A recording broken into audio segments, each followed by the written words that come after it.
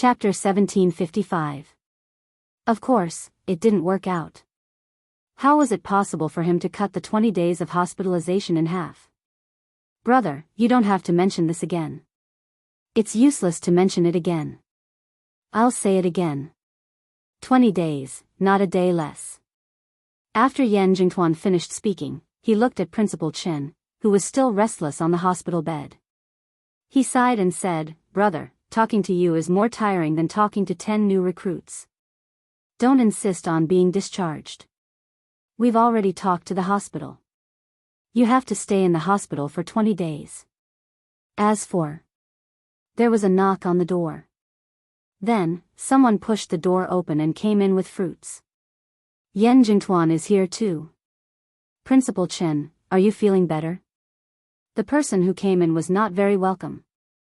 It made Political Commissar Yan and Principal Chen's faces turn cold. Principal Chen said calmly, "Thank you for your concern, Director Yi. My body is fine. There's no big problem." How could Yi Jifan not see their indifference?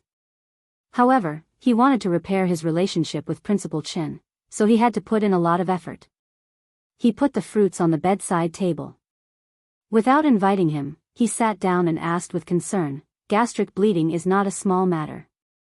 Principal Chen, you have to take care of yourself. Little Yi is close to you. If she knew that you were lying in the hospital now, I don't know how anxious she would be." Principal Chen sneered at his intention to get close to him. But he wouldn't make it too stiff on the surface. Hearing this, he sneered and said, "Of course she would be anxious. Little Yi is a righteous child. She knows who is good to her and who is bad to her." This was a warning to Yi Jifan not to play any tricks. He shouldn't think that others would forgive him just because he wanted to get close to him. Yi Jifan, who pretended not to understand the meaning behind his words, sighed softly and said somewhat sadly, "That's right, so, since my family treated her like that, it's only right that she doesn't forgive me, her uncle." His cowardly and timid niece grew up overnight. After that, she didn't give him any chance. He didn't even know where to start. The more she acted like this, the more he feared her. In his heart, he was even more certain that if he did not get rid of her, she would definitely become a huge problem. She would definitely become the biggest obstacle to his daughter Yi Ying's future. But now, it was even more difficult to get rid of her. But even if it was difficult, he had to think of a way. She started with the people closest to her, making them stop helping her and turn to help Yi Ying instead. Was she someone who valued relationships? Let her have a taste of what it feels like to be betrayed by the person closest to her. Yi Jifan was a scheming person. Not only did he want to use Principal Chen to let Yi Ying enter the military in the future, but he also wanted to use this opportunity to suppress Yi Qian. Therefore, Yi Jifan was a person who calculated every step he took. It was because of this that he could rely on the jade pendant to get to where he was now. Principal Chen did not want to talk about Yi Qian with him. After hearing his hypocritical words, he changed the topic and said to Political Commissar Yan, "Old Yan, you go back first. I will definitely take good care of my body for the sake of that girl.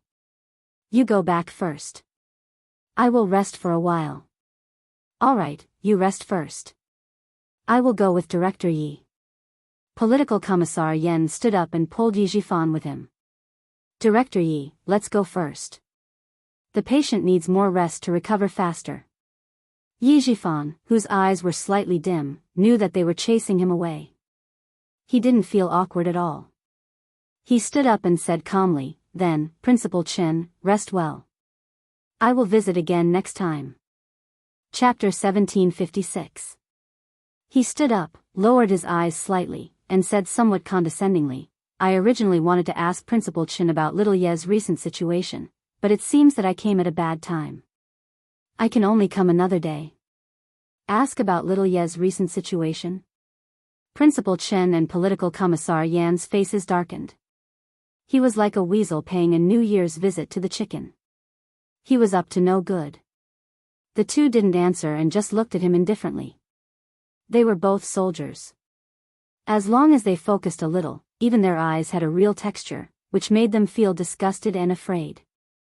Yi Jifan, who had been an official for 20 years, was very natural.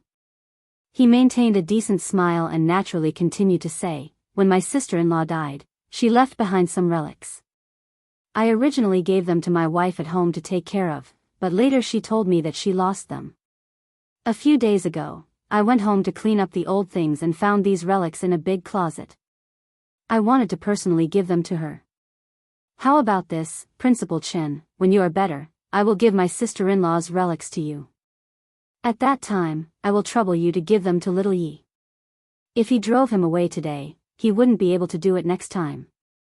After Yi Jifan finished speaking, he quietly looked at Principal Chen with a smile, waiting for a reply.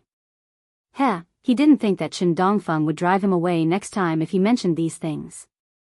Indeed, Headmaster Chen wouldn't chase him away. Therefore, he said calmly, "So it's not that they threw it away. It's just that Director Ye's family is too casual. They can even casually place a martyr's relic." Although his voice was faint, his gaze became increasingly sharp. He coldly stared at the dignified official.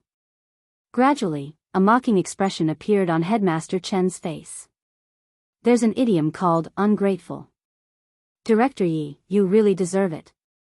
Martyr Sun Xueqing used her life to get an official position for Director Yi. She wanted her daughter to be taken care of by both her uncle and her uncle. In the end, Director Yi got the benefits but forgot the kindness. I don't know if Director Ye's conscience is uneasy, but I think Director Yi has a clear conscience.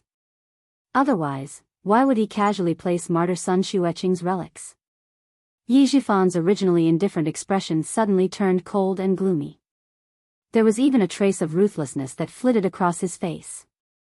Did Chen Dongfeng know something? Before Uncle Zhen passed away, did he mention something to him? There must be. Otherwise, it would be impossible for him to say something like forgetting gratitude after receiving benefits. He must know, that's why he dared to say it.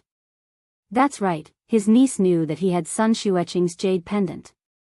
How could Chen Dongfeng not know? His gloomy expression only lasted for a few seconds. In the blink of an eye, he was once again the refined and honest chief of a bureau. Yi Jifan sighed. "The misunderstanding can only be cleared up if I personally explain it to little Yi. President Chen, I won't disturb your rest. I'll come and visit you next time." He was indeed a character. He spoke so straightforwardly, but it only took a few seconds for him to change. Principal Chen, who felt a chill in his heart, nodded and said, "Have a safe trip, I won't see you out." He had to remind Yi girl not to take Yi Jifan lightly. Before he left, Principal Chen even asked him to take away the fruits he brought over. In the end, it was Political Commissar Yan who took the fruits with a smile and distributed them to the nurses outside the ward. He smiled and said to the nurses, "This is Mr. Ye's treat, don't be shy." Yi Jifan, who was next to him, almost couldn't hold it in, but when he thought of Yi Ying's future, he could only endure. Chapter 1757. None of them gave him any face. "Just you wait, one day, I'll make them beg me for mercy." Yi Jifan's eyes flashed fiercely, but he didn't leave immediately after getting in the car. He thought about the conversation in the ward just now, and the fierceness in his eyes became stronger and deeper. There was even a hint of killing intent flashing in his eyes. After a long time, he seemed to have made a decision. He took out his phone and rubbed the keys for a long time.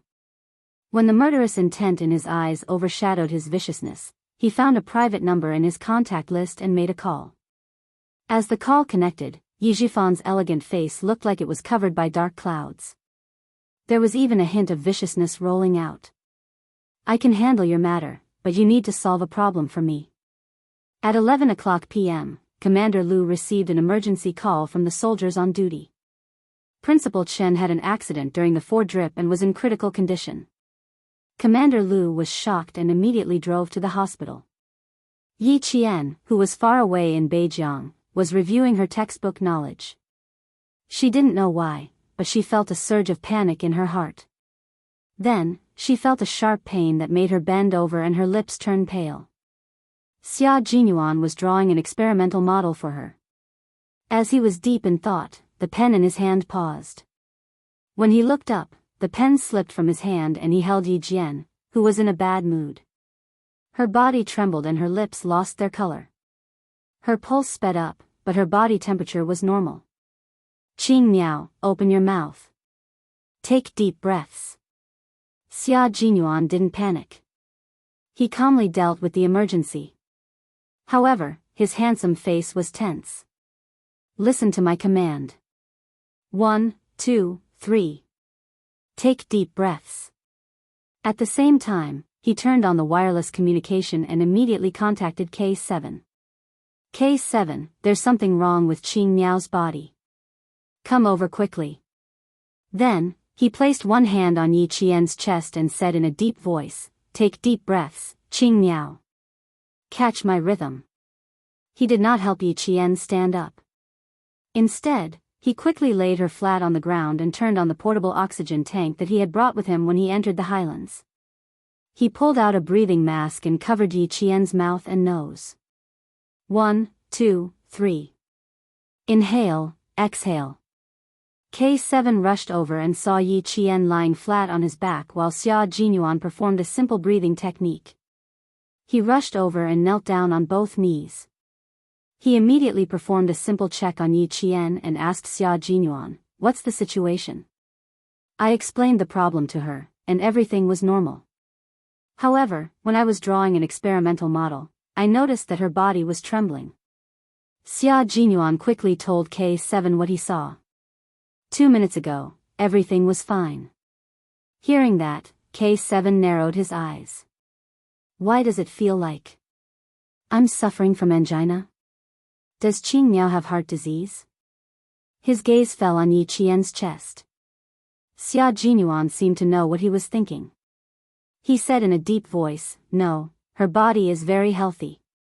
She doesn't have any congenital diseases, let alone heart disease. I'm fine, I'm fine.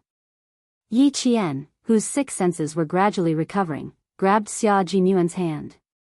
She took deep breaths and her eyes lit up. Q King, can you contact home? The feeling of panic was too similar to the feeling when Grandpa Zhen was seriously ill. She was scared. She was very, very scared. Xia Jinyuan grabbed her hand. Where else do you feel uncomfortable? K7 is here. Tell him. We can talk about other things later. Chapter 1758. She didn't feel any discomfort. After her heartbeats suddenly accelerated, she took a deep breath and gradually suppressed the unfounded panic. However, it was as if a piece of her heart had been gouged out, leaving a big hole. It was so empty that even her fingertips couldn't help but tremble. K7 put away his stethoscope and said to Yi Qian softly, does your condition continue? Or is it sudden? Or should I say, it happened before, but it's very rare. He still needed to confirm if Yi Qian had any heart disease. If it continued, then it definitely meant that she had some hidden disease. Xia Jinyuan had always been confident in Yi Qian's health. He was certain that she didn't have any heart disease. He held Yi Qian's hand tightly and said in a very steady voice, K7 is the military doctor in our team. Answer his questions properly. Don't hold back and don't hide anything. Actually, he should be a forensic doctor. However, he was someone who liked to make breakthroughs. He could be both a forensic doctor and a military doctor. It only happened once. Before my grandfather fell seriously ill, he had a similar heart attack. Other than that, there were no other problems. Before I entered the military academy, I did a detailed checkup. I confirmed that there were no hidden diseases in my heart. With a pair of strong hands holding Yi Qian's hand, she felt as if there was an unshakable mountain that she could rely on. Even her voice was much calmer than before. K7 stood up and gestured to Xia Jinyuan to help Yi Qian up. There was no need for her to lie down. After the two of them stood up, he said, there are no problems with your body. However, to be safe, you should go to the hospital for a health assessment after training. Also, you must be very worried about your family and haven't contacted them for a long time. That's why your heart raced and you felt a series of emotions. Xia Jinyuan agreed with K7's explanation. However, he knew that Yi Qian's sixth sense had always been sharp. When her uncle was critically ill, he happened to be by her side. He pursed his lips and put his arm around Yi Qian's shoulder. He said in a low voice, "I'll contact the Major General first. Sit with K7 for a while. Put your studies aside for now." They couldn't contact their family directly. They could only go through the command center and see if they could get any information from the command center. Yi Qian knew that her request was against the rules. However, just as K7 said, she was indeed very worried about Uncle Chen. She hadn't contacted Uncle Chen ever since she started training. Now that she had a bad feeling, she couldn't calm. She just wanted to know if Uncle Chen was okay. You don't have to just stand there and wait. K7 saw that she was just standing there. Her eyes, which were usually as calm as water, occasionally flashed with anxiety. He was not good with words, so he comforted her simply. When Li Jinyan came over, he saw Yi Jian squatting and jumping on the spot. Beside her was K7 from the Shuiyu Brigade, who was both a forensic doctor and a military doctor. Xia Jinyuan asked him to come over to tutor Yi Jian and also mentioned the situation just now. Only then did he hurry over. Looking at it now, the situation wasn't too bad. K7 saw the devil's arrival and heaved a sigh of relief. He really didn't know how to get along with a female soldier. He didn't know what to say either. Yi Qian didn't feel anything, but K7 himself felt uneasy. Li Jinyan, who also graduated from the National University of Science and Technology, was also a famous person in the school. It wasn't difficult for him to tutor Yi Qian. After seeing Xia Jinyuan's experimental setup, he slowly spoke in a cold voice and began to tutor Yi Qian. Chapter 1759. Although Li Jinyan was a cold person, he was the same type of person as Xia Jinyuan. As commanders, no matter what kind of problem they faced, they could handle it calmly and steadily. He didn't ask Yi Qian what happened just now. Since she was so flustered that even Xia Jinyuan's face darkened, asking again would only make Yi Qian, who was already focused on studying, panic again. Building and formulas are equivalent. Before the experiment, you have to list all the formulas and possible accidents. If you fail halfway through, you can immediately find the problem in the completed steps and formulas. It's not advisable to skim over it like you did. The reason why quantum entanglement was called ghost-like operation by Einstein is because of the phenomenon obtained in the experiment. The most common form of quantum state in a multi-system system is the entangled state. So, you made a mistake. Li Jinyan's professional knowledge was quite strong. Not only that, but his knowledge was also quite broad. Yi Qian's experiment construction was done step by step by him. A large number of formulas were listed from the tip of his pen. In a short while, both sides of 3A4 papers were filled. The concept of entangled state first appeared in 1935 in Schrödinger's paper on the cat state. You can borrow a copy of this paper in the National University of Science and Technology's library. It will be of help to your quantum communication. Li Jinyan, who was tutoring her, was as strict and serious as he was during training.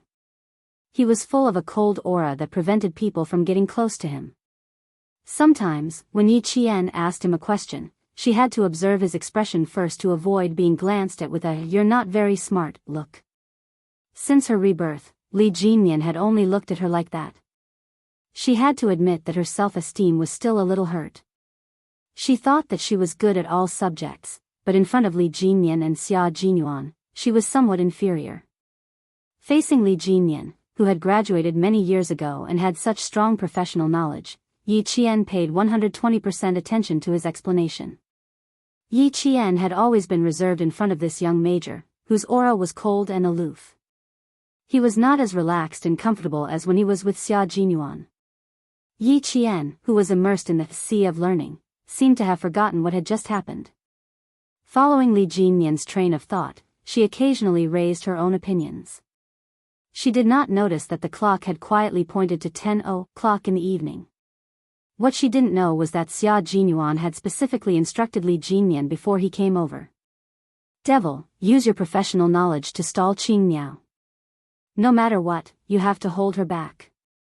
When I get a definite answer, I'll come back immediately. Therefore, Li Jinyan really tried his best to recall everything he had learned to stall Yi Qian. Fortunately, Yi Qian was in the same school as him and was in the same command faculty. Otherwise, no matter how capable he was and how broad his professional knowledge was, it would be impossible for him to stall for a few hours. Moreover, quantum mechanics was one of his best professional courses and he had won many awards.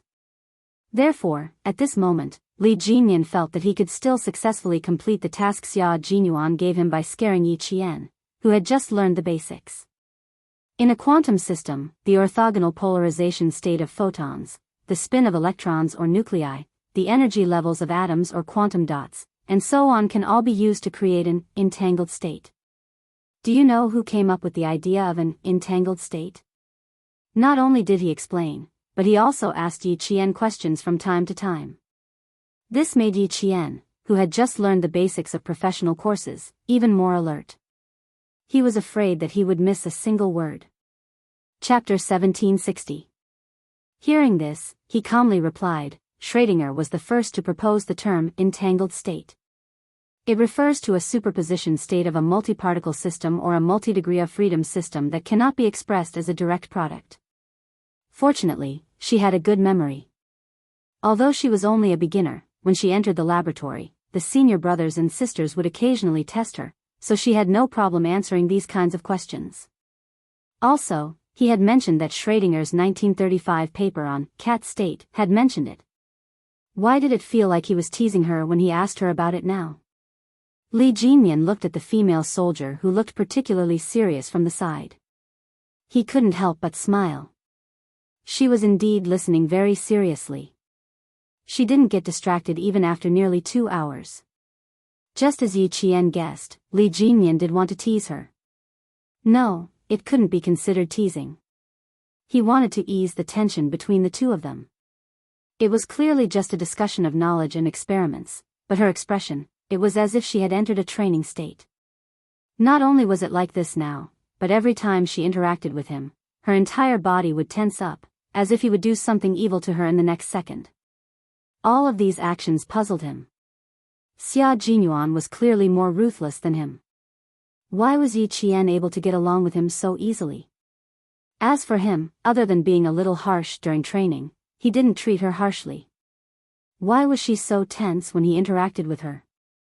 Yi Qian didn't realize that Li Jinyan had asked her to ease the tension. She only felt more pressure. Seeing her tense expression, Li Jinyan couldn't help but furrow his brows. He was certain that he hadn't said a single harsh word just now.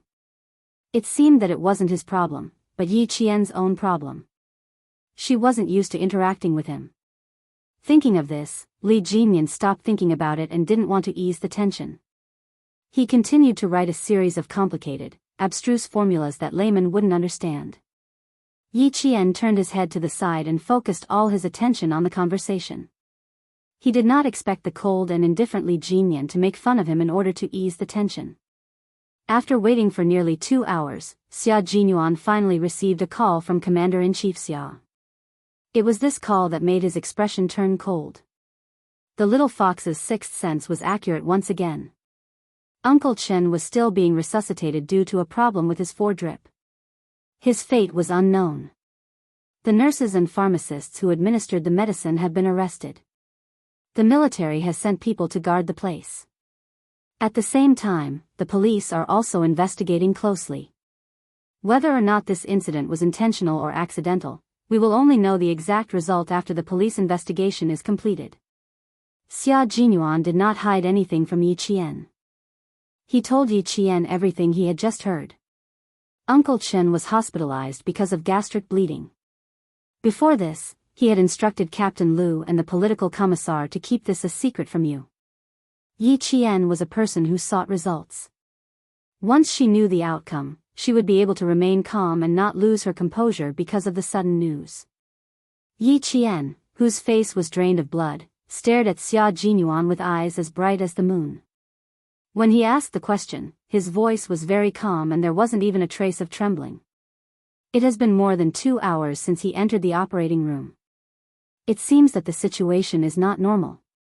A problem with the foredrip would directly cause the various organs in the body to fail and there would be complications.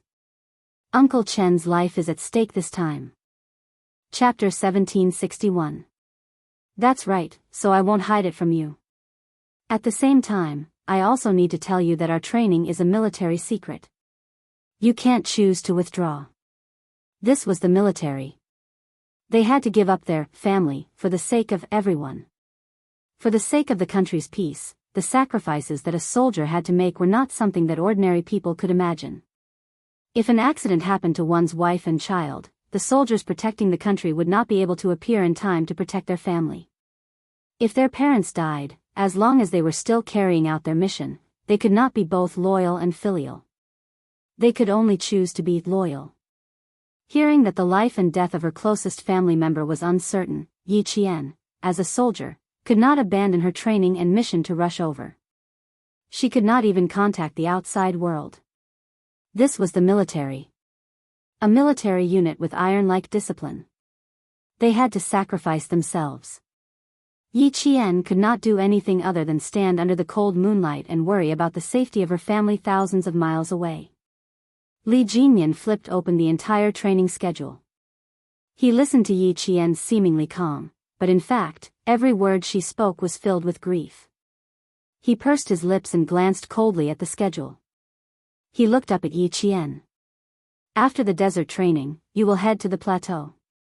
There are 29 hours of flexible time in between. If you can make it to the plateau training within 29 hours, Qing Miao, I agree to give you the freedom to arrange these 29 hours. Then, there were still 8 days until the desert training ended. Yi Qian, who had studied in medical school in her previous life, knew very well that if she could be saved this time, she could wait until the training ended before going back to visit Uncle Chen. If she could not be saved, then she could go back 8 days later. She suppressed the trembling in her heart and looked steadily at Li Jinyan. Although her voice was soft, her words weighed 1,000 pounds. No, there's no need. Uncle Chen did not forget to remind platoon leader Lu and the political commissar not to tell her when he was trying to save his stomach from bleeding. From this, she could see Uncle Chen's attitude. He did not want her to break the military's discipline. Her two closest relatives, who had taught and raised her, had told her that discipline was the military's order and could not be violated when she walked the path of the military. Whether it was in the era of bitter war or the current era of peace, the military had always been strict with political discipline.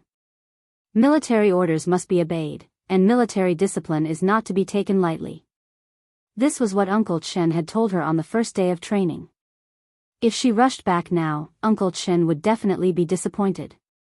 She didn't want to disappoint her family. Li Jinyan didn't try to persuade him because he saw a trace of relief flash across Xia Jinyuan's hawk-like eyes because of her words. He really knows Yi Qian very well.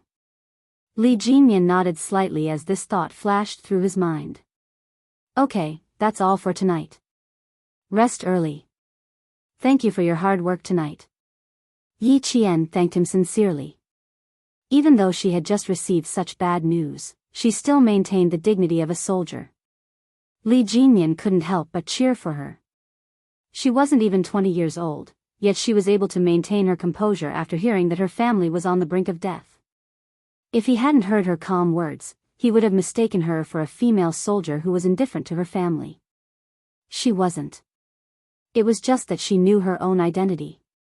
It was too cruel for someone like her who wasn't even 20 years old, but she held on to the spirit of a soldier. Xia Jinyuan had already hugged his little fox tightly in his arms. He tightened his iron arms so that she could completely snuggle into his embrace. He wanted her to have someone to rely on and feel at ease. Chapter 1762. Not all soldiers could do this when their loved ones' lives were at stake. Soldiers were humans too. They had blood and flesh, and there were times when they would lose control. Facing Yi Jian, who didn't even let out a sound of pain, he didn't hear her cry or complain, but her hands clutching his clothes tightly were as if she was clutching his heart, making his heart ache so much that it was throbbing. Everything will be fine. Believe me, everything will be fine. My dad already knows about the situation. He has sent a top specialist from the 301 General Military Hospital to the southern province on a private plane. They should have arrived in the southern province by now. The top specialist and the top team. Little fox, believe me, Uncle Chen will get through this. He hugged her tightly. He wanted so much to be able to share her sorrow. He wanted to bear all the pain and sorrow alone. He wanted so much. But he could not. He could not bear the pain and helplessness in her heart. He could only comfort her with his heart and accompany her with his heart. Yi Qian did not speak. She was afraid that she would cry out loud if she opened her mouth. She had cried too much in her previous life. In this life, she really hated the feeling of tears. She especially hated the feeling of helplessness in the face of difficult problems. She hated the feeling of having nowhere to vent her sorrow. Don't forget, Uncle Chen is a soldier. He is an indomitable soldier. He is also a world-class sniper. He is respected by soldiers from many countries. He has seen too many deaths like this. He has encountered too many difficulties like this. You have to believe that there is no obstacle that Uncle Chen cannot overcome. There is no difficulty that Uncle Chen cannot overcome. We can't go back because the responsibility on our shoulders is too heavy. Uncle Chen will understand your choice and will applaud your choice. That's because he knew that the girl he personally groomed had really grown up and become a qualified soldier. She's even a qualified Special Forces female soldier. Do you still remember what old uncle said? He said that wearing the military uniform is equivalent to shouldering the responsibility of the country and its people. Loyalty and filial piety cannot be achieved at the same time. If it is for the country and its people, as soldiers, we can only choose loyalty. There is no other choice. Uncle Chen won't blame you. On the contrary, he's happy for your growth. Xia Jinyuan's voice was very low. Every word he said reached Yi Qian's ears and her heart. She gradually loosened her grip on his uniform. In front of them, Li Jinyan and a few other comrades stood quietly, silently watching the two people hugging in front of them.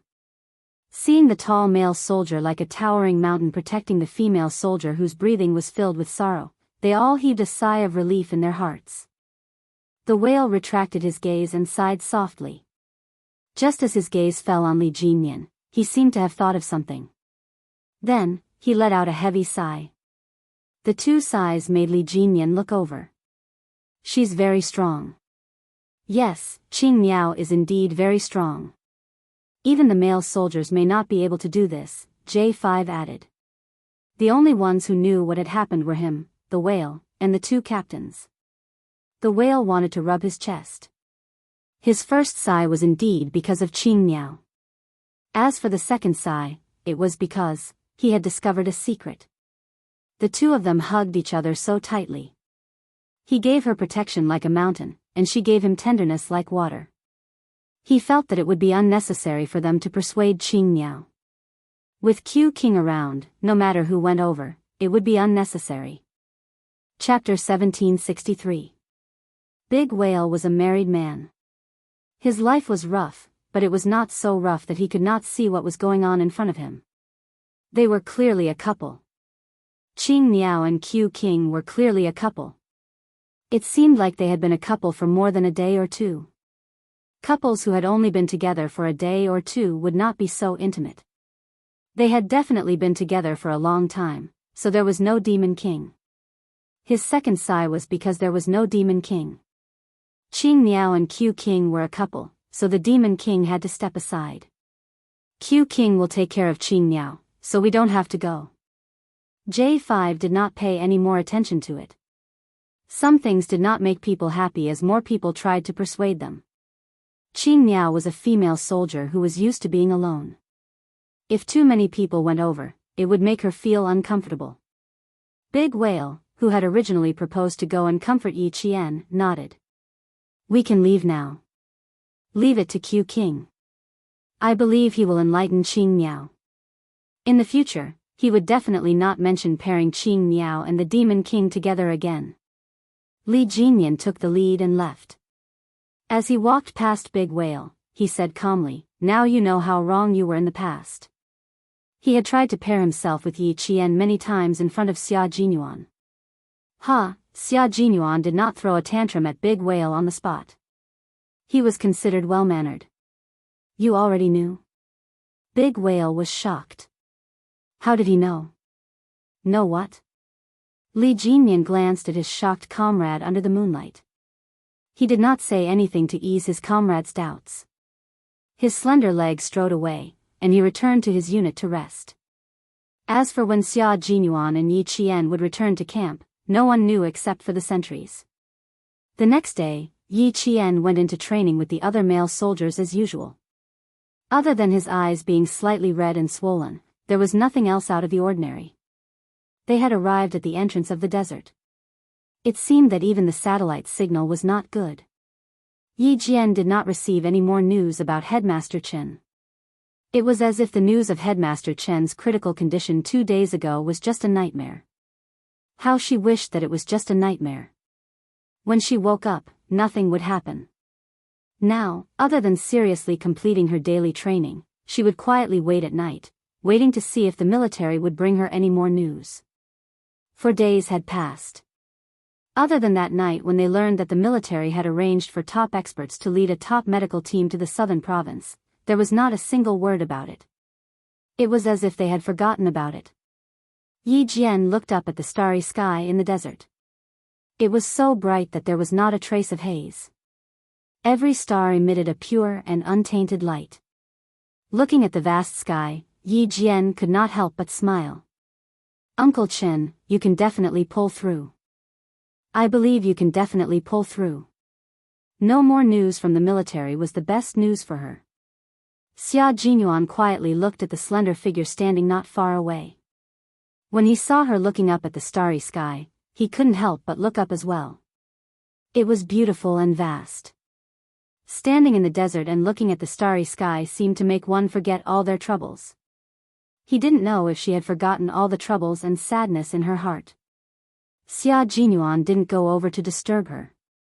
He gave her some space and waited silently. The starry sky in the desert was always more beautiful than the starry sky in the city. There were too many hustle and bustle in the city with flashing neon lights. There were also too many sins. No one could see clearly in the colorful lights. Everyone was wearing a mask, and no one knew what they looked like under the mask. Chapter 1764. Walking to the smoking room of the hospital, Yi Zhifan took out a cigarette box with trembling hands and took out a cigarette. When he took out the lighter again, the lighter fell to the ground with a "pa" sound. However, he didn't seem to notice it as he continued to take out the lighter in his pocket, doing completely unconscious actions. There were other people in the smoking room. Seeing this, the bent cat kindly picked up Yi Zhifan's lighter and said, "You dropped your lighter. Here." The kind-hearted man reached out his hand for a long time but didn't see any reaction from Yi Zhifan. He couldn't help but pity him and comforted him, "Calm down. Don't panic. Here, I'll light a cigarette for you.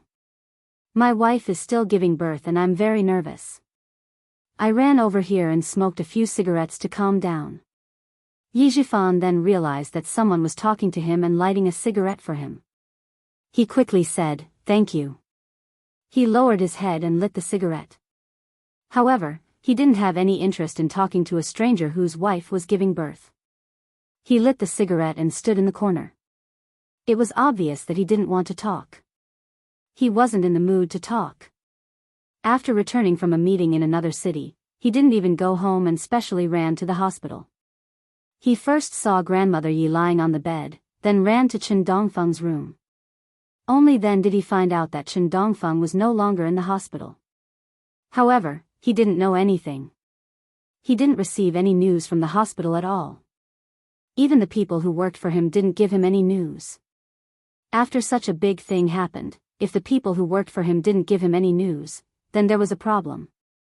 He couldn't get through to the people who worked for him because their phones were turned off. He then called the director in charge of grandmother Ye's treatment.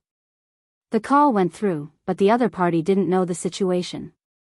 It wasn't until just now that he called the director that he found out that Chen Dongfeng was transferred to another hospital that night. The top experts from the 301 General Military Hospital came with a medical team. The higher-ups of the provincial hospital were all alarmed. Then, they took Chen Dongfeng and left, on a private plane. What was Chen Dongfeng's background? What kind of background did he have? It wasn't an exaggeration to say that this was the treatment of the highest leader. For the first time, Yi Zhifan regretted his decision. He regretted that he acted too hastily. He didn't expect Chen Dongfeng's background to be even more powerful than Uncle Zhen's. He thought that Uncle Zhen was already the best. After all, even the commander-in-chief was here. Who would have thought that Chen Dongfeng was even more powerful than his uncle? He had even asked the 301 General Military Hospital to bring a medical team to Southern Province just to save Chen Dongfeng's life. Yi Zhifan's smoking speed became faster and faster. He finished one cigarette in less than 2 minutes. When he wanted to light another one, he had to use his lighter several times before he could light it up. The police were involved in the investigation, and all the relevant personnel were under control. The military also stepped in. The more he thought about it, the more flustered Yi Zhifan became. He was so flustered that he could no longer stay in the hospital. Our hospital is in big trouble. The police and the military are involved in the investigation. All related personnel are under control. All the records of the medicine used that day have been retrieved. Yi Zhifan, who was walking quickly, thought about every word the director said. He walked too quickly and almost tripped over his own feet. He needed to know if Chen Dongfeng was out of danger. It would be best if he didn't lose his face. Since the trouble had already appeared, it would be even more straightforward. Unfortunately, he was only thinking about it. Xia Jinyuan, who received another call from the satellite, looked at Yi Qian, who was still standing in the distance and looking up at the starry sky. A faint smile appeared on his handsome face. He could foresee how beautiful and delicate her smile would be. It would definitely be like the national peony in full bloom. Chapter 1765. Yi Qian didn't know how long she had been alone. She only knew that when she heard the sound of military boots stepping on the sand, she turned around and saw Xia Jinyuan's deep, dark eyes gently gazing at her with a faint smile. She had always known that there was a gaze silently watching her from not too far away. It was a gaze filled with pity and tenderness, deeply gazing at her and encouraging her. Although he didn't walk over and she didn't turn around, she knew who the owner of this gaze was. Because no one could gaze at her as tenderly as he did, and no one could know when to give her space to be alone like he did. He understood her so well and could always give her just the right amount of support and encouragement. Yi Qian turned around and looked at the young major who was approaching her. Her gaze was locked on his gentle, dark eyes. Gradually, Yi Qian smiled slightly. Just as Xia Jinyuan thought, that blooming smile was like a peony in full bloom under the moonlight. She was so beautiful that it made people bow down to her. She thought that she already knew what kind of good news he wanted to tell her. The cold moon was like a curved hook, pouring out cold and lustrous light. Under the moonlight, his comrade, his lover, was looking at him with curved eyebrows. Her eyes were like crescent moons. Xia Jinyuan walked in front of her and lowered his eyes slightly to look at this female soldier who had always been so strong that it made his heart ache. He bent down slightly, took the helmet from her hand, and put it on for her. Uncle Chen has never let anyone down. This time, it will be the same. How can he be defeated so easily when he has someone he cares about in his heart? Wearing a combat helmet and a combat desert uniform, the female soldier stood tall and straight. She was even taller than the proud pine tree in the snow. Her eyebrows were as beautiful as a painting, and there was a tenacity that even the best master could not draw. After fastening the buckle of her helmet and adjusting her collar, the young major, who was as handsome as jade, looked at the female soldier who had won his heart. His voice was low and deep like the sound of a guqin. The things you have experienced, the hardships you have suffered, and the pain you have suffered are the obstacles you must go through on your path of growth. Step over them, tame them, and you'll be baptized. Qing Miao, you look like a soldier now. From you, we can see the temperament and awareness that a modern soldier should have. Good female soldier. There was no smooth sailing on the road to growth. Only by smoothing out the bumpy road and blazing through the thorns and thistles could a soldier's true military career. Congratulations, you've taken another big step towards joining our Snowfield Brigade. His last sentence lit up Yi Qian's eyes, and they shone brighter than the stars in the sky. Xia Jinyuan's smile deepened. You don't have to be surprised. In all of our hearts, you are the best female soldier. This time, Yi Qian's performance could be said to have exceeded everyone's expectations. Even Major General Lu said to himself, give Yi Qian 3 days to come back and visit her family. However, he did not answer for Yi Qian. He only said, I will tell Yi Qian the truth about the situation, and let her decide for herself. However, Major General, based on my understanding of Uncle Chen and Yi Qian, they will not choose to leave. Uncle Chen was the hero of the generation. He was not only a guide to Yi Qian's military career, but also a spiritual coordinate for Yi Qian to become a qualified soldier. His selfless dedication influenced Yi Qian constantly, and he allowed Yi Qian to follow the correct path that her senior had pointed her in. Chapter 1766. How could Yi Qian, who was under the influence of the two seniors, leave the secret training she was undergoing? How could she violate military discipline? If Yi Qian really chose to leave and go back to Uncle Chen, then Uncle Chen would be completely disappointed in Yi Qian. The child he had taught for nearly 10 years had actually abandoned the military and abandoned her responsibilities to come back for him. Uncle Chen would be heartbroken to see such a female soldier like Yi Qian. Therefore, when he told Yi Qian that there was a problem with Uncle Chen's drip, he quietly waited for Yi Qian to make a decision. Those few seconds of waiting were even more nerve-wracking than when he was on a dangerous mission. He had never been so nervous since he joined the military. Li Jinyan said that she would have 29 hours of free time after the training was over. At that moment, he almost gave up, but he endured it until his teeth almost broke. Qing Miao never needed others to make decisions for her. She was smart and knew how to make her own decisions. When he heard that she had chosen to stay in the end, he had the urge to cry. She made the choice that a soldier should make. This was the most correct choice. As for him, he didn't know how to feel anymore. Looking at the sadness in her eyes and hearing her teary voice, even though he knew that she had made the right choice, he didn't feel relieved at all. He only felt heartache for her and for the soldiers who had no choice but to make a choice for their country. There was no such thing as a peaceful life.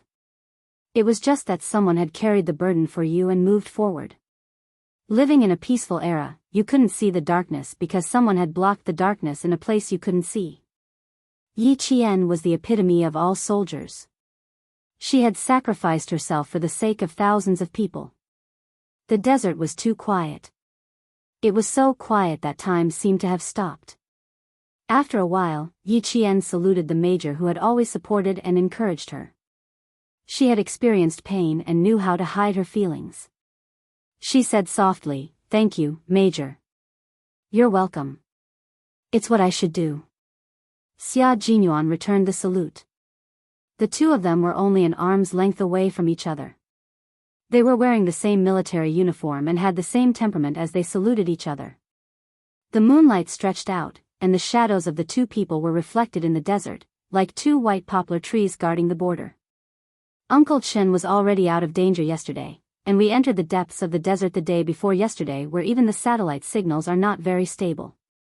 Even if the command centers of our two teams want to contact us, they won't be able to. Principal Chen's condition was indeed very dangerous, but he was discovered and rescued in time. After the combined efforts of the specialists from the People's Hospital of Southern Province and the 301 General Military Hospital, he was finally transferred from the ICU to the special ward after the 72-hour critical period. Due to Principal Chen's special identity, the military hid the fact that Principal Chen is out of danger for the sake of caution. The only people who know about this are Commander Lu, Political Commissar Yan, Commander-in-Chief Xia, and Major General Lu. In the army, only you and I know. Although the devil and the others know a little, they don't know about Uncle Chen's identity. The two of them walked side by side from the sand dune back to the camp. Xia Jinyuan did not hide what he knew and told Yi Qian in detail. The military has put pressure on the Southern Province Police and asked them to investigate this matter as soon as possible. This matter will be resolved by the military. We can't interfere at will. His life had just been out of danger, but he was sent to the ICU again because of an infusion problem. The military's main focus was on whether the infusion accident was man-made or a work mistake. Chapter 1767. Xia Jinyuan didn't tell Yi Qian about the military speculations. Since he had already said so, with her intelligence, she would definitely be able to make some guesses. In any case, whether it was man-made or a work mistake, it wasn't something Yi Qian could interfere with for now. Letting the military handle everything was the best way to handle it. As smart as Yi Jian was, she understood the military headquarters guess. She pursed her lips tightly as a cold light flashed across her eyes. The military headquarters was so cautious in their arrangements that they were more worried that this was a premeditated accident. Uncle Chen had a special identity as a retired soldier under the protection of the country. His identity and whereabouts could not be exposed. If this was a premeditated accident, Yi Qian's expression became even more tense, and the hostility in her eyes became more intense. A premeditated accident? A work accident? No matter what it was unforgivable. Uncle Chen's identity might need to be changed again. The military has already begun to make secret arrangements. I'm afraid Uncle Chen won't be able to return to Shuku village. Perhaps, Uncle Chen might be sacrificed again to get rid of all the trouble. If that happened, then every time his little fox returned to Shuku village, there would be no one waiting for her to come home. Uncle Chen would no longer appear in the village where she was born and raised. His little fox would be the only one left in the empty house. The image of Yi Qian standing alone in front of the house flashed across his mind. Xia Jinyuan's heart throbbed painfully. Yi Qian, on the other hand, was very open-minded. As long as Uncle Chen was still alive, wherever he was home. Sensing the change in the man's emotions, Yi Qian said softly, I just need Uncle Chen to be alive. Wherever Uncle Chen is, that's my home. Perhaps it was because the villagers of Shuku village had misunderstood her in her previous life, but after being reborn, she didn't have much attachment to the village. If one day Uncle Chen couldn't return to Shuku village, then she wouldn't think about returning to Shuku village either. In her heart, a place with family was home. Her smile was still so gentle, and the determination in her eyes made Xia Jinyuan's heart flutter. He raised his hand and patted her helmet gently. Come back to Beijing with me in the future. I believe Commander-in-Chief Xia will welcome my future daughter-in-law with great enthusiasm. I will give you a complete family. You will have relatives who care for you and a husband who loves you deeply. In the future, you will also have a family of children who will dote on you. From now on, wherever Xia Jinyuan is, that will be your home. It was late at night, and the sentinel was standing guard with a steel spear in his hand. Behind him were his comrades who had fallen asleep. The desert training would end in 3 days. The closer it was to the end, the more they needed to conserve their strength. The night was still long, but the soldiers in training only had less than 5 hours of rest. It was almost the end of the year, and the pressure on the Southern Province Police was getting heavier by the day. The incident at the Southern Province People's Hospital made them feel even more pressured. It was originally classified as a medical accident, but the involvement of the military made things more complicated. Most importantly, they didn't even know the identity of the victim of the medical accident. The military only gave their director one sentence: whether it was a man-made or a work accident, please investigate thoroughly. If it was a man-made accident, they had to find out if there was a personal grudge. They had to ask the person involved and understand the person's social network. Then, they had to go through the streets and alleys based on the person's oral account and go through a series of investigations to find the suspect. Now, they hadn't even met the person involved. They had to investigate from the hospital. Although the progress was a little slow, at least they had the latest results. Chapter 1768. The Southern Provincial Hospital heaved a sigh of relief because of the latest police investigation. The nurse in charge of dispensing the medicine was in a daze at work that day due to family reasons. Other than that, the nurse in charge of checking the medicine received a phone call midway and didn't check it carefully. In the end, the increased dosage of the 4-drip was sent to the ward. In other words, the police investigation result was a work error and not a human error. The military didn't immediately agree with the police investigation result. Instead, they conducted a more detailed and comprehensive investigation, combing through the entire hospital's network. They even investigated the family background of the janitor in charge of Principal Chen's ward. After all, it was the military. The information they obtained was so detailed that it made the Southern Provincial Police break out in cold sweat. It was so detailed that all the medical personnel who knew who the patient was on the phone with were printed out. These are the medical personnel's contact numbers that the military gave me. I need the Southern Provincial Police to investigate the family background of all the medical personnel who spoke with the medical personnel. In addition, the governor said that if we don't give the military a satisfactory answer, our Southern Provincial Police will be criticized at the National Assembly Hall in March next year. Xianxia handed over the fax sent by the military to the director of the Southern Provincial Public Security Bureau. She said solemnly, "The victim is a retired soldier with first-class meritorious service. In 1986, he was received by the second-generation Corps leader of our country." Director Hong, now you know why even the governor is so cautious. The second-generation Corps leader followed the first-generation Corps leader to liberate our country. Being received by him was a great honor for a soldier. Director Hong had already heard it. Cold sweat broke out on his forehead, and cold sweat broke out on his back. As the director of the bureau, even if his heart was in turmoil, he didn't show it on his face. He took the fax from Xianxia and said solemnly, "I've made the governor worry. Please don't worry, we will definitely give the military an explanation for this case. The governor believes in the Flood Bureau's ability, so he promised the military that we will definitely give them a satisfactory answer." Xianxia said with a smile. She was gentle and polite the whole time, appearing to be very cultured. She was just passing on the governor's words, making Director Hong feel like he was in the middle of June and winter. He was so busy that his inner clothes were drenched in sweat. Giving the military a satisfactory answer meant that the military wasn't satisfied with the results of the investigation. 3 days. In 3 days, you must investigate the background of all the phone numbers on this list. If anyone is careless, immediately take off your police uniform and leave. In the conference room, Director Hong's voice was like a bell. He told all the police officers in the conference, "If anyone has any objections, say it now." Who would have any objections? No one dared to have any objections. Now, even the original police officer in charge of the investigation had been replaced by a criminal police officer. The person in charge had also been replaced by the most famous old criminal police officer in the southern province. It could be seen that the higher-ups attached great importance to this matter.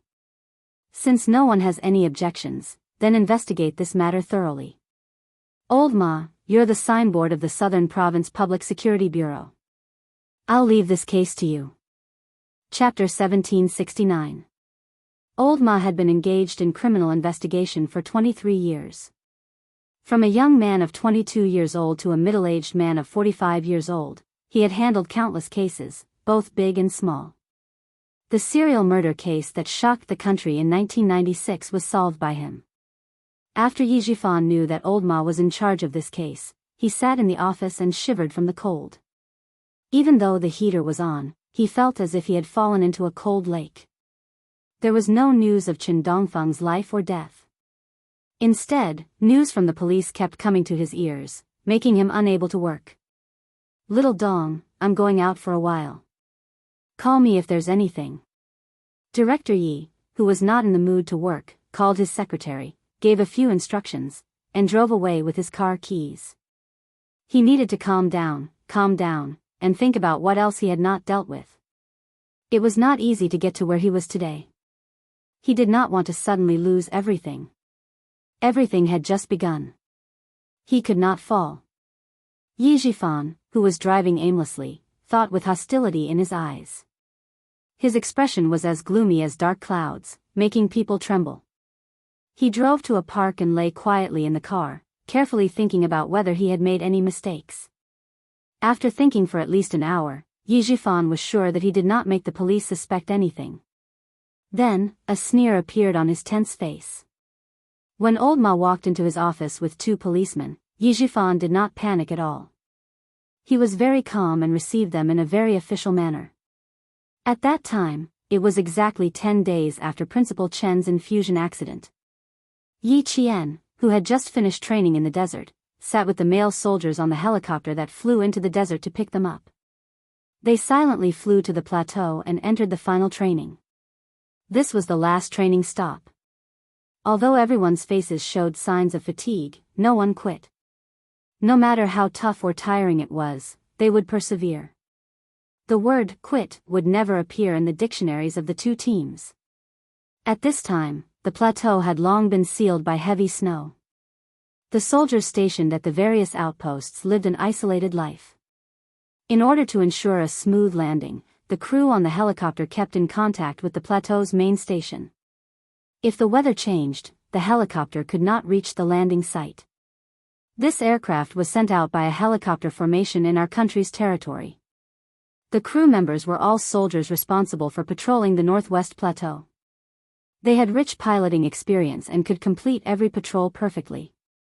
This was the first time the members of the Storm Commandos had completed their training in the highlands. Everyone was worried about the lack of oxygen in the highlands. Fortunately, the training this time did not send them to a high altitude all of a sudden.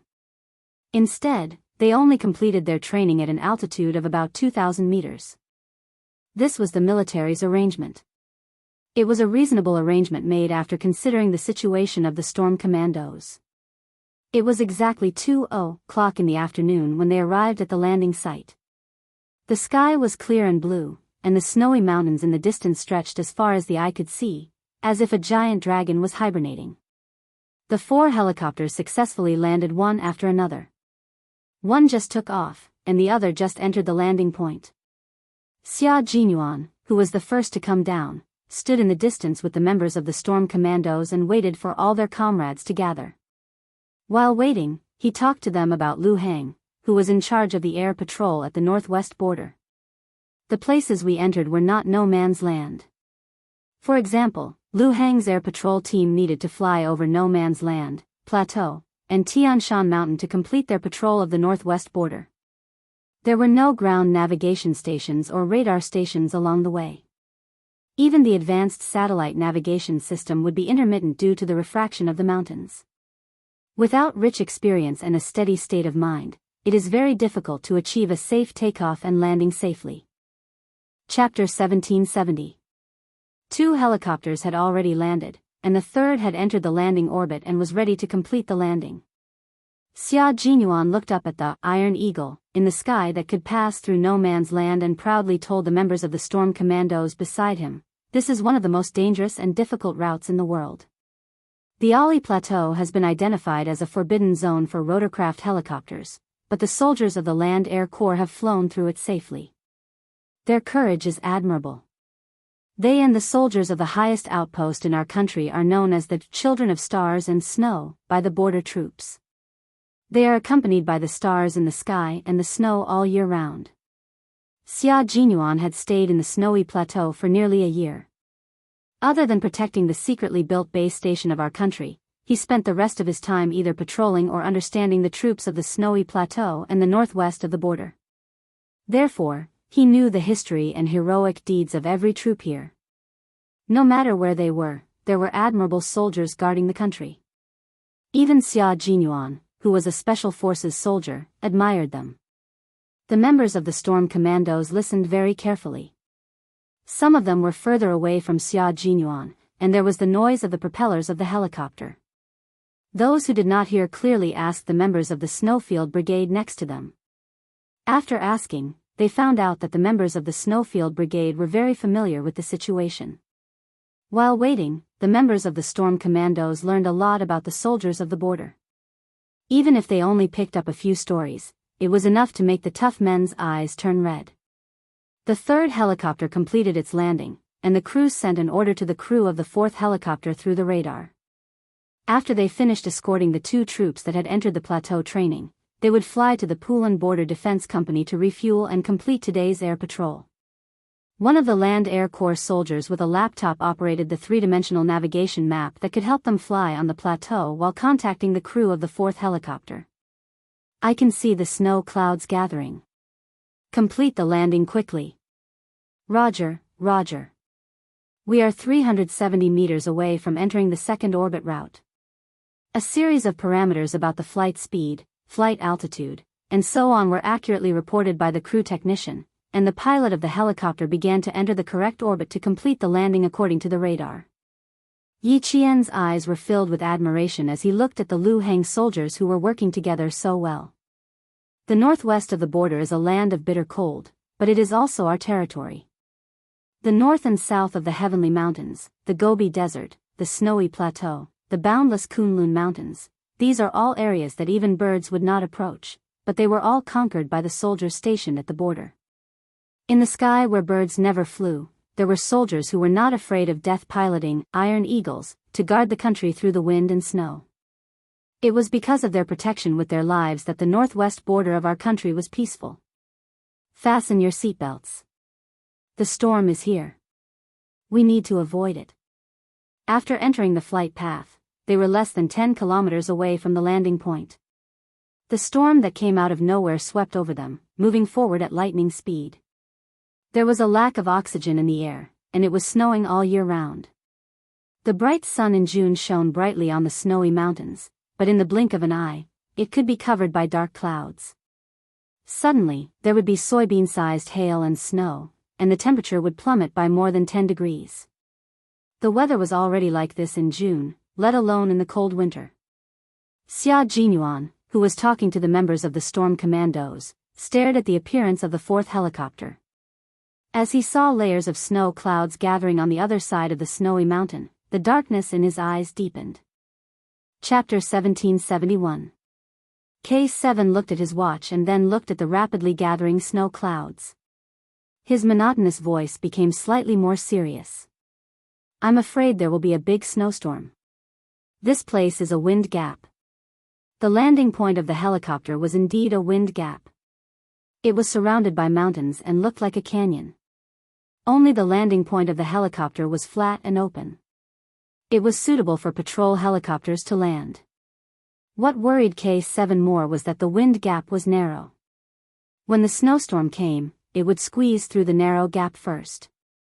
The power of the wind and snow would increase, and the helicopter would not be able to complete the landing. It would only cause the helicopter to fly away from the landing point. The soldiers of the Shuayu Brigade were part of the special forces of the sea, land, and air. They knew very well that if the helicopter couldn't land, it would be like a leaf caught in a gale in the blizzard. It could crash at any time. The third helicopter had completed its takeoff. There was only one landing point, so it had to fly away and give way to the fourth helicopter. The crew looked at the accurate 3D map and contacted each other to report the latest weather situation. Find a landing point.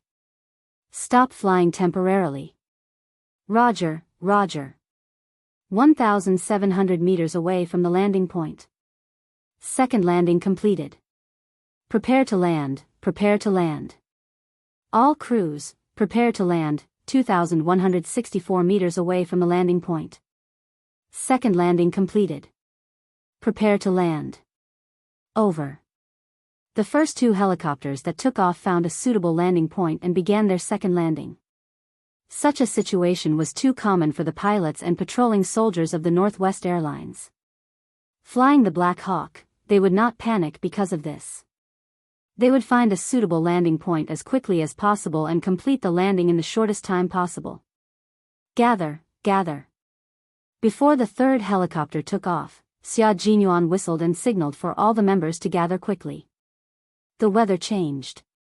Large amounts of snow clouds rolled in from the other side of Tianshan Mountain. It was as if there was a snow demon in the dark clouds that started to wreak havoc on the entire plateau. The members of the storm commandos who were standing at the landing point less than 2,000 meters above sea level could already feel the power of the change in the weather before they even saw the snow. Wow, I've learned something new. I've lived for almost 30 years, and this is the first time I've seen snow on a whim. A member of the storm commandos, who had been with the sea since he was young, saw the snow falling from the sky. His tanned face was filled with surprise. Just a second ago, he could still see the crystal-clear blue sky, and in the next second, snowy clouds rolled in, covering the snowy mountains that seemed to reach into the 9 heavens. The wind was raging, and snow was falling. The temperature began to drop rapidly.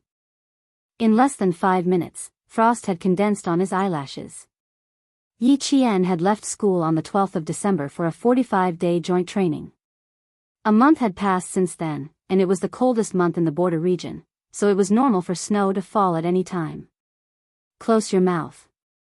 Be careful of a few hailstones falling down and knocking your teeth out. Sea Anemone reminded his comrade coldly in the face of the snowstorm that contained the great power of nature.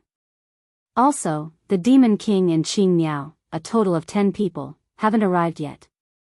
Can you temporarily put away your surprise? Yi Qian, Li Jinmian, 4 members of the Snowfield Brigade, and 4 members of the Storm Commandos were all in one helicopter. There was still 1 pilot and 4 crew members on board, making a total of 15 people who had yet to land. Chapter 1772.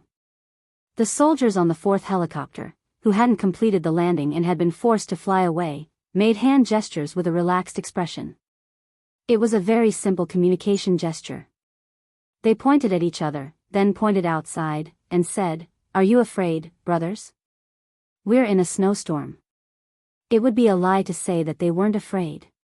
But seeing the relaxed expressions of the Liu Hang brothers, the Special Forces soldiers, who were shaking from the bumps, had nothing to be afraid of.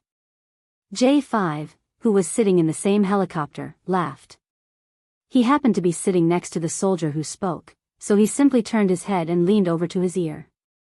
He laughed heartily and said, "Aren't there still Liu Hang's brothers here? You're the Land Navigation Regiment that obtained the first place in the military training of the entire army. In July 3 years ago, your regiment commander made a shocking move by piloting a new type of aircraft. He directly piloted the new aircraft to patrol the new road on the Northwest Plateau.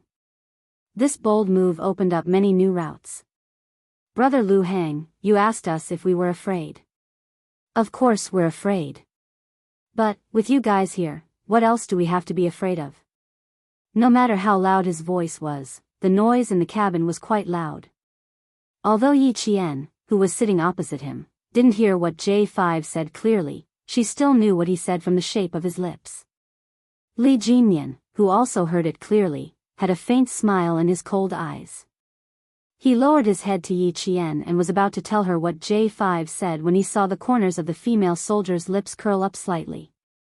He immediately understood that the female soldier knew as well as he did. The Special Forces members of the Snowfield Brigade seemed to be able to read lips. The soldiers of the Land Navigation Regiment who heard it clearly were quite shocked. Who was this person? How did he know so clearly? Looking at his expression, the smile in J5's eyes deepened. Coincidentally, when the regiment commander of the Land Navigation Regiment was patrolling in the new aircraft that year, a member of the Snowfield Brigade who was in charge of patrolling the base station was sitting next to him. This member was none other than J5. Moreover, he also knew what the regiment commander's next goal was, and what the next goal of the entire Land Navigation Regiment was. Because this goal was a half-joking and half-serious suggestion he had made to Q King. That year, in order to protect the construction of a satellite base station in the border, they assassinated the foreign spies who tried to enter the border to look for the base station. For nearly a year, their biggest regret was that there were no helicopters to complete the cross-patrolling from a single to a multi-helicopter formation in the northwest border. Later, when they were hunting down a spy who had obtained information about the base station, they had their first contact with the commander of the aviation regiment. After taking care of the escaped spy, he and Q King talked to the regiment commander about the Northwest Patrol. As they talked, they half-jokingly and half-seriously suggested to the regiment commander to see if it was possible to complete the cross-patrol from a single helicopter to a multi-helicopter formation. They were only half-joking because they had piloted helicopters before and knew how dangerous it was to cross the border to patrol. The reason why they were half-serious was because they really hoped that the aviation regiment would be able to overcome the difficulties in combat and cross the border to patrol. The north and south of the Tian Shan Mountains, the Gobi Desert, the snowy plateau, the vast Kunlun Mountains. If they wanted to complete the cross-patrol from a single helicopter to a multi-helicopter formation, they would need to fly over these places one by one. The Pamir Plateau, the Tibetan Plateau, the Karakoram Mountains, and other places had to be flown over. The average altitude of the flight was more than 5,000 meters, the patrol time would take about 14 days, the flight was more than 10,000 kilometers, and the flight intensity would be no less than 6 hours a day. All the data showed how difficult their suggestion was for the Land Navigation Regiment. Chapter 1773. The entire patrol was close to the physical limits of the helicopter's performance and the operators. If there was an accident midway, both the pilot and the helicopter would be buried in the depths of the vast snowy mountains. Not even their bones could be recovered. The soldiers didn't know that their goal in recent years was proposed by a member of the Army Special Forces in front of him. At this moment, he only felt that this soldier knew their regiment so well. The snowstorm seemed to be getting stronger. The helicopter passing through the snow clouds was like a leaf floating in the sea. It could crash into an unknown snowy mountain at any time. The pilot didn't remind everyone to fasten their seatbelts. He put all his attention on flying the helicopter and stared at the vast expanse of whiteness in front of him. Beside him, the co-pilot used a 3D map to guide the captain as they flew through one dangerous path after another. Fortunately, none of the bumps caused air sickness. As Marines, Li Jinyan and the others had long been used to the bumpy sea. Needless to say, the Special Forces of the Snowfield Brigade could all pilot fighter jets and complete several big revolutions before operating the aircraft smoothly. As for Yi Qian, although she hadn't undergone systematic anti-dizzy training like them, she had been tested before entering Li Jinyan's training.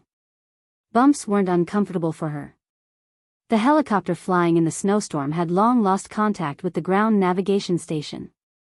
Even the satellite system couldn't lock onto its movements. Even so, no one in the Ground Navigation Center of the Army Special Forces panicked because of this. Continue to search for the Black 20. Contact the Black 24, 25, and 29. After the snowstorm, contact the Pran Border Defense Company's gas station. Push back the landing time today. The commander of the Army Special Forces ordered in an orderly manner. The commander, whose lips had turned dark purple from years of lack of oxygen, kept an eye on the entire radar system. However, the signal waves swept out still didn't reach the radar point of the lost Black 20 helicopter. At the same time, they didn't receive the radar point they sent back. A Land Air Force officer hurried over and made a report in a loud voice. When the commander turned to face him, he immediately reported, "Commander, we lost contact with the ART troop that went to the outpost at Immortal Bay to visit the soldiers.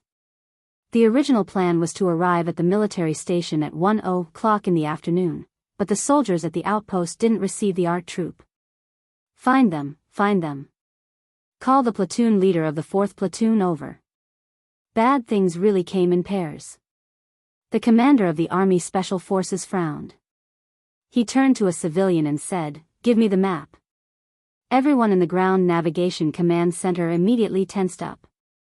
The atmosphere became especially serious.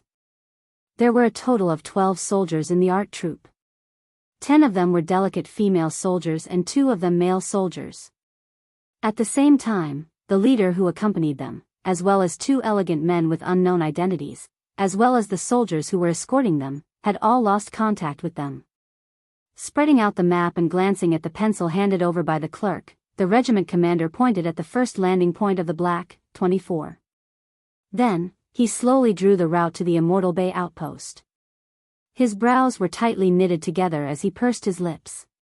Then, he raised his head and ordered in a deep voice, "Immediately contact the Black 24's crew and request for Army support." News. Chapter 1774. The regiment commander, who was fully focused on the map, suddenly turned around. His gaze was locked as if he didn't hear what the soldier had just said. He quickly asked, "What did you just say?" "Black 20 flew over Aruda Canyon 4 minutes ago. They are now preparing to fly to the military station to see if they can complete the landing," the soldier immediately repeated. "Aruda Canyon. The regiment commander quickly turned around again, bent down, and accurately pointed at Aruda Canyon with the pencil in his hand. Then, the regiment commander's eyes lit up. Contact Black 20 immediately and order them to fly over Kudi Daban. After landing, do their best to search for the missing art troop. Now, it was Black 20 who was closest to the direction of the art troop's disappearance. Aruda Canyon was a canyon formed during the Ice Age. In summer, the river gurgled, formed by the melting snow. All year round, the river was bone-chillingly cold. In winter, the river's surface would form a thick layer of ice, and it was completely possible to walk on it. The helicopter would arrive at a military station after flying over Aruda Canyon. Further up was the only way to reach the Immortal Bay outpost, Kudi Daban. To reach the Immortal Bay outpost, one would need to cross 3 Dabans, Kudi Daban, Mazagang Daban, and Black Charing Daban. After crossing the 3 Dabans, one would enter the Kangziva Martyr Cemetery, that was guarded by more than 100 heroes in their lifetime and laid to rest after their death. From here, one would only be less than 200 kilometers away from the Immortal Bay outpost.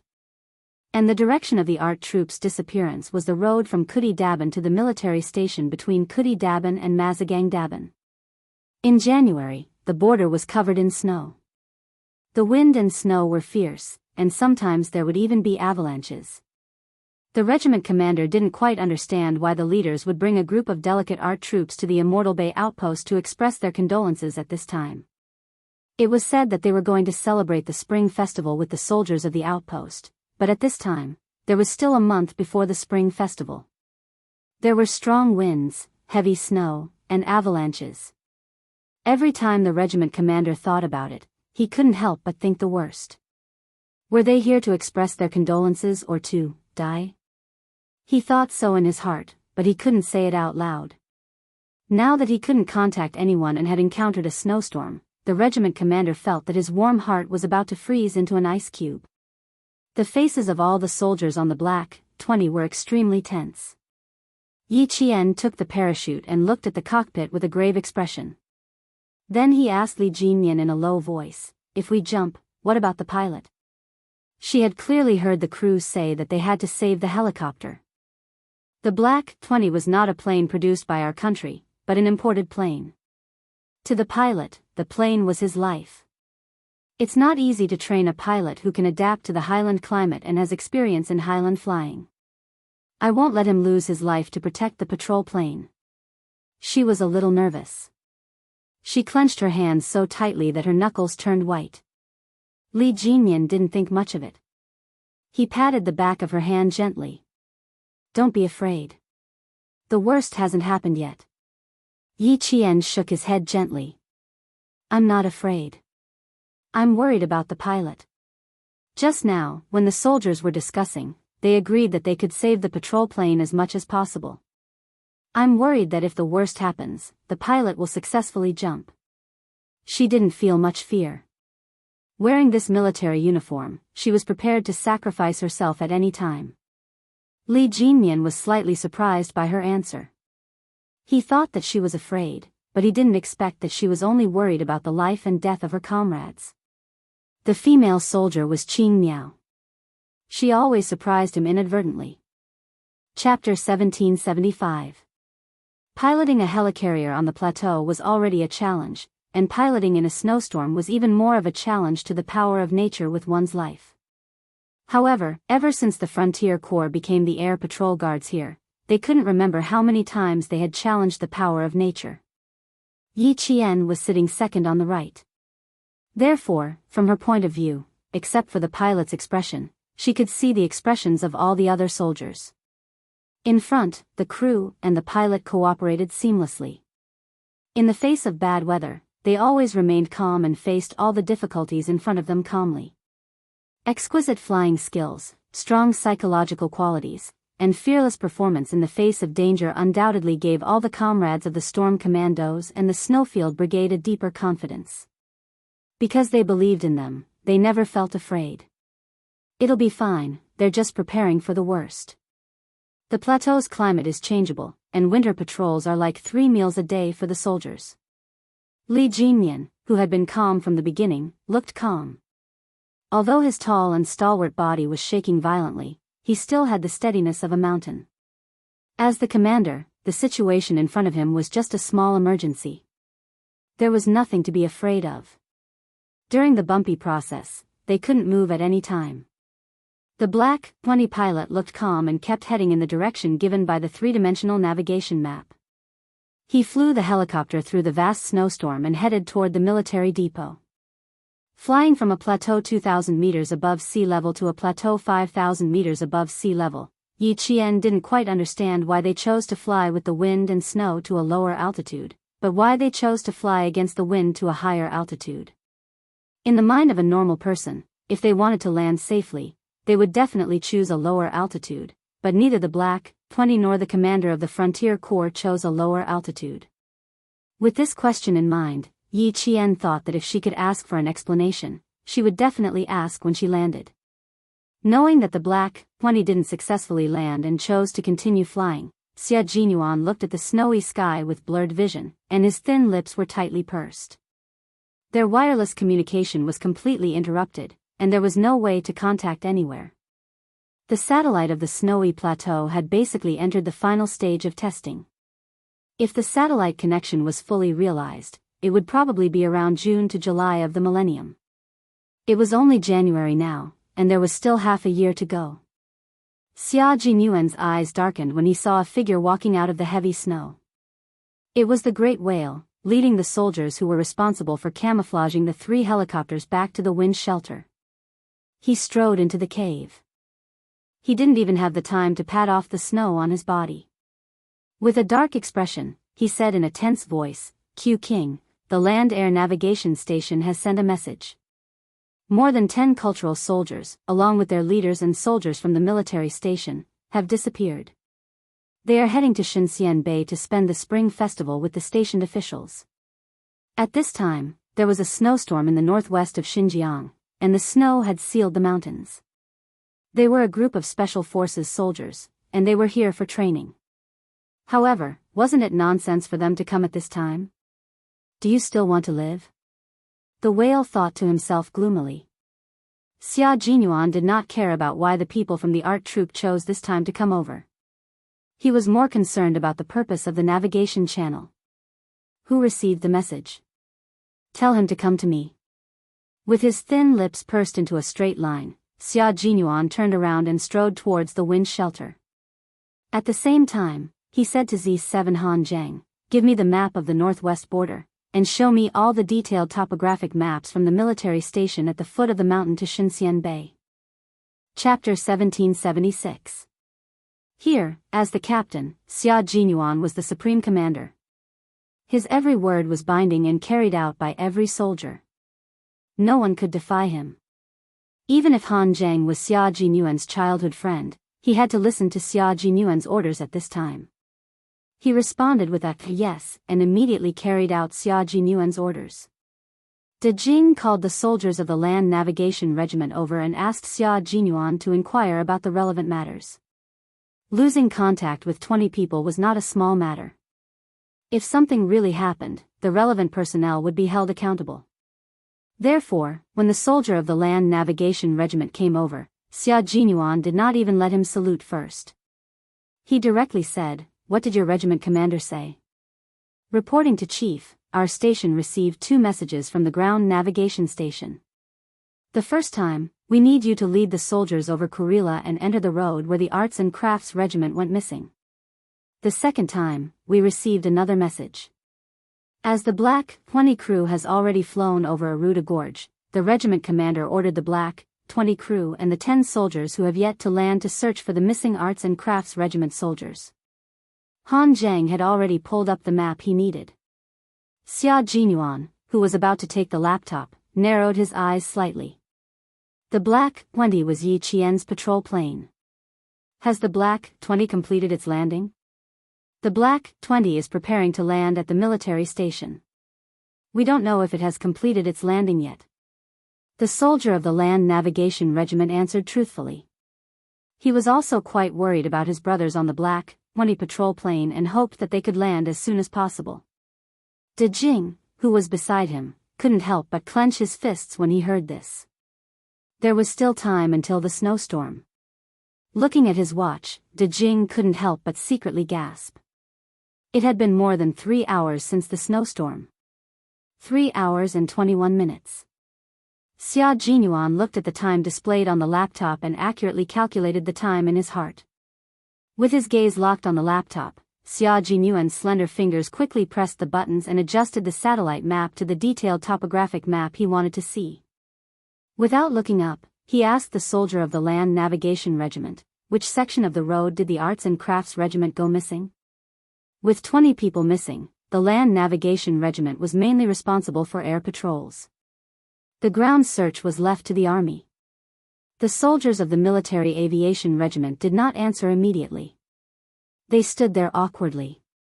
The second time he contacted the ground navigation station, the regiment commander personally told him not to involve too many people in this matter for the time being. There were also different levels of accountability, so as to avoid implicating the army brothers who came for training. After waiting for dozens of seconds, Xia Jinyuan, who did not hear a reply, raised his head and saw the embarrassed look on the faces of the soldiers of the aviation regiment. He said with a faint smile, "What's there to be embarrassed about? Now that I already know, do you think that if you don't tell me, I can pretend that I don't know? Continue to hide in the wind tunnel to avoid the wind and snow? Soldier, don't forget that my comrades are still on the Black 20. Your regiment commander has already sent them to assist the soldiers who went to search for the art troop. Isn't it a little too late to worry about me taking responsibility? If it was a normal day, he wouldn't have to worry too much. However, with the snowstorm, he couldn't just stand there and do nothing." Xia Jinyuan curled his lips and smiled at the embarrassed soldier of the Land Navigation Regiment. He didn't make things difficult for the soldier and analyzed the approximate location of the art troop. "Can't say. TSK, I've already said too much." The regiment commander of the Land Navigation Regiment was a clever person. Sometimes, even the instructor couldn't win against him and ordered the soldiers not to reveal the location of the art troop. However, other than not clearly telling him the location of the art troop, everything else was clear. Chapter 1777. Going up Aruda Canyon was the only way to get to the outpost of Xianxia Bay. Further up was Kuti Daban. Further up Kuti Daban was Mazadaban. According to the characteristics of the patrol plane, it was impossible to fly directly to Mazadaban. Therefore, the military station where the patrol plane landed was Kuti Daban's military station. Originally, the commander of the Military Aviation Regiment had intended for them to search for the missing art troop. Now, it had become Yi Jian. Xia Jinyuan's brain was working at high speed as he thought quickly. First, he pulled up his location. Then, he pulled up the Aruda Canyon that the Black 20 patrol plane had flown past. As his slender fingers flew across the keyboard, a triangle was drawn on the satellite map. After some adjustments, he locked onto the missing art troop's location in less than 3 minutes. The soldiers standing behind him were nervous. "Regiment commander," he really didn't say anything. After staring at the location he locked onto for a few seconds, Xia Jinyuan raised his head again. His gaze was extremely cold. His handsome eyebrows seemed to be covered with frost, making him look so cold that it was as if a mountain was about to collapse. People couldn't help but be in awe of him. He stood up so that the soldiers could be clearer about the location he locked onto. He said in a deep voice, "Is the missing art troop's location on the road between Kuti Daban and Mazadaban?" The soldier was so nervous that his legs were tense and his back was straight. He quickly glanced at the satellite map on his laptop.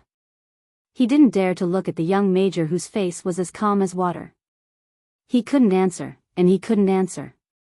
He just stood there without saying a word, using his silence to refuse. He had no choice. The regiment commander had instructed him not to reveal too much. However, even if he didn't reveal too much, the young major accurately locked onto the missing art troop's location in less than 3 minutes based on the locations he just mentioned. The soldier felt like crying. "Regiment commander, the things that you asked me to say were actually things that I couldn't say. Once I said it, the major would know the exact location. Then, what does the major want to do next?" As he thought about it, the soldier suddenly shuddered, and he felt a little uncomfortable. The smile that the major gave him just now made him think of a possibility. No way. No way. Could it be that he wants to participate in the rescue? Isn't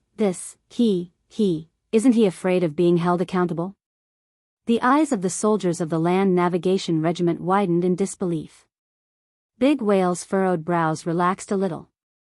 He bent down slightly and whispered, "Q King, the regiment commander still wants us to participate in the search." "What are your arrangements?" "There are no other arrangements. Our brothers are all on the Black 20 patrol plane.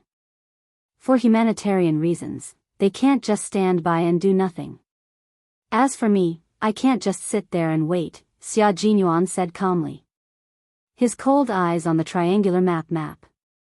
His eyes, his cold and dark. Until now, the soldiers still couldn't guess what their regiment commanders. The regiment commander really didn't want Xia Jinyuan to be held accountable at that time, so when he knew that the Black 20 had flown over the Aruda Canyon, he immediately changed his mind and ordered the crew on the Black 20 to provide support. In this way, the army soldiers in the Black 20 would definitely not stand by and watch. They would join the search party together with the air crew and the soldiers from the military depot. Chapter 1778.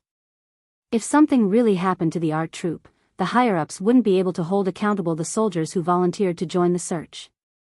Instead, they would be rewarded for their responsibility. However, he still had to consider one more thing, and that was the captain of the army. He had to let this captain know that his soldiers were participating in the search. After all, he had indirectly borrowed his soldiers to join the search.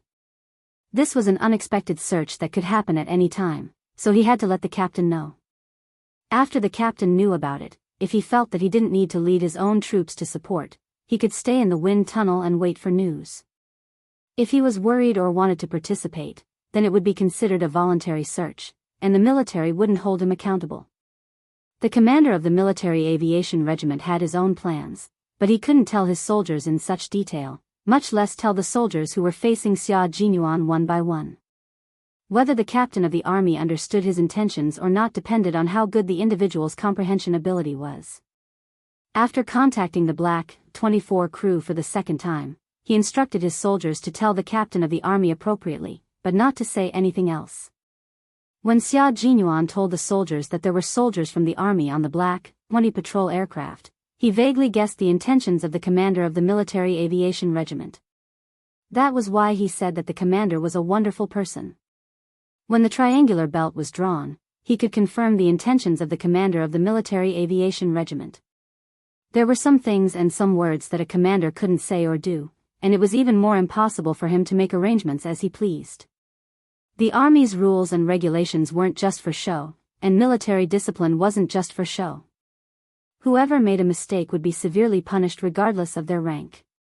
It was precisely because the commander of the military aviation regiment had such high awareness that he had such a plan. Xia Jinyuan, who understood his intentions, naturally wouldn't make things difficult for a soldier who had received his orders. After asking the soldier whether the art troop's location was the Tibetan route to Mazadokan, he didn't even need the other party to answer. He already knew the answer from his expression. "Okay, I understand. You can leave." Xia Jinyuan, whose handsome face was even colder than the snowy weather outside, signaled for the soldier to leave. It was easy to handle now that he knew. He had to make detailed arrangements. The soldier's expression was about to collapse. "Major, what do you know?" "I didn't say anything, so what do you know?" Were they really planning to bring so many Lu Jun brothers over the mountain range to join the search? From where they were, it would take at least half a day. Xia Jinyuan didn't have time to talk to the soldier who was so embarrassed that his eyebrows were furrowed. He needed to calculate how long it would take for them to enter Kudi Daban. Black 20 will try to land as soon as possible, and we don't have to enter the Tibetan line. We can move forward while searching the carpet to see if there are any lost art troop soldiers along the way. Xia Jinyuan was an excellent decision-maker. Once he made a decision, he would not put it off again and again. Instead, he would take action immediately and make careful arrangements at the same time. Time, weather, and location did not allow him to consider for too long. He had to make a decision as soon as possible. Cultivation, in the Uyghur language, meant a snowy mountain that even monkeys can't climb. The slope was 27 kilometers long, and it was the lowest of the 3 dabans in the Immortal Bay outpost. It was also the beginning of the toughest journey. Chapter 1779. The effect would not be too obvious on the plateau of Cultivation, but the difference in air pressure was great. If one was not careful when climbing the mountain for the first time, it was easy to cause their eardrums to swell. It was similar to the sound of eardrums on a plane. In serious cases, it could cause their eardrums to rupture. Mazadaban was even more dangerous than Cultivation. It was the longest daban of the Tibetan line. The continuous slope was almost 40 kilometers long, and the mountain was steep. It was a place where not even a blade of grass grew, and the mountain was covered in brown gravel. Mazadaban meant grave in the Uyghur language. From this, one could see how dangerous it was. A group of greenhouse flowers in the army had come to the border due to the strong wind and heavy snow. They even went to the Xianxia Bay outpost, which was known as the forbidden zone for life, with only 48% oxygen in the plains. What kind of arrangement did the leaders of the rescue command have? As for the Spring Festival condolences, he did not really believe it. Now was not the time to guess why the leaders had made such arrangements. Xianxia carefully looked at the map and calculated the time they would arrive at Cultivation before making further arrangements. There were no storm commandos in his arrangement. For safety reasons, they had even chosen to train at a low altitude. How could the storm commandos, who had just arrived, withstand the high altitude test? Perhaps they could withstand it. However, this time they were going to rescue the storm commandos. Time was tight. If something happened to one of the storm commandos midway, it would definitely bring trouble to the entire team. After considering all the factors, Xianxia did not allow the storm commandos to participate in this operation. De Jing and the others also knew that this arrangement was undoubtedly the most correct one. Although they wanted to advance and retreat together with their comrades in the Snowfield Brigade, they had to consider the current situation. Demon King said that every soldier in the Snowfield Brigade had undergone altitude training, and they had already adapted to the high altitude climate. Watching their vigorous figures rush directly into the snow, De Jing once again realized how big the gap was between them and the special forces of the army. De Jing, compared to them, we are really too far behind, Sea Anemone said softly. His voice was a little depressed. Too far behind, too far behind. After getting along for a month, they clearly saw the strength of the Army Special Warfare Special Forces. They could really soar into the sky and dive into the ground. When they went into the sea, they were like dragons returning to the sea. They were clearly a Special Special Forces of the sea, land, and air. The great whale sighed as well. Yes, training with them has helped me see my own shortcomings more clearly, and I'm more aware of the gap between myself and the strong. Speaking of which, our storm commandos have benefited greatly from this training. Together, they would work hard for next year's overseas competition. Along the way, other than being better than the Shuayu team at sea, they had also taught the Shuayu team many new ways of fighting at sea. When they reached the desert and highlands, the Shuayu team would be the ones teaching them. The commander had once said, being able to train with this Army Special Warfare Special Forces is equivalent to half a year's worth of training. He wasn't exaggerating at all. The blizzard howled all the way from the snowy mountains, and the blizzard seemed to be able to swallow the entire world. Yi Qian, who had alighted from the J-20 patrol plane, finally understood why they didn't go to the lower altitude. This place was a natural wind shelter that cut off most of the blizzard's power. After getting off the plane, they didn't rest. Instead, they immediately set off towards Mazadaban with the squad leader who had been waiting for them. Along with them, other than Li Jinyan, the rest of the storm commandos stayed at the military depot, which was more than 3,000 meters above sea level. Chapter 1780. Yi Qian didn't expect that his first mission after returning to the plateau would be a rescue mission. There weren't many soldiers stationed at the military depot. If there were, he wouldn't need their help. The regiment commander didn't ask them to join the search and rescue mission. Instead, He only ordered the Black 20 aircrew, including the pilot, to cooperate with the military depot to quickly search for the missing art soldiers along the Tibetan line. J5 understood the military strength of each military depot. He frowned after doing some calculations. In addition, he knew that the main focus of the military was air patrol, so he immediately discussed with Li Jinyan to see if they could participate in the search and rescue mission first. It was fine if he didn't know, but now that he knew, he couldn't just stand by and watch. When the squad leader of the military depot learned that 6 soldiers could join the search and rescue mission, he was so happy that his eyes lit up. But when he learned that a female soldier would join the search and rescue mission, there was obvious hesitation on his face. He wanted to ask Yi Qian to stay, but J5 didn't give him a chance to speak and went straight to the point. When the squad leader saw this, he glanced at the female soldier who was already sitting in the front passenger seat. He was still a little worried and reminded her implicitly, "There's a saying in the local area that ku is dangerous, ma jia chang, and hei cha is worrisome. We're going to ma jia daban. The entire Tibetan line is quite dangerous, so it might not be appropriate for a female soldier to sit in the front passenger seat." Actually, he wanted to ask Yi Qian to stay, but J5 pretended not to understand and said to Zhang Ying, "The squad leader is right. Let's swap her out. You can sit in the front passenger seat." At this time, he definitely had to take Yi Qian along. How could he let her stay when she was such a good courage training? Yi Qian was looking at some medicine prepared by the military depot for altitude sickness. He grabbed a large bag of medicine and got out of the car to swap seats with Zhang Ying. "The squad leader is worried about you and wants you to stay." J5 pretended not to understand, so the squad leader is too embarrassed to mention it again.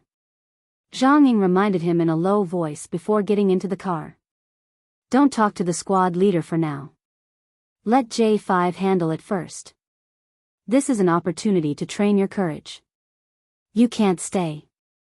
After 30 days of training together, Zhang Ying, Yao Zi, and the other members of the Snowfield Brigade who hadn't interacted with Yi Qian before now got along very well and completely treated Yi Qian as their comrade.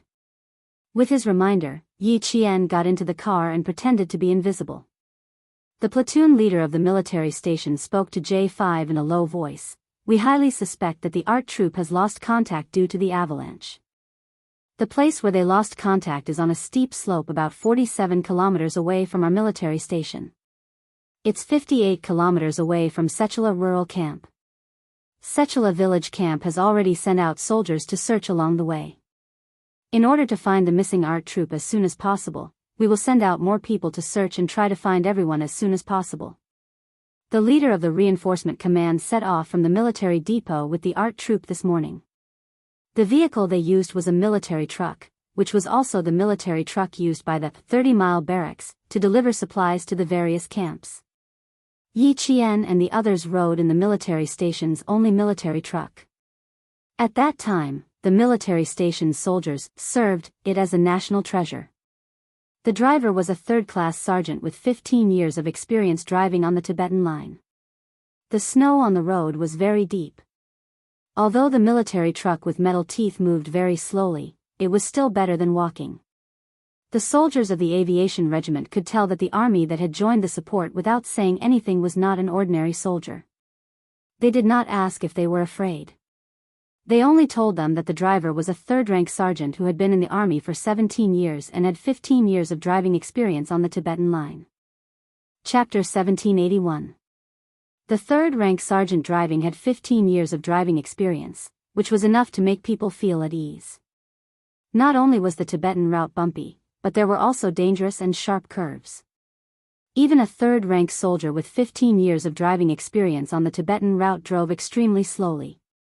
Inside the car, the squad leader opened a map and pointed at the most dangerous part of the route to Mazadaban.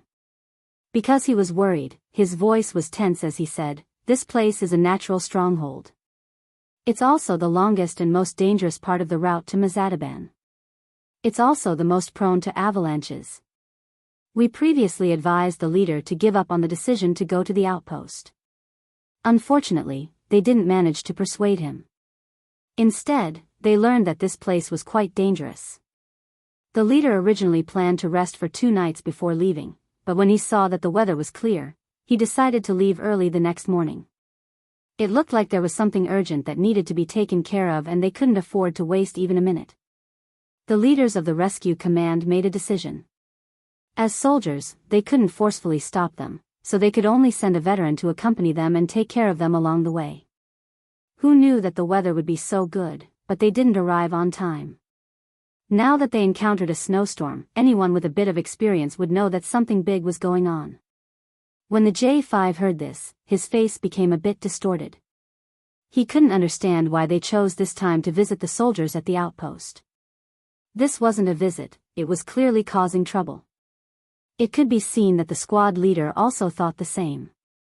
When he saw the subtle expression of the major, he couldn't help but sigh. Maybe there's something urgent that needs to be done, so there's no other choice but to go. If there really was something urgent, there's no way they would bring a group of delicate art and literature soldiers. The squad leader knew that his words had no effect, but he still had to say a few words. The J5 gave him face and said, maybe there really is something urgent. He looked at the squad leader and both of them silently looked away. Everyone had the same thought, so there was no need to say anything else.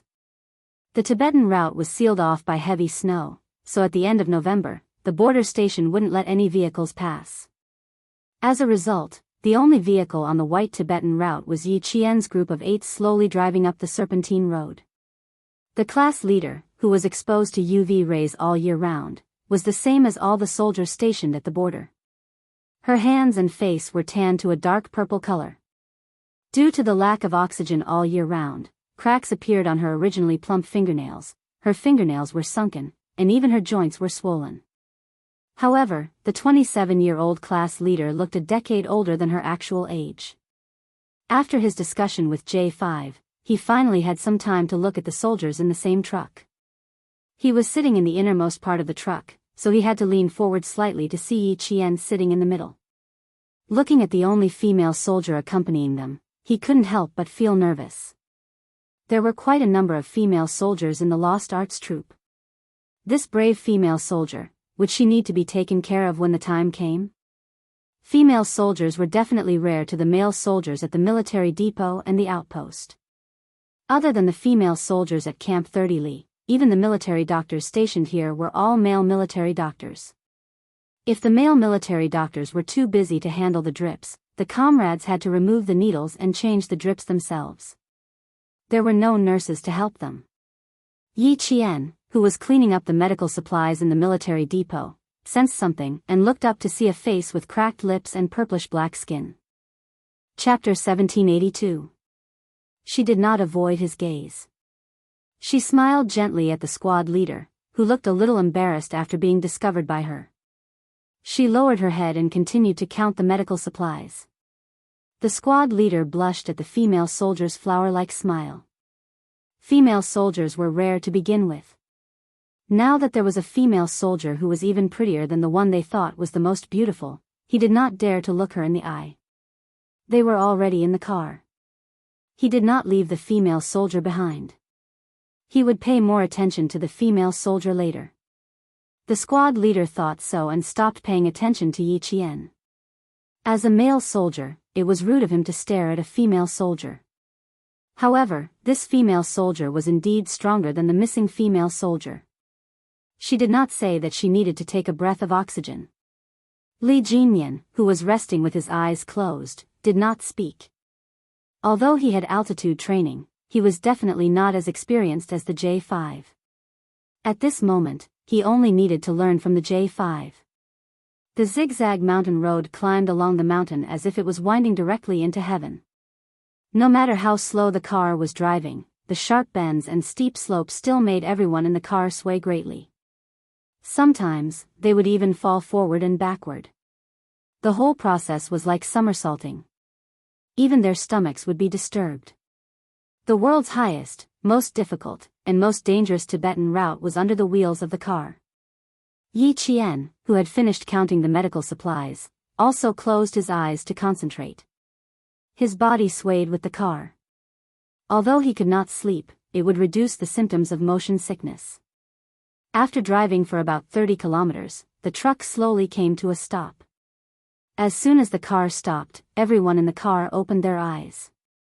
Yi Qian turned his head to look outside. Judging from the dim light through the gap in the windshield curtain, he knew that the sky was already dark. At this moment, all the light that entered his eyes was the light of snow. Chang'ing, who got out of the car, walked to the back of the car and said in a deep voice, "I'm afraid that the missing art troupe is one of them." This was not good news. Everyone in the car jumped out of the car with tense faces. Only then did they realize that the car had stopped at the top of a mountain. Taking advantage of the dim light, they could see the longest and most dangerous Tibetan route leading to Mazadaban. One of the sections of the route had been blocked by the collapsed snow. Avalanche was one of the terrifying forces of nature. Yi Qian used his binoculars to observe that it was not far away, but in fact, it was still about 10 kilometers away. He slowly looked up and saw that one side of the snowy mountain seemed to have been cut in half. The never-melting snow was crumbling down from the top of the mountain. Even from such a distance, even if the avalanche had stopped, it was still frightening to see. The Snowfield Brigade members who saw the scene before them all pursed their lips. J5 whispered to Li Jinyan, "Half of the mountain has collapsed. I'm afraid it's a disaster. There's a ring road ahead." The two drivers are sergeants who have more than 10 years of experience in hiding roads. If they discover any abnormalities, they may enter the ring road to avoid this avalanche. Li Jinyan adjusted the focus of the binoculars and carefully observed the avalanche path. As long as we enter the ring road, it will be more auspicious than ominous. When J5 heard this, he knew that he had taken this dangerous route before. He remembered it so clearly that it was not his first or second time. He must have gone back and forth countless times to be able to remember it. There was indeed a section of the ring road. One of the routes was cut halfway into the mountain, and the approximate location of the avalanche from here was the ring road. At this time, it had been 6 hours since they lost contact with the art troupe. Chapter 1783. The only fortunate thing was that the heavy snow had already stopped. Snow clouds had covered the sky, and now there were stars in the sky. It was impossible to tell that there was a snowstorm during the day. No one could guarantee that an avalanche would not happen again, and no one mentioned what they should do if there was another avalanche. Because they had no choice, they came here to search for the missing art troupe. Even if they could not guarantee that there would not be another avalanche, they had to continue moving forward. The car went from climbing to rushing down. Before reaching the avalanche site, the third-rank sergeant stepped on the brakes hard the entire time. Long Eagle was responsible for observing the situation along the way. Once he noticed anything unusual, he would immediately inform the driver. Along the way, Long Eagle reminded the driver a few times. It was as if the driver had eaten a calming pill. He knew that the person sitting beside him was also experienced. The car stopped about 2 kilometers away from the avalanche site. Other than the driver who stayed in the car, the rest of the soldiers had to walk the rest of the way. Walk with the mountain. If there is another avalanche, we can only say sorry to the army brothers. Unless we grow a pair of wings, we will not be able to fly out. The military station leader joked about the possible consequences in a serious manner so that everyone would be mentally prepared. The soldier from the army regiment replied with a smile, "Wait for our iron eagles to conquer this place. If there is any accident, we will directly search from the air." This was a very serious answer. Because the army regiment's goal was to implement the Border Defense Company's full air patrol. Then I have to congratulate Brother Liu Hang in advance for conquering the snow mountains as soon as possible so that it will be convenient for our brothers later. The military station leader walked in front without hesitation and led the way into the dangerous place. More than 3 kilometers away from them, a truck was parked in the ring road. Inside the truck, 7 female art troop soldiers wearing thick windproof and cold clothes huddled together, relying on each other's warmth to keep themselves warm. Occasionally, they would shiver and look out of the truck, then quickly lower their heads and hug each other for warmth and comfort. "They're not back yet. We won't really freeze to death here, right?" a female soldier said with a hoarse voice. She was very afraid. Just by listening to her trembling voice, one could tell that she was afraid. When she opened her mouth, there were soft sobs. If we really freeze to death, it's our fate. But such a sacrifice is too meaningless. If not for. The sobbing female soldier didn't say it out loud. Although she didn't say it out loud, all the female soldiers in the car understood what she was talking about. What can we do? Who asked her to have a high-ranking official as her father? If she wants to make a contribution, we have to obediently accompany her.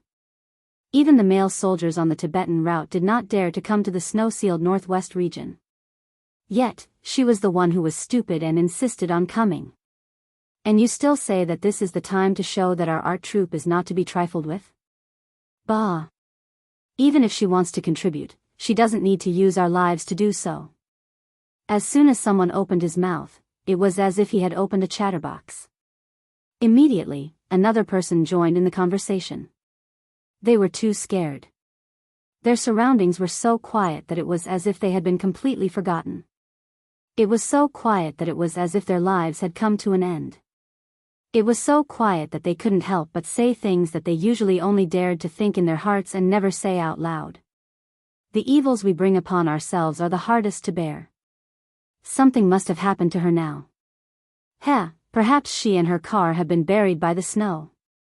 You want to show off? Let's see how she performs now that she has lost her life. The more they talked, the more the 7 female soldiers felt as if there was a fire burning in their hearts. Even their eyes seemed to be flickering with flames. Chapter 1784. As the 7 female soldiers spoke, they burst into tears due to their own words. What was the use of being angry at this moment? There was no use at all. They were going to lose their lives. Boo-hoo, I hate her to death. I hate her to death.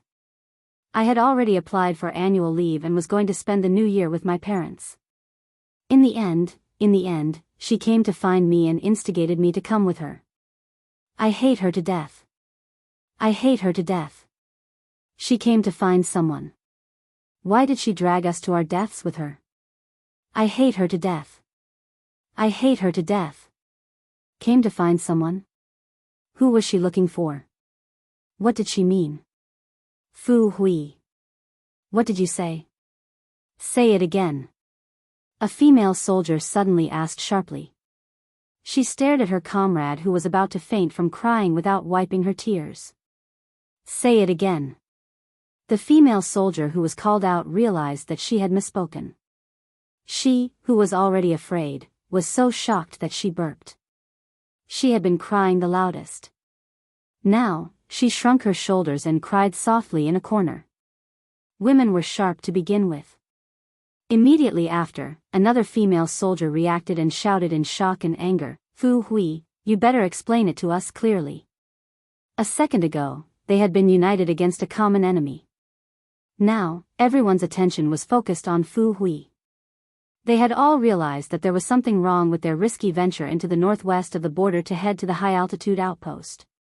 A female soldier who spoke in a refined manner but had strong logic stared at Fu Hui and asked clearly, who are we looking for? We received orders to come and visit the soldiers at the outpost and celebrate the new year with them. Fu Hui, what do you know? Now, we're probably going to die here. If there's anything we don't know, you can tell us one by one so that we can understand what's going on. Because this female soldier named Fu Hui suddenly said something out of the blue, the other 6 female soldiers deeply felt that they had been deceived. They had come willingly to visit the soldiers at the outpost. They served the soldiers at the grassroots level and used their passion for art to infect the soldiers far away. They brought joy to their monotonous and boring garrison.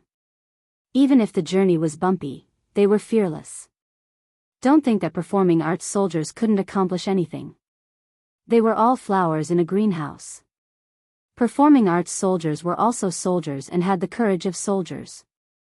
They could use loud military songs to boost the soldiers' morale and heroism. They could also effectively stimulate the soldiers' dreams of becoming a powerful country and stimulate their passion for battle. Although they weren't soldiers fighting on the front lines, as performing arts soldiers, they also had dreams. They were very willing to go to difficult areas to bring music and laughter to the soldiers at the grassroots level. However, they definitely couldn't accept that someone would sacrifice everyone's precious time for their own selfish desires. In the face of her comrades' questioning, Fu Hui could only lower her head and cry softly. As the arm on her shoulder pulled away, Fu Hui, who had wanted to remain silent, panicked a little. She bit her lower lip and asked softly, "Will we all be sacrificed? What kind of sacrifice is this if it's only for someone's own selfish interest? Do you know what sacrifice is? Of you." The sharp-tongued female soldier was also the first to discover the problem with Fu Hui's words. She was so cold that her lips turned purple. Due to her agitated emotions, she had no choice but to breathe in oxygen as she spoke. Chapter 1785. A female soldier sitting beside her gently stroked her back and said politely, "Lu Yuan, don't be too agitated. Let's talk things out. I believe Fu Hui will give us an explanation. We've been trapped for more than 6 hours, and no one has come to save us. We'll probably die in a few more hours. Before that, let's talk things out. Don't be agitated. Fu Hui, let's talk things out. We're all comrades in the same department. We've been working together for a year or two. Since we're all going to die, why don't you give us a quick death?" The last sentence of the female soldier who spoke politely was filled with despair. It made Fu Hui shudder violently.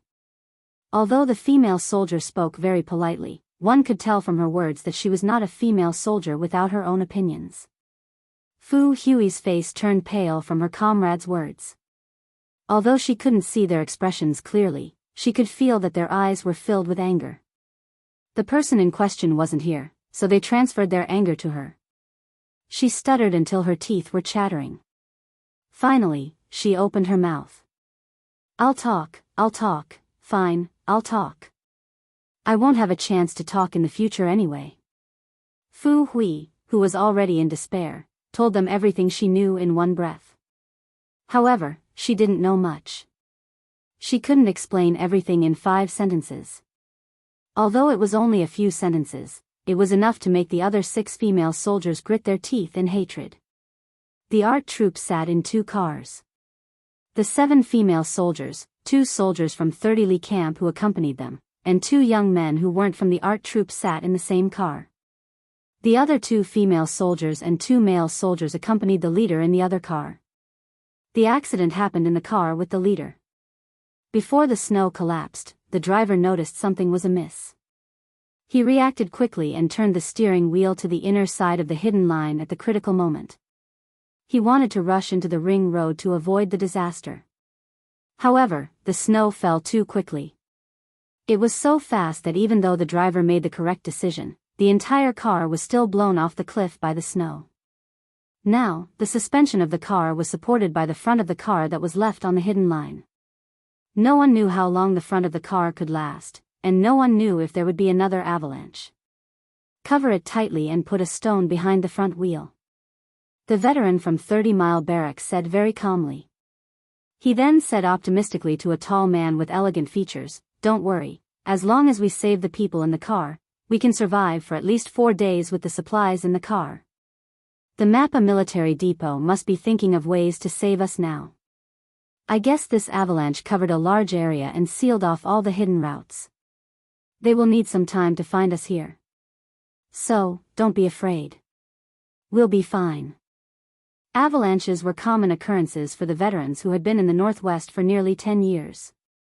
This time, the snow that rushed out was not very powerful and did not directly push the entire car off the cliff. The supplies in the car were complete. There were coats, food, and fruits. As long as they had these, they could survive. If everything went well, they would be rescued by tomorrow at the latest. The man who had tied the 2 front wheels together with 2 soldiers stood up and smiled at the veteran who was comforting him. "I was really scared before, but now I'm much calmer. Then, we'll have food and warmth. Then, we'll save everyone in the car and wait for rescue." Chapter 1786.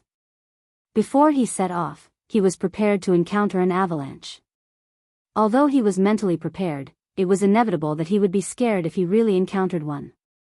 This was a normal person's normal reaction to danger. He didn't think it was shameful to say it out directly. Hey, as a reporter, your comprehension ability is high. Reporter Qin, when you return to the capital, this will be a good article. The soldier who worked together with him also spoke with an optimistic smile. He looked at reporter Qin, who was said to be from the news department and had an indescribable temperament. Then he looked at his hands that were red because of the rope. The soldier couldn't bear to see him like this. He was originally a reporter, but he almost lost his life. But he didn't see any fear in him. He believed that he had really entered and exited the hidden line. Only people who had walked through the hidden line several times had such courage.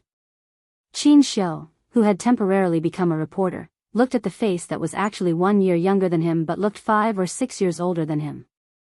He took the rope from the soldier's hand and said with a smile, "I'll tie it to the back of the car now. You can rest for a while." He had been to the border 4 times, but this was the first time he encountered an avalanche. Because of this, he saw the extraordinary ability of this group of car soldiers who had been walking in the life-forbidden zone for many years. If it weren't for the car soldiers' quick reaction and emergency retreat to the ring road before the heavy snow fell, the car he was sitting in would not have been as lucky as the car in front. It was very likely that it would have been directly washed off the cliff by the heavy snow. The two of them tightened the rope again. After confirming that the 2 front wheels were really tied, they dug out 2 stones that had been washed down by the snow and placed them behind the front tires. Xianxia stepped on the stones that could prevent the front tires from sliding down with 1 foot. Then, he pulled up the rope and climbed through the snow that had been piled up for who knew how many years. This time, it was the first time that the snow had washed down. Xianxia, who couldn't walk and could only walk by crawling, spent nearly 20 minutes carefully climbing over the snow pile that would have directly slid down the cliff if he hadn't paid attention. He climbed back to the car that he was sitting in. That was fine.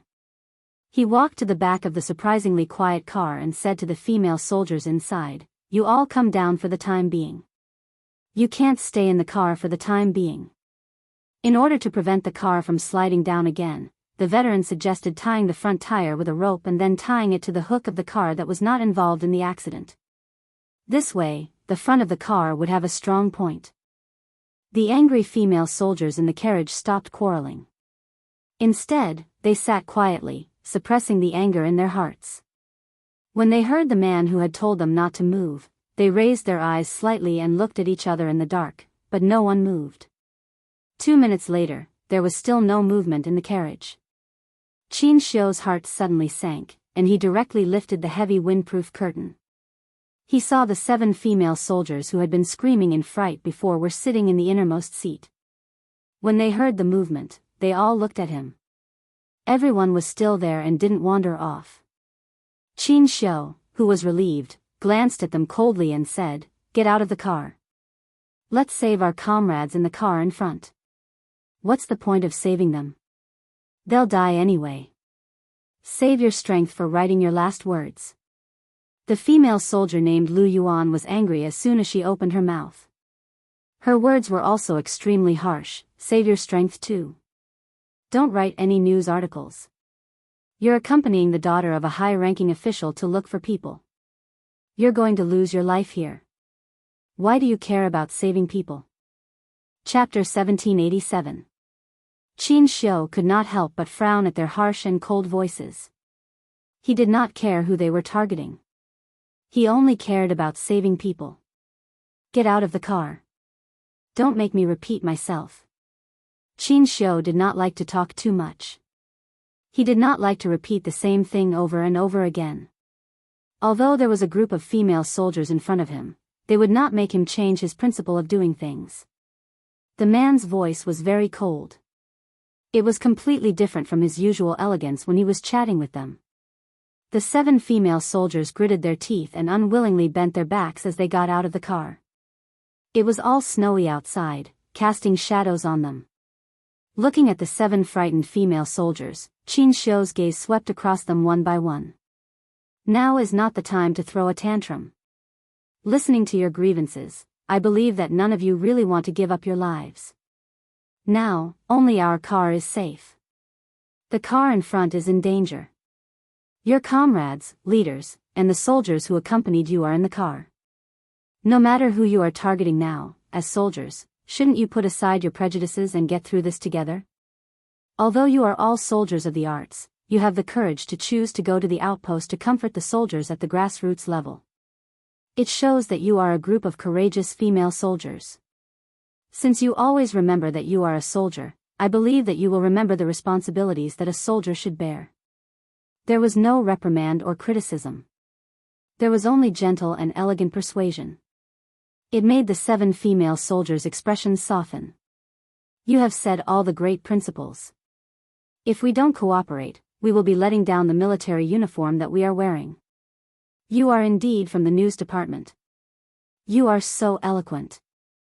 There is no justice in this world. Someone almost harmed us. In the end, we still have to save the person who harmed us. Xianxia heard the soft mutterings of the female soldiers. He only heard them and did not say anything else. His gaze landed on one of the female soldiers named Wuxia. After the incident, he jumped out of the car to ask about the female soldier's situation. It was Wuxia who stood out to answer him. Although she was trembling in fear at that time, she could still maintain a sense of calmness and communicate with him. It showed that she had her own opinions and was also the leader of this group of female soldiers. Wuxia was a female soldier who spoke gently but hit the nail on the head. After receiving Xianxia's gaze, she stepped forward and said, "What do you want us to do? Just say it. Take a shovel and shovel the snow on our car. The more the better. You also need to pat the snow to increase the weight of the car. 2 more female soldiers who are braver and follow me to the car. You are light. You need to climb to the car." This was really not good news. Although they were cursing the guy who almost made them lose face, when they heard that there was no movement from their comrades in the car in front of them, their hearts tightened. 6 hours had passed since the avalanche. It took them nearly 5 hours to find the position of the car in front. Now, another hour had passed. There was still no one in the car in front. Could it be that all of them were in trouble? No one cared that they were tricked. They quickly acted according to Xianxia's instructions. They did not want to die here. Since no one came to rescue them, they could only save themselves. Chapter 1788. The female soldiers, Lu Yuan and Wuxia, took the initiative to stand out. They followed Xianxia to the car in front to help. After some persuasion, the female soldiers no longer let the negative emotions caused by personal grievances affect the cooperation of the whole team. The snow shovels are in the car. Leave one person to stand guard and pay attention to the surrounding situation at all times. Especially at the top of the mountain. Once you find that the snow is loose, immediately run to the Huanbao Road. Xianxia, who had been to the 4th hidden route, was not completely at ease leaving the other 5 female soldiers here. He was very careful to avoid any more accidents. Move the supplies from the car and put them in the Huanbao Road. If there is another avalanche, you can hide there and eat and wear until the rescue team arrives. He did not say some nice comforting words to the female soldiers so that they would not be afraid. Instead, he very responsibly told them that as long as they stayed here, danger would always exist. He wanted them to be mentally prepared to face possible dangers with heightened vigilance. The female soldiers were all frightened by his words. The corners of their mouths tightened, and there was a faint trace of fear in their eyes. "Okay, sisters, let's get to work. Not for others, but for ourselves, we have to face it bravely. Hao Zhen, Wu Ziwei, Fu Hui, Ning Anwen, Li Fei, the 5 of you take turns to stand guard. Whoever is tired of shoveling the snow will stand guard. I guarantee that 4 people will shovel the snow and 1 will stand guard." Wuxia calmly arranged. She had the longest military experience, so she had to take the lead at this time. With a female soldier who could take the lead, Xianxia's arrangement could be carried out faster. After helping them to carry the 2 bags of supplies from the car to a safe place, Xianxia left with Lu Yuan and Wuxia. Will Lu Yuan and the others be in danger? The whole road is blocked by the snow. They have to climb over this pile of snow to get to the car in front. Fu Hui, who was the youngest in the army and the first to stand guard, looked at the figure walking toward the mountain-like pile of snow without looking back. There was a faint worry on her face. The female soldiers who took out a few foldable engineering shovels from the toolbox could not help but look forward. Who knew if there would be any danger? No wonder the male soldiers in our car left with reporter Qin for a few hours. It turned out that they had climbed over the snow to find the car in front. Lu Yuan and Wei Jiayue are bold and have reporter Qin to take care of them. They should be fine. All right, cut the crap. Hurry up and get to work. Reporter Qin just tied 2 ropes to the rear tire of our car. I reckon that the front car is quite close to us. Otherwise, the ropes wouldn't have been able to be dragged over. The 3 figures in front began to climb up the snow. The 5 female soldiers, whose hands and feet were cold because of the wind in the snow mountain, no longer stood still. They took out engineering shovels and began to shovel the snow onto the vehicle. Due to the lack of oxygen in the high altitude, they couldn't work too fast. If they worked too fast, their heart rate would increase and they would suffer from altitude sickness. No one wanted anything to happen to their bodies at this time, so they had to shovel the snow rhythmically. In the front, Xianxia was the first one to climb up the mountain-like snow. When he got out of the car to look for the car in front of him, he was so scared that he broke out in a cold sweat as it was his first time walking through the snow. The snow piled up into a mountain and was particularly steep. At that time, he followed the veteran in front of him and climbed less than 2 meters. When he glanced down at the small arc of snow, he was so frightened that his heart skipped a beat. By the time he had completely climbed down, even his knees were faintly weak. He only recovered after being supported by the veteran for a while. Chapter 1789. The third time he climbed the snow pile, he calmed down a lot. Walking in the front, he stopped every few steps and pulled the female soldier who was climbing with both hands and feet behind him. Step in my footprints. Relax your body. Only by breathing can you relax your eyes. It's better to be slow than fast. Qin Xiu, who often spoke, had a very elegant voice. Listening to him speak was like reading an ancient poem. He spoke slowly and unhurriedly. Lu Yuan couldn't help but look down. She was immediately frightened by the bottomless abyss at her feet and couldn't help but scream. Her sudden scream scared Wei Jiayue, who was at the back, and she also screamed. The 2 shrill screams scared the 5 female soldiers who were shoveling the snow behind them. They thought there was an accident in front of them. They were so scared that their lips turned pale. They looked forward in panic. Don't look down. Grab my hand. Qin Xiu didn't blame them. He was still scared after climbing the snow pile for the 3rd time. It was normal for them to be scared and scream when climbing the snow pile for the first time. Qin Xiu, who was a gentleman, wouldn't blame a lady. Instead, he grabbed Lu Yuan's hand and gave her a sense of security with the strength of a man. Keep your eyes on your feet. Don't look anywhere except your feet. When she was most scared, a pair of strong arms supported her. It was like a drowning person holding on to a piece of driftwood. She felt very safe physically and mentally. Lu Yuan, whose lips were trembling with fear, nodded in panic and said a few words. She grabbed Qin Xiu's arm tightly. Lu Yuan was a little surprised. She didn't expect this tall, thin, and handsome reporter to have some strength and be able to support her steadily. She whispered, "Thank you." Then she moved forward little by little. Qin Xiu was a diplomat, but the nature of his work didn't allow him to be a weak man. Although he looked thin, he exercised a lot in private. He was even a boxing coach, so it was normal for him to have some strength. After helping the 2 female soldiers to the side of the abyss where they couldn't look down, he waved to the back, indicating that everything was safe here. Qin Xiu didn't look back. He just made a gesture. Even though it was just a gesture, it showed how strict Qin Xiu was. When he crawled to the car in front, he would reach out and grab the 2 female soldiers who were screaming from time to time when they needed help the most. It only took him 20 minutes to crawl back to the car in front with the 2 female soldiers. The 2 female soldiers took advantage of the snow to see the situation of the carriage in front of them. They were so scared that they covered their mouths to prevent themselves from screaming. Too frightening, too frightening. The entire car was pushed out of the cliff, leaving only the front of the car dangerously on the road. The front tires were even crushed on the edge of the road. They knew that something had happened to the car in front, but they didn't expect it to be so dangerous.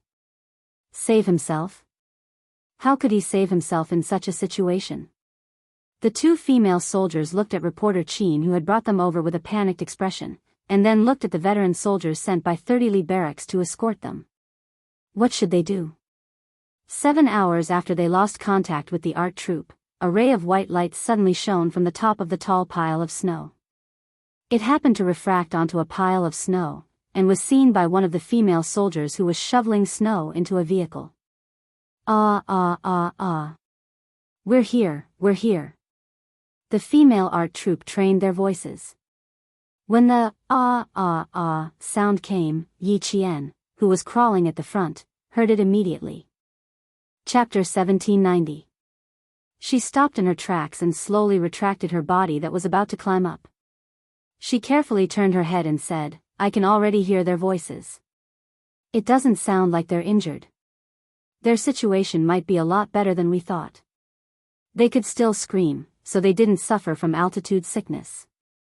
The members of the Snowfield Brigade who were following behind also heard the female soldiers' screams.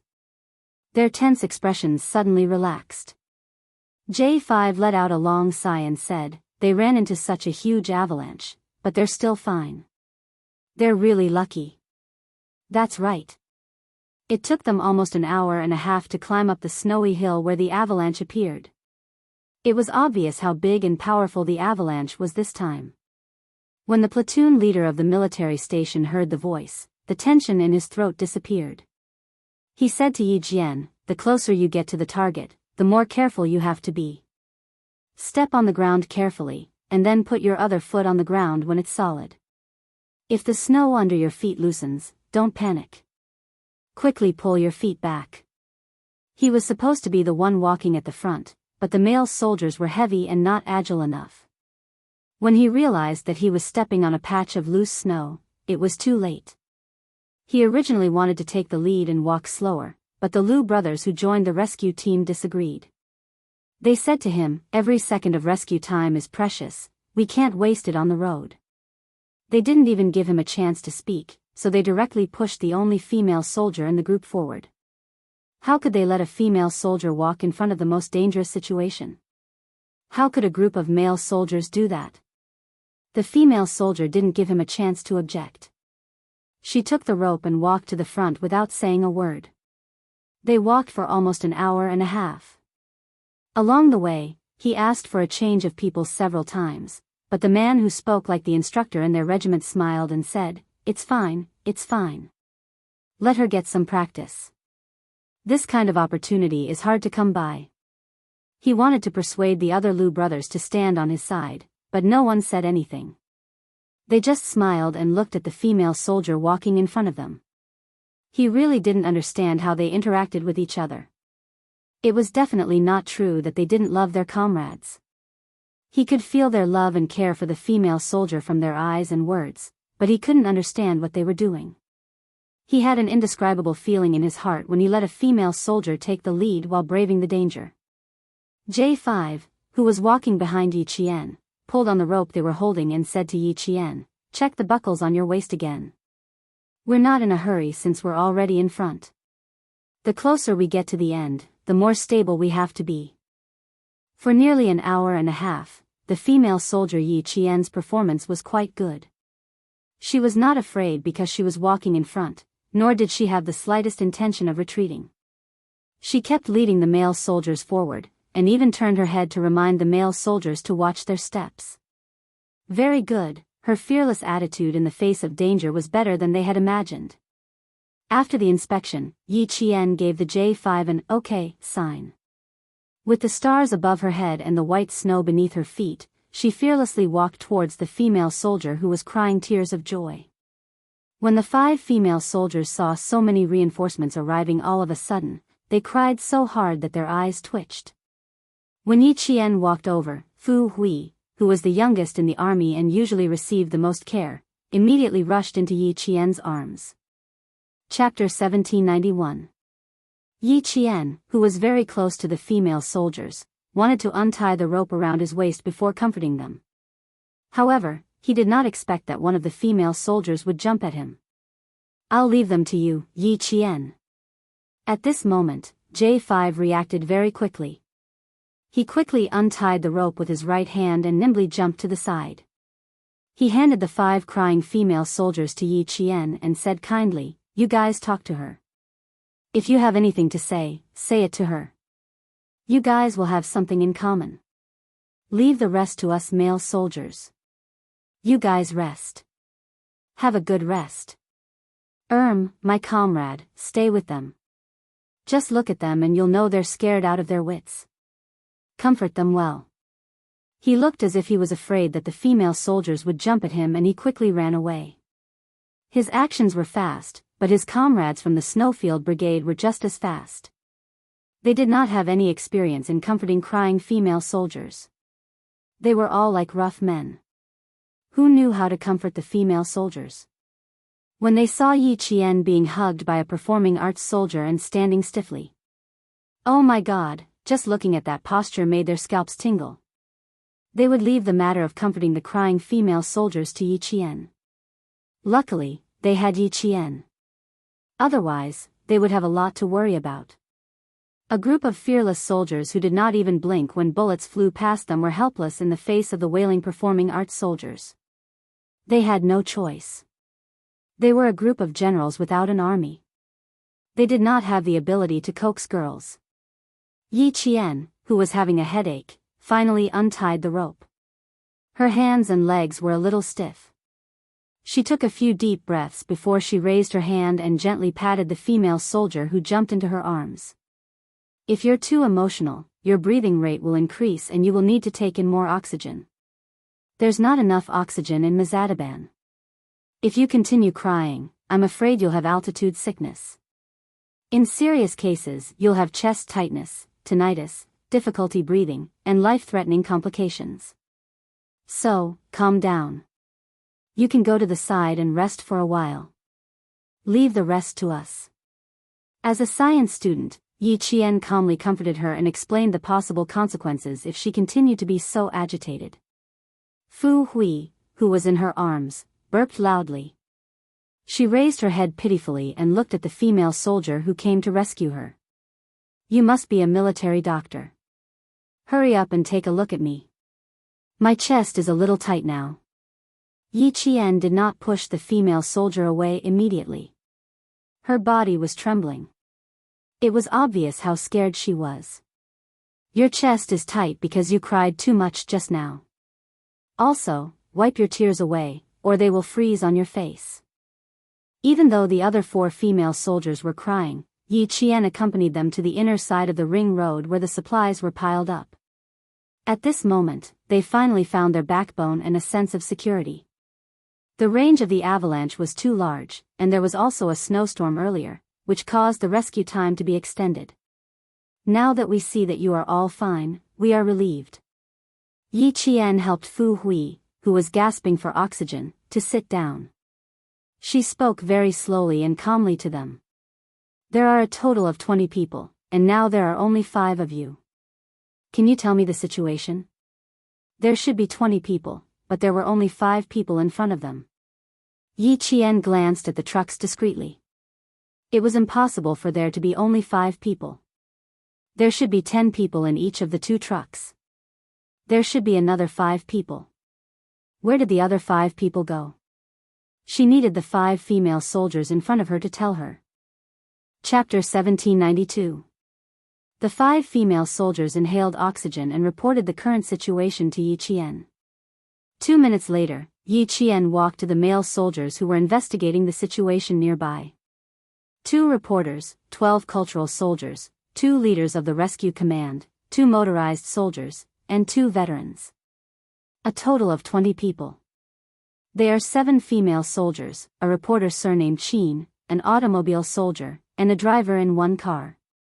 The 10 people in the car are all safe.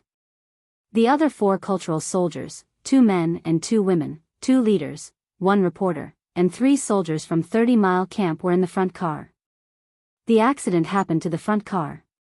Half an hour ago, the reporter surnamed Qin came and left with 2 female soldiers. They have already found the front car. It's behind the pile of snow. We have to rush there immediately.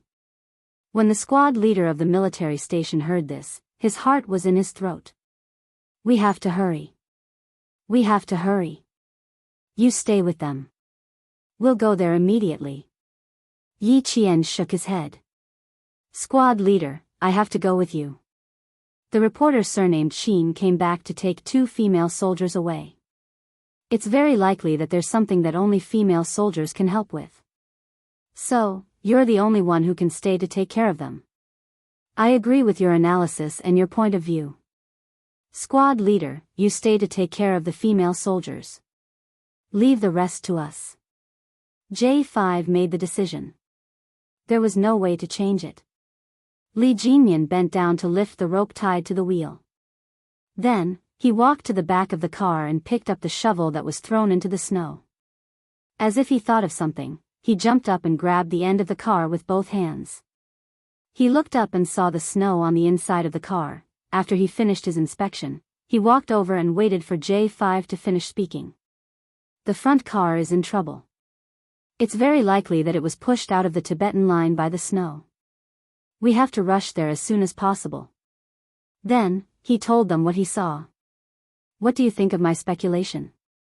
Without Xia Jinyuan in the team, Li Jinyan was actually the team leader here. However, J5 had experience in highland travel. He knew that he wasn't good enough, so he kept silent. Keeping silent didn't mean that he didn't care about anything. As a commander, he would take control of the overall situation at the appropriate time. He wouldn't really become invisible. His words caused everyone's expression to change. No one thought that his analysis was just a conjecture or a guess, but it was very likely to be so. The 5 performing arts soldiers still needed to shovel the snow. This time, Li Jinyan, the class leader, the 3rd-rank soldier driving the car, and a soldier from the military station all stayed behind. They were the main force shoveling the snow to increase the weight of the car. Be careful. Before Yi Qian left, Li Jinyan bowed slightly and reminded him softly, listen to J5's arrangements, okay? Yes, you too. Yi Qian nodded gently. She knew why he had reminded her so. Because, there were still 2 leaders of the rescue team in front of the car. If something happened, it would be a little troublesome.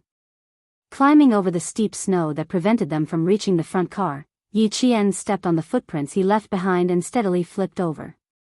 A bright beam of light appeared on top of the accumulated snow without any warning, and Xianxia immediately caught it. His expression that was as heavy as water suddenly relaxed, and his line of sight looked towards the dangerous pile of snow. Then, the beam of light moved along with the figure. Then, another beam of light shone over and illuminated the figure in the first beam of light. Chapter 1793. Many years later, Xianxia could still remember that scene very clearly. Decades had passed, but every time he closed his eyes and recalled that day, that night, and that second, it seemed like it had happened yesterday. No matter how many years had passed, that figure stepping on the light still appeared so vividly in his mind. She walked out of the light and let him see her full of vitality. In the pitch-black surroundings, the huge rugged and ferocious mountain range, the slender figure with the light was like an ancient sword that broke out of the ground and rushed straight to the 9 heavens. With a snow-white light, it instantly split the darkness that surrounded them, allowing everyone to see the hope of survival. It was a slender figure, and at first glance, it was obvious that it belonged to a woman. She walked at the front of all the rescue soldiers. Her figure was strong and agile, like a fox gathering the spiritual energy of heaven and earth, and she charmingly entered everyone's eyes. They're here, they're here. Reporter Qin, our brothers are here. The veteran said to Xianxia, then waved his arms vigorously and shouted loudly, Hey, brothers, here, all of you come here. We're here. He turned on the searchlight that he was reluctant to use so that the army that came to rescue them would know where they were. Two female soldiers who were about to climb into the carriage to check the situation inside saw several figures stepping on the light, and in that second, their eyes were filled with tears. Yi Qian flashed the searchlight 3 times in a row at them, indicating that they had already seen them. Although they were stepping on the existing footprints, every step they took was especially careful. They were afraid that if the snow under their feet loosened, it would cause the whole area of snow to collapse again, and they would all slide into the depths of the cliff. The veteran said to Xianxia, "Reporter Qin, you go and help them. I'll shovel the snow here so that it'll be easier to rest later." He was used to the highland climate, so he still had to pay attention to Reporter Qin in the news department. He couldn't let his body take it. Xianxia motioned for the 2 female soldiers who were about to climb into the carriage to stand aside temporarily. Then he said to the driver who was sitting in the driver's seat and maintaining the weight of the carriage, "The rescue team is here, I'll go and help them first." The driver who was awake and in good condition nodded calmly and said, "Don't worry, we can still hold on for the time being." Although the carriage was suspended in the air, it did not tilt downwards. As long as the people in the carriage sat properly, there would not be any danger for the time being. Seeing the rescuers coming, Xianxia, who was relieved, quickly walked to the bottom of the snow slope and said to the figure who was about to go down, "Slow down. The snow below is a little loose. It's safer to step on the original footprints." Yi Qian raised her eyebrows slightly when she heard the familiar voice. She was quite familiar with this voice and even knew who it belonged to. Reporter Qin from the news department? When did Xianxia become a reporter? Wasn't he the youngest diplomat in the Ministry of Foreign Affairs? Ran to the northwest of the border and became a reporter? As a soldier, Yi Qian was keenly aware that Xianxia had used the identity of a reporter to hide his true identity. It must have been to make things easier for him. It took Yi Qian 10 minutes to climb over the slope formed by snow. She stepped out and jumped down lightly. At the same time, she firmly grabbed Xianxia's arm with one hand. When her feet touched the ground, she finally stopped feeling as if she was stepping on clouds. Even her heart calmed down a lot. "Thank you for your hard work." Xianxia used his other hand to grab Yi Qian's arm. This was a female soldier who was brave enough to join the rescue operation. "It's a little slippery under the ice. Be careful." Chapter 1794. He didn't immediately recognize Yi Qian. It wasn't until Yi Qian said, "Thank you. I'm sorry we're late." Xianxia couldn't hide the astonishment on his face. He could tell that the figure coming out of the light was a female soldier. Standing in the middle of the huge craggy mountain, she gave him a unique and cold and arrogant visual impression. All of a sudden, the image fiercely crashed into his heart, making his mind tremble. They had never met before, but his heart trembled. This was something he had never experienced before. Then, her voice suddenly came. It was so familiar. It was so familiar that he knew who she was even before she finished speaking. Walking out of the light, splitting the darkness apart. It was so sudden that it knocked on his heart. "Yi Qian?" he said in a low voice. His elegant voice had a touch of imperceptible gentleness. "Why are you here?" So it was her. She was the girl he had first met in the southern province that year. Later, she was the one who had led him to his uncle's office with a poor sense of direction. Later on, she had accompanied the leader to Pakistan for a visit. Because of the staff's mistake, they had only prepared one set of uniform for her. When he found out, he had wanted to put in a few good words for the staff. At that time, he had told her, "Preparing an extra set is a responsibility for your work." The smart girl had immediately understood and stopped talking. Now that he had met her again when he needed help the most, even if his heart trembled, he accepted it calmly. Xianxia was an outstanding man who would not make things difficult for himself. Since he was young, there had never been anything that would make things difficult for him. Seeing her smiling at him, there was only tenacity between her eyebrows. There was no trace of timidness on her delicate face. The smile on his elegant and beautiful face deepened. The feeling of knocking on the door of his heart was so wonderful that he really couldn't bear to reject it. Especially Yi Qian, a girl he had an affinity with. The veteran who had shoveled snow all the way here walked over. He didn't hear Xianxia's low voice. He walked over and smiled brightly at Yi Qian. Thank you for your hard work, brother. You came quickly. There weren't any delays on the way, right? I thought you'd arrive tomorrow at the earliest. Who knew that you'd arrive in less than 10 hours? Thank you for your hard work. 3rd grade sergeant, 17 years in the army, hidden soldiers. I'm reporter Qin from the news department. Suppressing his surprise, Xianxia immediately introduced him to Yi Qian. At the same time, he told Yi Qian about his current identity so that Yi Qian, who knew his true identity, wouldn't reveal it. They were pressed for time. Once everyone was gathered, they would have to start the rescue operation immediately. Therefore, they had to speak quickly. When Yi Qian heard this, he lightly nodded in understanding. Earlier, she had guessed that Xianxia might be hiding his true identity to make it easier for him to do things. Now, she was even more certain. He was afraid that she would accidentally let it slip, so he took the initiative to introduce himself as a reporter. Seeing this, Xianxia couldn't help but smile. She was a very smart girl who could always make people smile involuntarily. This was an open-minded Tibetan soldier, and also a genuine Tibetan. His Mandarin was a little stiff, and there was also a mixture of different dialects, which made people feel happy listening to him. Looking at this Tibetan soldier who wasn't affected by the avalanche and was instead grateful, Yi Qian, who was in awe, saluted him. You're the ones who have worked hard. I'm very sorry that we're late. Even the regiment commander in the army would call a 3rd grade sergeant old squad leader.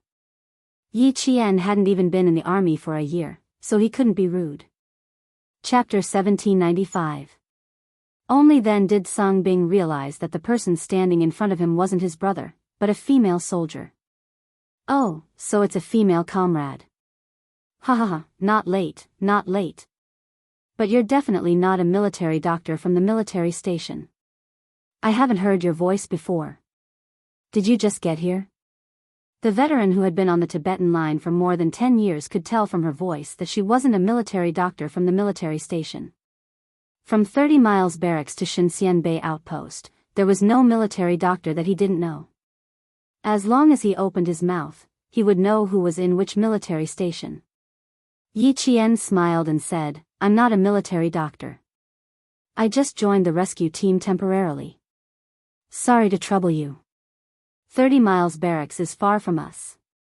There aren't many people in the military station. You just happened to meet us, so I can only ask for your help. Song Bing was good at talking. Although his Mandarin wasn't very good, it didn't affect their communication at all. After a few words, J5 and the others got out of the car one by one. Under the light of the lights, Song Bing could tell that these brothers weren't from any military station. He didn't need to ask for confirmation. He could tell just by looking at their skin color. The situation in the car is temporarily unknown. It's been 7 hours since the accident happened. So far, we haven't heard any movement in the car. The driver sitting in the car said in a low voice. His dark purple face was full of worry. After so long, there was still no movement. He was really worried that the people in the car had been thrown out. Xianxia stood beside Yi Qian the whole time and said softly, There's been no movement for 7 hours. I'm starting to suspect that they've all been thrown out of the car. But it's also possible that the veterans in the car ordered them to stay put for the time being and wait until dawn. There were also 10 people in the car in front. 30 Miles Barracks had arranged for an experienced driver and 2 veterans who often went on the Tibetan line. If they weren't thrown out of the car, then they were temporarily comforted by the veterans, or they were still unconscious. Fainting for 7 hours wasn't very likely. Lu Yuan and Wei Jieyue immediately relaxed. Previously, reporter Qin had asked them to hold the edge of the car so that the whole car could be moved to the inside of the car to observe the situation. They had nodded because they had no choice but to do so in a situation where there was no rescue. Now, there were several rescue personnel, including a female soldier, so they didn't need to climb into the car to observe the situation. We need to confirm if the rear panel of the carriage is loose or damaged before we drag the entire carriage up. In the plan to hide the soldiers, there was still a need for them to climb into the carriages for inspection. The two female soldiers who had just heaved a sigh of relief were now on tenterhooks again. It couldn't be them again, right? His gaze fell on the female soldier who came with the male soldier. If someone really had to go up, they would probably let this female soldier go. Yi Qian could not ignore the fearful gazes that swept past him from time to time. Both J5 and Xianxia thought they should send people to check the carriage first. Before that, Xianxia planned to let the two female soldiers take the risk. Yi Qian guessed why the two female soldiers were so scared. When the two of them carefully looked over again, Yi Qian looked up and gave them a reassuring smile, telling them not to think too much and to leave the rescue to them. Looking at their pale faces and frozen limbs, it was already pretty good that they could still maintain a bit of calmness to save themselves after suffering such a great shock. Chapter 1796. Lu Yuan didn't expect to be caught looking at them. She hurriedly revealed an embarrassed smile. When Yi Qian stopped looking at her, she whispered to Wei Jiayue, who was also embarrassed, "Why do I feel like that female soldier seems to know that we are afraid of climbing into the carriage? Why else would she smile at us? She must have found out, so she smiled at us and told us to relax." Wei Jiayue lowered her head as she spoke. She was extremely cold, so she tightened her thick winter clothing. She deliberately avoided Yi Qian's gaze and turned her body slightly. "Don't be too embarrassing. We have to agree to whatever they want us to do later. Trust me, with them around, they definitely won't let us do dangerous work." They were all female soldiers, so they couldn't be too embarrassing. No one paid attention to what they were whispering to each other. They gathered together to quickly discuss the best rescue plan. While shoveling the snow, rescue them at the same time. When the ice on the road has been removed, if there are still people trapped in the carriage, start the tow truck. In less than 2 minutes, the best rescue plan was finalized.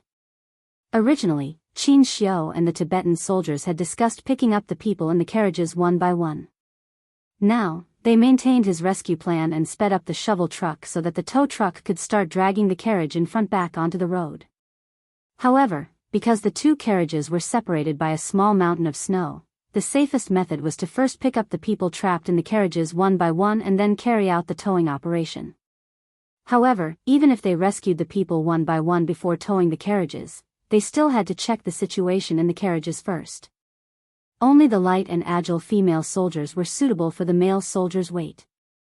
There was no need for the two artistic women to take the risk. J5 directly said to Yi Qian, "You are light. Fasten the rope around your waist. We will pull you. Climb over the roof of the carriage and enter the carriage to check the situation." Just as Wei Jiayue said, the rescue team had already arrived. How could they let the two female soldiers who had been trapped for 7 hours under -20 to -30 degrees Celsius enter the carriage? After fastening the rope around his waist and putting on a sturdy rescue rope, Yi Qian gave an "okay" sign to his comrades. Without any fear, he placed his hands on the top of the carriage and climbed up easily. The driver in the car said, "If the car shakes, I will tell you immediately. Don't hesitate, get out of the car immediately." So far, there was no movement in the cabin. The glass in the cabin was frozen. Otherwise, he could have used the searchlight to observe the situation in the cabin. There was no need for the female soldiers to take the risk. "Don't worry, we're here." Long Hawk and Sparrow Hawk stepped on the bumper in front of the car to maintain the stability of the car and prevent it from tilting due to excessive weight. Even if he had many comrades, he still needed to have the courage to go and check out the situation in a carriage that was suspended in the air as if it would fall into a bottomless abyss in the next second. Lu Yuan thought that she was famous for her boldness in the regiment. However, when she saw the female soldier, whose eyebrows and eyes were exceptionally exquisite, climb up, she immediately raised her hand to cover her eyes, not daring to look directly at her. Although Wei Jiayue didn't cover her eyes, she couldn't help but squint her eyes. She didn't dare to look directly at him. In less than a minute, she had climbed up to the roof of the carriage. She turned her head and said to the male soldier behind her, "Everything is normal.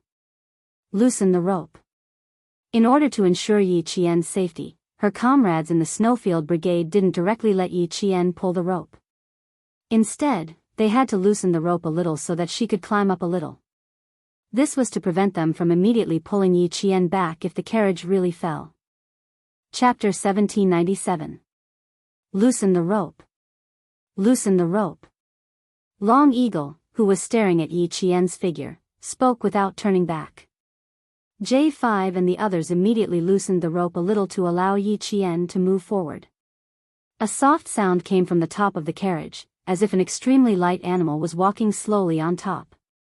The carriage, which had been very stable all this time, trembled slightly, startling the people lying in the carriage.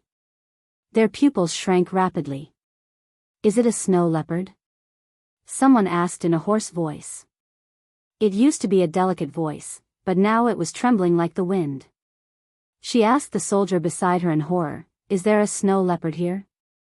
Mazadaban was a huge natural wildlife park. The common large animals were wild yaks, Tibetan antelopes, wolves, snow leopards, and so on. Only wolves and leopards would appear at night, and when wolves appeared, they would usually be able to hear wolf howls. Now that the surroundings were extremely quiet and there were no wolf howls, they guessed that it might be a snow leopard. "It's possible. Don't move, continue to lie down. I'll knock on the glass again to see if the driver has woken up." The person sitting in the innermost part was the rescue team leader. They were all experienced in entering and exiting Tibet, so when they woke up and found the carriage hanging on the cliff, they would immediately remind them to maintain their original posture and not move to avoid affecting the balance of the carriage. The rescue team leader, who was in the innermost part, carefully raised his hand, picked up the dagger that he always carried, and gently knocked on the thick ice glass again. He did not dare to use too much force. Previously, when he used a little force, he could feel the carriage falling backward, which scared everyone in the carriage and made them break out in a cold sweat. It was difficult for the driver to hear the sound of the dagger knocking on the thick ice. Moreover, he was leaning against the steering wheel, so it was even more impossible for him to hear anything. The rescue team leader knocked a few times, and suddenly the carriage shook violently, startling a few sleeping soldiers awake. "Don't move. Don't move." The Tibetan soldier reminded the two male soldiers from the Arts and Crafts Regiment who were awakened. He felt the female soldier beside him was so nervous that she was trembling all over. He could not help but comfort her in a low voice, "It's okay, it's okay. We've endured for 7 hours. It'll be fine if we endure until dawn. The people at the military station must have cleared the road. We'll be out of danger tomorrow. Ma Min, don't move. Stay by Brother Gonga's side." A female soldier who was trapped close to the rear of the carriage said in a low voice. Her hands were tightly gripping the iron legs of the carriage. The hair on her forehead was frozen because of her sweat. In the entire carriage, she was the closest to the rear of the carriage. Fortunately, the entire carriage was flung out horizontally. She hit the other side of the carriage and slammed back into the carriage. Only then did she avoid being flung out of the carriage. "Jai, don't say anything. Hold on tight." Ma Min's voice was hoarse from crying as she reminded her comrades. She, who was also lying in the cold carriage, felt so cold that there was no warmth in her heart. When she spoke, her tone was particularly stiff. "There's movement above. It might be the snow leopard." "Snow leopard?" Du Jai was shocked. Her pupils suddenly contracted, and her teeth couldn't help but chatter. "Not necessarily. It could also be the person who saved us. Leader, please don't knock on the glass first. Listen for any sounds. How are our instructors doing? Do you feel better?" "I'm fine. Jai, don't talk too much. Ma Min is right. You're in the most danger now." One of the rescue team's instructors spoke in a low voice.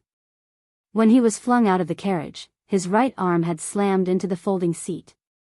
Even now, it was still very painful. It was very likely that his arm was fractured. Chapter 1798. The wind in the cliff whistled. Yi Jian, who was crawling on all fours, didn't hear the voices in the carriage. She moved bit by bit. Everyone could only see her figure from the searchlights on both sides.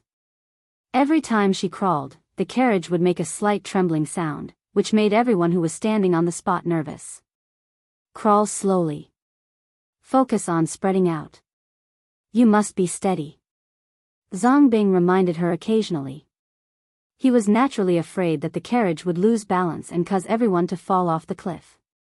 Yi Qian nodded gently. She took a deep breath and inched towards the edge of the carriage. The carriage's wheels made a creaking sound. Even though the sound was very soft, it was exceptionally clear to the ears. Hearing such a sound made one's heart skip a few beats. I don't dare to look. Lu Yuan raised her hand and said in a trembling voice. She turned her back to the carriage and covered her ears, afraid that she would hear something bad. Wei Jiayue stood for a while longer. She watched as the female soldier, who was much stronger than them, approached the edge of the carriage. She pursed her lips and silently turned around. She's already moved to the edge. Half of her head is out of the carriage. As she spoke softly, she heard Lu Yuan take a deep breath. She was shocked by the female soldier's courage. It was the first time they had seen a female soldier who wasn't afraid of sacrificing herself. The sky was dotted with cold stars. The north wind whistled along the way. It blew from the mountains that had stood tall for countless years. It was as if thousands of soldiers and horses were passing through. It made the hearts of the people who were walking tremble. The members of the Snowfield Brigade were used to marching on a snowy night in the highlands. Every year, they would have marching training. They would set off at dawn and walk until dawn the next day. They would only take a short break before setting off again. This time, the patrol plane even sent them to the Kuta military station. When the station found out that they were on a rescue mission, they were so happy that they immediately sent a truck. After waiting for 3 hours, they jumped onto the truck. They didn't need a car to guide them. Xia Jinyuan drove them directly to Mazadaban. Only our Q King would dare to drive at this speed, and only we would dare to sit in it. Han Zheng, whose body was so bumpy that he looked like he was sitting on a spring, shook his head as he spoke. He maintained an inexplicable smile as he communicated with his comrades. G3 glanced at him a few times. Every time he wanted to ask him why he was smiling so smugly, he would patiently endure it when he saw Z7's look of waiting for him to ask. The strange smile on Z7's face started when Q King found out about the name list of the members of the Arts and Crafts Department. In that case, the reason for his infuriating smile was because of this name list. Could it be that there was a female soldier he liked in the Arts and Crafts Regiment? Was that why he was laughing the whole way? This was a possibility. As such, G3 simply stopped asking. He was the only one in the entire car who had confirmed their relationship and was planning to get married next year. The rest were all single. Q King did not choose anyone who was married or had a partner. Originally, he would not have chosen anyone. It was only because his driving skills were not bad that he was chosen. Not only was Han Zheng trying to hold back his laughter, he was even humming a song. The more he looked, the more he felt like he was meeting his beloved girl. G3 nudged V8's shoulder and lifted his chin in Han Zheng's direction. He whispered, "I'm afraid there's someone he knows in the Arts and Crafts Department." The smile on his face never stopped. Chapter 1799. He's someone who has girlfriends everywhere. He's already dated more than 10 girls, so it's not strange that he knows someone in the art troupe. V8 did not really want to discuss such a sad topic. Other people dated more than 10 girls, but he broke up with them in less than half a year. So far, he was still single. The difference in the number of girls he dated was too great, so he did not want to continue talking about it. Han Zheng was secretly happy to be alone. From time to time, he would knock on the glass and mouth to T6, who was sitting in the front passenger seat. Tell Q King not to be too anxious. Qing Miao might have already arrived by now. She might even have rescued the people from the art troupe. Tell him to calm down, don't be anxious. T6 conveyed his words to Xia Jinyuan, who had a serious expression and was focused on driving. Z7 is right. Q King, you're driving a little too fast. The ice will get worse at night. It might not be safe even if the wheels are equipped with ice teeth. He had to drive faster because there was a rather troublesome woman in the art troupe. The handsome and serious Xia Jinyuan secretly gritted his teeth. Du Jie. This woman was born with a glib tongue. She had the ability to turn white into black and black into white. One sentence from her had many hidden meanings. If someone offended her, this woman would smile sweetly and say that it was fine and she would not be calculative. But in the next moment, she would quietly make things difficult for that person until he or she would never be able to turn over a new leaf. She was capable and ambitious. She was a person who would seek revenge. However, he really did not dare to compliment her true nature. Now that something had happened and she had to wait for 6 to 7 hours, even if the rescue personnel risked their lives to rush over, based on her personality, she would definitely report it to the higher-ups after the incident.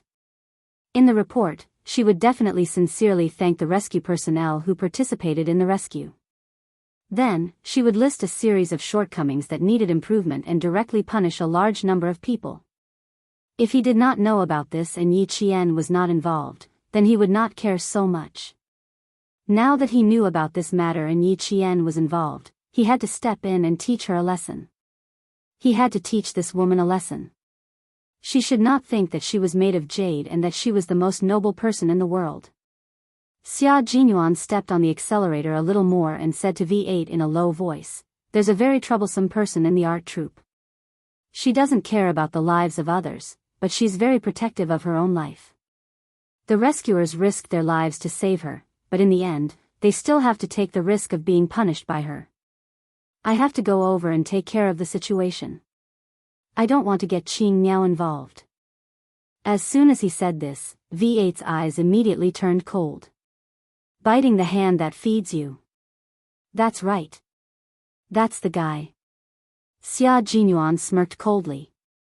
This guy just happened to have the surname Du. The Du family and family Xia had never been on good terms, but they had a close relationship with the former Mrs. Xia who abandoned her husband and children in pursuit of love. Yi Qian did not expect to rescue a snake beauty. She climbed into the car and turned on the lights. When she lowered her head and looked into the car, the lights on the windbreaker hatch shone into the car first. Then, she heard countless voices coming from the car. The clearest sound was a woman's delicate voice coming from below her head. "Everyone is here. Our instructor's arm is fractured. Please think of a way to save our instructor first." This was the first time Yi Qian and Du Jie met. Before they even met, Yi Qian could already tell that Du Jie was a difficult person to get along with.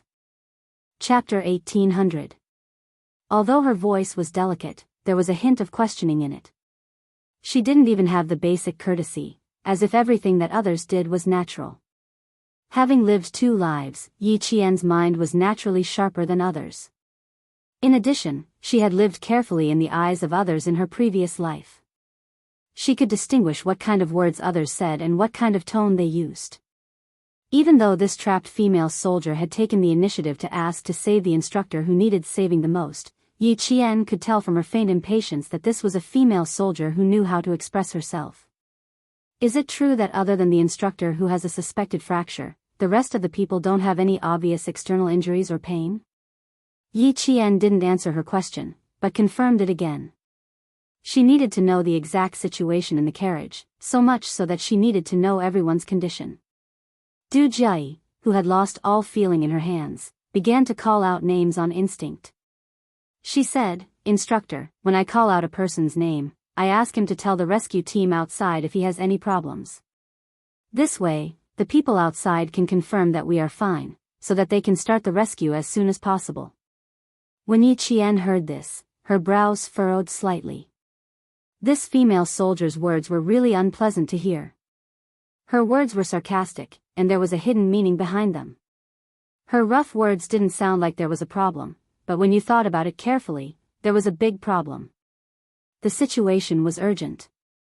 The carriage was suspended in the air, there was no telling if there would be more avalanches, and the instructor was injured. Everyone desperately wanted to be rescued, but the rescue team didn't do it immediately. They had to call out names to confirm everyone's condition. What kind of rescue was this?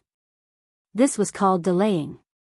When she said this, everyone in the carriage, including the Tibetan soldiers, became serious. They already had some complaints about Yi Qian. If Yi Qian was really an ordinary female soldier, they might have to thank her for her thoughtfulness. As soon as she finished speaking, Yi Qian, whose eyes were cold, said loudly, "There's no need to go through so much trouble. I just need to know if anyone is in obvious pain, external injuries, or bleeding, so that we can cooperate to rescue the injured first." This explanation made everyone in the carriage feel better. Naturally, they had to cooperate. "I'm sorry, I misunderstood." Other than our instructor who was seriously injured, the rest of them didn't feel any severe pain or bleed. It was just that when the carriage was thrown out, everyone was knocked out for a few hours. "I'm Du Jiai, a female soldier from the Arts and Crafts Regiment. Thank you for your hard work." Du Jiai immediately apologized, and very cooperatively summarized the situation in the carriage in one sentence. The art troops instructor said, "That's right. Other than me, the rest are only lightly injured. I am Gao Hong, the instructor of the Arts and Crafts Regiment. Be careful and don't rush." The female soldier outside was right. They had to cooperate with each other. In the face of Du Jiai's apology, Yi Qian curled his lips, his eyes cold. J5 and the others knew that other than the instructor who was injured, the rest of the people in the carriage were fine. They all let out a sigh of relief. The next step was to get the people trapped in the carriage out one by one. The front wheel was blocked by rocks. Next, a sturdy climbing rope was tied to the wheel. The other end of the rope was tied to a construction shovel taken out from the toolbox. Next, the shovel was placed horizontally behind two huge rocks that had been blown out by the snow to create a resistance force. All the preparations were in progress. 5 minutes later, the instructor was slowly pulled out from the trembling carriage. Chapter 1801. The carriage was shaking so much that it made creaking noises. The entire carriage was shaking up and down. Yi Qian had been lying on the roof of the carriage the whole time. She pulled the rope tightly with both hands and slid the wheels so that the instructor could slowly pull her up to the roof of the carriage. "I'll slowly back up. You can slowly crawl forward like me." At this moment, the usually calm Yi Qian was slowly being pulled up by the rope as the instructor held on to the edge of the carriage with both hands. There were beads of sweat on her forehead. As she spoke to the instructor, she slowly moved backwards with her arms outstretched. The instructor's arm was fractured, so her movements were inevitably restricted. Fortunately, there were comrades from the Snowfield Brigade pulling the rope from the front of the carriage. The instructor only needed to maintain her posture like Yi Qian. There was a layer of ice on the carriage. As Yi Qian moved forward and backward, she smoothed the surface of the ice a little. The slippery ice reduced the resistance and sped up the instructor's progress. "Steady, steady. Just a little bit more. Just a little bit more." Yi Qian retreated to the junction between the carriage and the front of the carriage. She pulled her arms back and tightened the rope around the instructor. After working together with her comrades for about 15 minutes, they finally succeeded in rescuing the first trapped person. As long as they successfully rescued the first person, it meant that this method worked. The creaking noises stopped when the instructor got out of the carriage. The shaking of the carriage also returned to normal. The J5 quickly laid on the ice to check if the front wheels showed any signs of slipping. After looking carefully, she stood up and said happily to Yi Qian, "The wheels are not slipping. We can enter the second rescue round." What they feared the most was that the wheels would slide off the cliff during the rescue. Even if they used a rock to hold them back, they still couldn't be at ease. Now that they had rescued the injured and the wheels were still in their original state, it was undoubtedly good news. Yi Qian, who was lying on the ground, let out a sigh of relief. She didn't stand up, but she gave the J5 an "okay" sign, indicating that they could enter the second rescue round. "Good job. The old Tibetan soldier who was supporting the instructor gave Yi Qian a thumbs up and praised loudly, "You are a female soldier that we admire. You are amazing. Very, very good." Xianxia, who was standing on top of a pile of snow, looked at the slender figure who had successfully rescued Instructor Gao from the Arts and Crafts Regiment. A faint smile appeared on his elegant and handsome face. Every time he saw her full of sunshine and fearless. She was very brave, but she always knew how to act according to her capabilities. A girl who knew how to act according to her capabilities would know how to move forward. He wouldn't go overboard either, just like how a glass of water wouldn't be filled to the brim. He had to grasp the scale just right. When the water was full, the moon would overflow, and when the moon was full, it would be a loss. This girl, who should be in her first year of university, seemed to understand this principle quite well. Therefore, she and Du Jiayi went back and forth, knowing when to stop. From the capital to the northwest of the border, Du Jiayi's way of dealing with things had surprised him. Madame Qin had said that she was a good wife for her husband and children, and had urged him to take good care of her and try to make some progress. He took Madame Qin's words to heart. For people like them, they didn't marry the person they loved, but a wife who would be helpful to the whole family. Along the way, her calm and collected demeanor had made those dissatisfied soldiers suffer losses again and again. It was as if they had to suffer in silence, unable to voice out their bitterness. She had only used a few taels to achieve 1,000 caddies, and the leaders of the rescue construction approved of her. They had criticized the few female soldiers who didn't get along with Du Jiayi several times. Chapter 1802. From this, he could see Du Jiayi's methods. Just like what Mrs. Qin said, the second daughter of the Du family was indeed suitable to be a wife. But in the end, such a capable person met Yi Qian and was suppressed with just a few words. This was the first time he heard her take the initiative to apologize and admit her mistake in front of the leader. From this, it could be seen that not only was Yi Qian meticulous, but he was also very strict. He could immediately tell that Du Jiayi's words, which seemed to be helping her, were actually secretly trying to trip her up. When she heard Du Jiayi's apology, she didn't say anything like, "It's okay." Instead, she just smiled and remained silent. This was to tell Du Jiayi that she didn't want to make a fuss about it, so please behave yourself. Using silence to reply was far more effective in intimidating Du Jiayi than speaking. It couldn't be denied that this was a girl with a pure heart and knew how to protect herself. Du Jiayi wanted to take the opportunity to step on her and gain a good impression in front of the leader, but this move was useless. Pull it tight. Pull it up, pull it up. The J5's voice came from the front. They were now starting to rescue the second trapped art troop soldier. Men were heavy to begin with, so when the art troop soldier's hands grabbed onto the carriage, he could see the entire carriage sink. The J5 was so shocked that he repeatedly ordered the male soldier to pull the rope harder. Xianxia, whose heart sank along with the carriage, locked his gaze on Yi Qian even more tightly. His thin lips, which had always held a gentle smile, were pursed into a straight line, exuding a coldness comparable to frost. His gaze was locked on Yi Qian, but he didn't realize that the danger he was facing was no less than Yi Qian. The pile of snow that Xianxia was standing on was the pile of snow that everyone was trembling with fear when they walked past it. He was in charge of the front carriage. Once the carriage in front started to slide, he would immediately tell the carriage behind to retreat and pull the front carriage tightly. Standing here was equivalent to standing on the edge of a cliff. His toes were less than 10 centimeters away from the edge. You will be safe. Seeing that she had successfully rescued the male soldier, Xianxia, who had a faint smile in his eyes, calmly retracted his gaze. He chuckled softly and said, "A smart girl who knows when to advance and retreat will always have better luck than others." Finally, the rumbling sound of the car starting could be heard from the quiet back of the car. The temperature was so low that the hidden soldiers in the car had to start the car several times before it started. Listening to the sound of the motor in the wind, it inexplicably gave people a sense of security. The back of the car had already shoveled nearly half of the snow. Li Jinyan glanced at the tall figure standing at the top of the pile of snow and sped up his shoveling speed, throwing the snow into the car shovel by shovel. After 40 minutes of shoveling snow, he and a few soldiers from the military station had already shoveled out a path more than 3 meters long for the rear cars.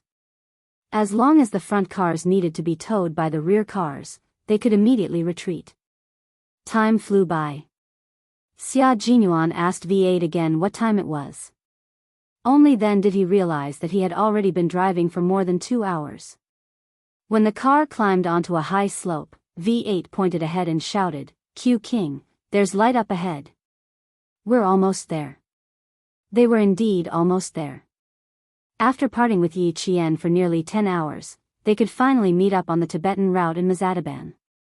Similarly, Xianxia also saw the sound of a car's high beam flashing by on the high slope in the distance. The military station had sent reinforcements. The rescue operation was almost at the end. Once the last trapped soldier was rescued, the rescue operation would end. At this point, reinforcements wouldn't be of much use. Most of them were shoveling away the snow from the broken Tibetan route and restoring the route to normal. Chapter 1803. In a situation where communication was inconvenient, the military station only knew that 20 people had lost contact and did not know the rescue results. They continuously sent reinforcements to increase the number of reinforcements to ensure safety. The communication base station and satellite base station in the northwest of the border had entered the final phase of construction. By June, the various military stations would be able to maintain communication through the satellite base station even if there was a snowstorm. Once the truck driving along the Tibetan line had an accident, it could also immediately contact the various military stations through the satellite phone in the truck to request for help. The lives of the soldiers at the northwest border of our country had always been perfect. Even the barracks had been modified several times so that the soldiers who came back from patrolling and sentry duty would not suffer from the cold. Everything would be fine. As our country's national strength improved and our military strength strengthened, everything here would be fine. Xianxia flashed his headlights 3 times in a row at the truck driving from afar. If the soldier sitting in the passenger seat saw it, he would quickly respond by flashing his headlights 3 times in a row as well. There's someone standing on top of the truck. His position happens to be on the ring road of the Tibetan line, so it's impossible for there to be high ground. The initial judgment is that the high ground is a pile of snow caused by an avalanche. V8 quickly analyzed the situation. At the same time, the truck's headlights flashed 3 times. Xia Jinyuan did not say a word. He only nodded slightly to indicate his response. His lover was not far ahead. As for him, no matter how anxious he was, he could not speed up. They were now going downhill. No matter how fast he drove, he was afraid that the truck would drive straight down the cliff. The soldier on the truck saw him. Xianxia, who was about to look away, suddenly heard a miserable scream coming from the truck. His fingers trembled in shock as he quickly turned his head to look. The truck was sinking. Drive, drive. The moment J5, whose expression changed drastically, opened his mouth, Xianxia, who had been paying attention to the situation, had already gestured to the truck behind. The Tibetan soldier, who had been watching Xianxia closely, saw this and shouted at the driver, "Drive, drive." The truck soldier, who was tense and ready, changed gears to the brake. The entire process was completed in 3 seconds. The truck's wheels rolled over the gravel road, and with a loud boom, the truck drove several meters away. Yi Qian gripped the truck's pole tightly and shouted at the last 2 female soldiers, "Hold on tight. Don't panic." The car shook. The driver in front held the steering wheel tightly, stepped on the accelerator, and drove the car that was falling down the cliff to the side of the road. Ice had been added to the wheels. With a few loud clangs, the sharp ice cubes fell out of the gaps between the wheels. The members of the Snowfield Brigade glared at Yi Qian angrily and shouted, "Hold on tight. If anything goes wrong, let go immediately." Zhang Bing yelled at the driver, "Get ready to jump out of the car at any time, do you understand?" The door of the driver's seat was half open. Once it was necessary to abandon the car, the driver could immediately jump out of the car. Lu Yuan and Wei Jieyue were frightened and immediately hugged each other. They also wanted to scream, but they didn't dare to. The female soldiers who were still in the carriage didn't scream in fright, so they shouldn't cause trouble. The preparation work was done very well, and they cooperated very well with each other. The half-tilted carriages were adjusted again as the front of the carriages were pulled up. At the same time, the carriages that were originally suspended in the air were pulled up by about 30 centimeters. Due to the fact that the rear car was not being towed vertically, there was no way to drag the entire car up. If they continued to drag it, the front car would be forcefully twisted to the side of the cliff, which would make it easier for the entire car to fall off the cliff. Chapter 1804. In the end, there was such a thrilling scene. The Special Forces members of the Shuiyu team were so shocked that they broke out in cold sweat. If Yi Qian had confessed right here, they wouldn't care what the consequences were. They would never forgive themselves for the rest of their lives. Xianxia looked at the upright carriage. His heart was beating wildly, and he couldn't help but close his eyes and cover his chest. When he opened his eyes again, he looked down at his feet. The two ropes that could be seen had sunk deep into the snow after being dragged by the rear carriage. It wasn't safe for him to stay here. He needed to go down. The Tibetan soldier below looked up and shouted at Xianxia, who was standing high up, "Reporter Qin, come down quickly. It's not safe for you. Come down quickly." When the ropes sunk into the snow, it was equivalent to cutting the accumulated snow in half. If the upper layer of snow fell down, the entire layer of snow would fall down with it. Xianxia, who was standing on top, would fall down the cliff with the falling snow. Xianxia responded and carefully stepped on the snow as he slowly descended. He had only taken a few steps when the place where he had been standing was covered by a large piece of snow. Then, at least 3 square meters of snow fell directly to the cliff. Xianxia, who heard the sound behind him, pursed his lips. He didn't look back and quickened his pace to rush down. The Tibetan soldier saw the snow above him peeling off layer by layer and sinking down. The snow piled up to the mountain was falling down in large chunks. Even though he was a veteran who had been on the Tibetan line for 17 years, he was scared out of his wits. Fortunately, Reporter Qin wasn't a coward. He knew the situation behind him wasn't right, so he didn't look back and just rushed down. Xianxia, who was rushing down, was in a sorry state. When the snow under his feet loosened, he threw himself forward. He started with a more ferocious posture like a hungry tiger pouncing on its prey. Then, he ended with prostrating himself on the ground, and fell down hard. Although his posture wasn't very elegant, Xianxia didn't care too much when he saw the small avalanche on the originally tightly piled up snow. His life was more important. When the people in the rear saw that the accumulated snow had caused another avalanche, the female soldiers were so scared that their faces turned ashen, while the male soldiers were slightly calmer. "Reporter Qin, are you all right?" Fu Hui was so scared that her knees went weak. She stuttered as she spoke. Li Jinyan looked at the collapsed pile of snow. The original cold Jun Yen became colder and colder. The people standing on it should have some skills. Otherwise, how dare they stand in the most dangerous place? She had to have the confidence to stand up there. As for whether something would happen, he said to the 5 female soldiers who were as frightened as birds, "There's a 50-50 chance that something would happen or nothing would happen." When the female soldiers heard this, tears came out of their eyes. Li Jinyan glanced at him and then walked away. She had to see for herself to know whether or not something was wrong. What was the use of crying? Xianxia didn't know that he had caused the 5 female soldiers to cry for no reason. He pulled the rope tightly together with the male soldiers of the Snowfield Brigade. He had to pull it tighter. He couldn't let the girls on the carriage be in any danger. It was easy to save the female soldiers from the Arts and Crafts Regiment because they knew how to balance themselves. Yi Qian pulled the rope tightly and helped the last female soldier out of the carriage. Like before, he reminded her, "Relax your body. Look up.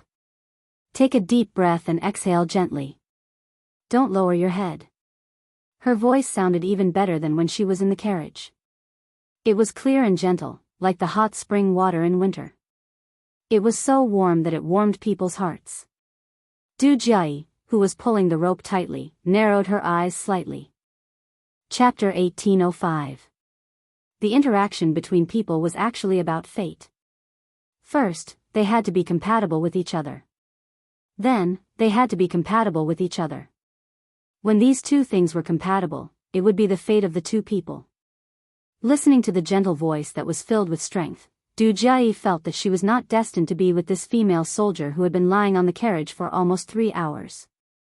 She had not met her yet, but just by listening to her voice, no matter how gentle and moving she was, she could not like her. She even had a faint feeling of disgust. It was very strange. She had always liked to see if someone was compatible with her before deciding if they could become friends. But this female soldier, she already disliked her even before meeting her. Perhaps it was because she did not take her words seriously when she crawled over earlier, so she needed to confirm it again. In any case, even if she saved her, she could not like her. That's the last trapped member. Yi Qian, pull the rope tight. The J5, who had been keeping a close watch, was so nervous that he could not see anyone else other than Yi Qian's figure. There were only 11 minutes left until the 3-hour deadline. Female soldier Yi Qian had been lying on the swaying carriage for a full 2 hours and 49 minutes. The carriage was suspended in the abyss, and the bone-chilling cold wind kept blowing. His limbs were stiff from standing by the roadside, and Yi Qian, who was lying on the carriage, was facing the cold wind head-on. Her hands, feet, ears, and even the tip of her nose must have been frostbitten. When the Snowfield Brigade entered the Highland winter training, the most common thing they did was stand in the wind for 2 hours. When it was over, they wanted to move their legs, but their limbs did not listen to their brain. It was as if they were immobilized. If they were like this after standing on solid ground for 2 hours, then Yi Qian, as a female soldier, had been standing in the wind for almost 3 hours. Other than admiration, he respected her for being able to persevere until now. He respected the female soldier's perseverance. Yi Qian could hear what the J5 said. She raised her hands slightly and made an "okay" gesture. Once again, she tightened the rope. First, she slowly pulled Du Jiayi, who could not use any strength and could not hold on to the edge of the carriage. She needed to pull Du Jiayi up so that she could at least place her arms on top of the carriage. Du Jiayi's mental fortitude was not bad. She could still chat with Yi Qian even when her feet were in the air. She tightened her grip on the rope and relaxed her body. She raised her head slightly and looked at the female soldier who had yet to say, tired. Her cheeks were red from the wind and she said to Yi Qian, "Thank you for your hard work tonight. You were the one who pulled all of us up for 3 hours. Does your arm hurt?" It was a very ordinary conversation, as if it was just a casual topic to relax. However, Yi Qian, who was very defensive, was already on guard against her. Therefore, he only smiled at her and listened to her without replying. Yi Qian's experience from his previous life told him that when interacting with people like her, he definitely needed to remain silent. As long as it was not a question that he had to answer, it was best to smile and use his silence to let her know that he did not want to talk too much. Du Jiayi, who was waiting for Yi Qian's reply with a smile, narrowed her eyes again. She lowered her head to hide the displeasure in her eyes as her shoulders were now parallel to the carriage. The moment she lowered her head, her originally relaxed body suddenly tensed up. With a look of horror on her face, she quickly looked up, not daring to lower her head again. She was suspended in the air, and below her feet was a bottomless abyss. Just one look at it was enough to make all the cells in her body scream. Chapter 1806. Don't lower your head. Slowly extend your hands and place them on top of the carriage. Take a deep breath and place your center of gravity on your arms. Don't be afraid. The male soldiers are pulling on the ropes in front of the carriage. They will pull you all the way to the front of the carriage. Yi Qian naturally noticed the fear in her eyes and knew why she was frightened. The searchlight on the windbreaker had emitted a snow-white light. Du Jiayi couldn't help but close her eyes and avert her gaze. Without a doubt, Du Jiayi was a very beautiful and elegant civilian soldier. She had a beautiful oval face and a pair of classical willow leaf eyebrows. Although her eyes were closed, her eyeliner was long and it was obvious that she had a pair of bright eyes. At this moment, although her eyes were closed, the arrogance and confidence between her eyebrows were still soaring. This was a female soldier who liked to put herself at the center of everything. No wonder when they first met, she spoke as if she was giving orders. Yi Qian, move back. When the J5 saw that the last female soldier had half of her body pulled up, he immediately ordered Yi Qian to move back. After he finished speaking, he immediately stared at the wheels. The muscles on his face were tense, as if he had entered a battle. Every part of his face exuded a fierce aura. Du Jiai, who had finally climbed up, slowly opened her eyes. She saw that the female soldier was slowly moving back with her arms and legs spread out. Meanwhile, she was being pulled up bit by the ropes. There was the weight of 2 people on top of the carriage. Even though they were both light and graceful female soldiers, the roof of the carriage creaked because of the weight. This was a sound that made one's scalp go numb and goosebumps rise all over their body. Because of the wind in the carriage, they couldn't hear it. But now, they could hear it clearly. Every sound was enough to make one tremble in fear. Du Jiai, who was as stiff as a rock, knew that her face must be deathly pale. She also knew that her expression must be very, very ugly. She would never show her ugliest and most cowardly side to others, nor would she let others know about it. But now, she was seen clearly by a female soldier. The embarrassment in her heart was more than just a little. She wished she could make the female soldier close her eyes and not look at her again. There's ice on the roof of the car. If you spread your arms and legs like me, not only can you spread your body's center of gravity, you can also maintain your balance. Yi Qian had been watching Du Jiai the whole time. He saw the stiffness on her face, and he also saw the moment she opened her eyes, a haze flashed across her beautiful eyes. Yi Qian wasn't a meddlesome person, and he wasn't very curious either. He didn't pay much attention to why there was a haze in the other party's eyes, and only did his duty to remind her. At the same time, Xia Jinyuan had already arrived at the back of the car. He jumped out of the car and covered his face, revealing only his sharp eyes. Li Jinyan looked at the familiar figure who was completely covered. It took him a few seconds to realize who it was. He said to the 5 female soldiers who were so cold that they looked like they would faint at any moment, "The 5 of you, go rest in the car." They really needed a good rest. Their feet were stepping on the cold gravel. No matter how they moved, even if they stomped their feet, there was no way to warm their feet. They didn't even want to move their lips. They quickly nodded at him to express their gratitude. Then, one by one, they moved their frozen feet to the car that had just turned off. Han Zheng was the first to jump out of the car. At a glance, he saw the 5 figures who, although dressed in swollen clothes, had the figures of women walking towards him. His eyes lit up, and his gaze swept across the 5 figures like an X-ray. He was looking for his target. Chapter 1807. The first one wasn't. She was a little short. The second one wasn't either. Her walking posture wasn't right. The third, fourth, fifth. None of them were. They didn't have the aura Du Jiai had when she walked. That noble, including his mother, had said that the second daughter of the Du family had a classy aura. Even if she wore clothes that cost 10 or 20 yuan, she would still look luxurious. To him, that was called arrogance. It couldn't be called classy at all. You must be frozen. Hurry up and rest in the car. The water in the thermal flask hasn't cooled down yet. Hurry up and drink some warm water to warm your stomach. Han Zheng went up and helped one of the female soldiers who walked like a pretty girl from a humble family. His deep voice was filled with doting gentleness. G3, who had jumped down from the car, saw this and felt goosebumps all over his body. Then, he coughed in a low voice. The V8 in front seemed to have its own receiver and decoder, and in a second, it accurately interpreted his comrade's low cough. He quickly and accurately translated it. Guys who had dated more than 10 times were indeed different. They were so experienced that they were at the point of perfection when it came to seducing girls. While they were still thinking about how to open their mouths, his hands were already on the female soldier's shoulders. What was worse was that he didn't share his experience with his comrades in advance, leaving them standing there like wooden pillars. When the female soldier came over, he only nodded reservedly.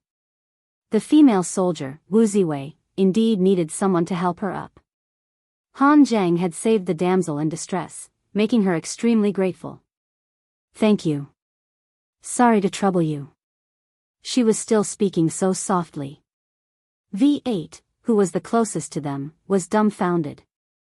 Damn, she still had to thank him. As the target approached, V8 decisively and casually stretched out his leg. Han Zhang, who was talking to the female soldier, seemed to have a detector installed under his feet. He nimbly avoided his comrades tripping and took a step before turning back. "Let's give them all the hot water in the car. They're all so cold that they're shivering. I'm afraid they'll catch a cold."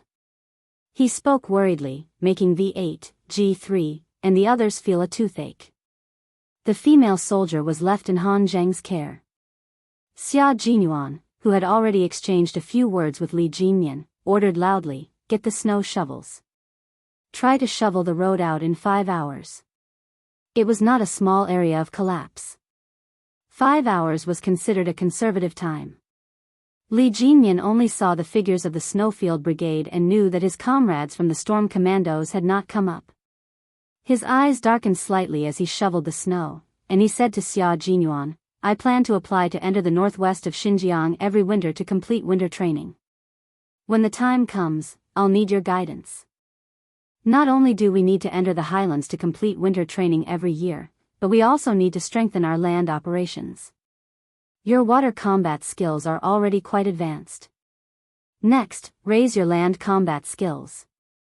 After 3 years of hard work, you will have some results.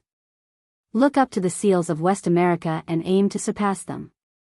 The Western SEAL Special Forces were one of the top 10 special forces in the world. They were known as the Western American Amphibious Commando Team. They were established in 1962 and had a history of nearly 40 years. They had become the Western Americans' trump card to carry out local wars and deal with emergencies. Hearing this, Li Jinyan shoveled a large piece of snow down the cliff and said calmly, "The Special Forces team you lead is the real amphibious commando team in our country. If you and I didn't work together this time, I wouldn't have known that you're so strong. You're my target now. As for the SEALs." At this point, Li Jinyan lowered his head slightly and did not continue. The sound of shoveling snow was heard. He seemed to have said something else. His thin lips moved slightly, but no one knew what he said. Chapter 1808. Xia Jinyuan tossed the snow and the engineering shovel away. Wearing gloves, he raised his hand and patted Li Jinyan, whose eyebrows were tightly knitted. He sneered, "With your ability, we all believe that such a day will come." He shoveled the snow quickly, removing a large chunk with each shovel. In just a few sentences, he had removed a few square meters of snow. There was no way he could be unhappy. Du Jie, the snake, was right beside his little fox. Although he knew that his little fox was a smart girl, Du Jie was a woman who knew how to conduct herself well. She was also very good at talking. When he talked to her, he felt that she was a very cultured woman. This was her appearance, the appearance that had fooled countless people. The real Du Jie was a venomous snake. No one knew when she would bite someone, and the person who was bitten might not even know that the person who bit them was Du Jie, who was kind, caring, and considerate of others. This woman's methods were even more ruthless and scheming than a man's. If his little fox were to encounter her, he was really afraid that she would be at a disadvantage. When Li Jinyan saw this, he thought that Han Zholi was speeding up so that he could see Yi Qian earlier. He couldn't help but increase the strength in his hands. He also caught up with him and threw large chunks of snow down the cliff. You have to be bold, meticulous, and accurate to know what they need from a man at that moment. Just like just now, a few female soldiers were swaying as they walked. It was obvious that they needed someone to support them. Then, I helped them into the car and said a few words of concern and consideration. They would only thank me if I said something considerate. How could they be angry? I wasn't like a hungry wolf who pounced on them and touched them. I was very gentlemanly, okay? Didn't you see that I only supported them by their arms and shoulders when I helped them into the car? If they couldn't get up, I would let them kneel on my knee and climb up by themselves with one hand on my shoulder. I didn't do anything inappropriate during the entire process. This is called gentlemanly. Han Zheng shared his experience generously so that the group of bachelors would be able to resolve their confusion. When the group of bachelors heard this, they really felt that listening to a gentleman's words is better than studying for 10 years. His ability to date more than 10 girls was not a bluff, he really had some ability. Receiving the gazes of admiration from his comrades, Han Zheng enjoyed it very much. Alright, I'll teach you more in the future so that you'll know how to please girls when you go out. Each of you will marry a good wife.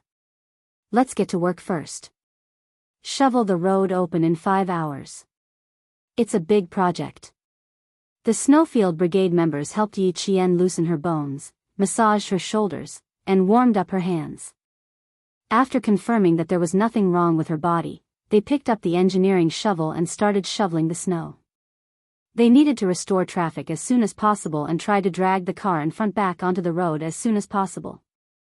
Du Jiayi looked at Yi Qian, who was treated like a princess by the male soldiers, and sneered. She was definitely a female soldier who liked to flaunt her superiority and wanted to perform well. Otherwise, why would she be the only one climbing up the car when there were so many male soldiers around? She had seen many female soldiers like her. They didn't have any background, could endure hardships, were a little ambitious, and were smart. Just like Lu Yuan and Wei Jiayue and her regiment, they were only 30% capable, but they had to grit their teeth and pretend to be very capable. No matter how beautiful her voice was, it couldn't hide her competitive nature. Chapter 1809. Those male soldiers really knew how to lower themselves. A few of them were actually serving one person, rubbing her hands and massaging her shoulders. Was there a need to care so much for a soldier?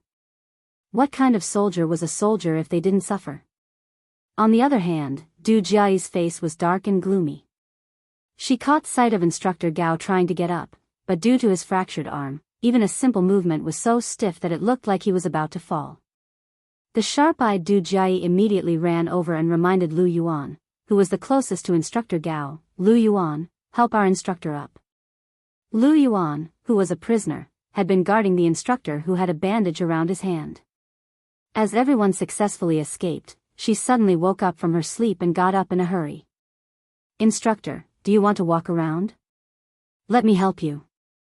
Let me help you. You were asleep just now, right?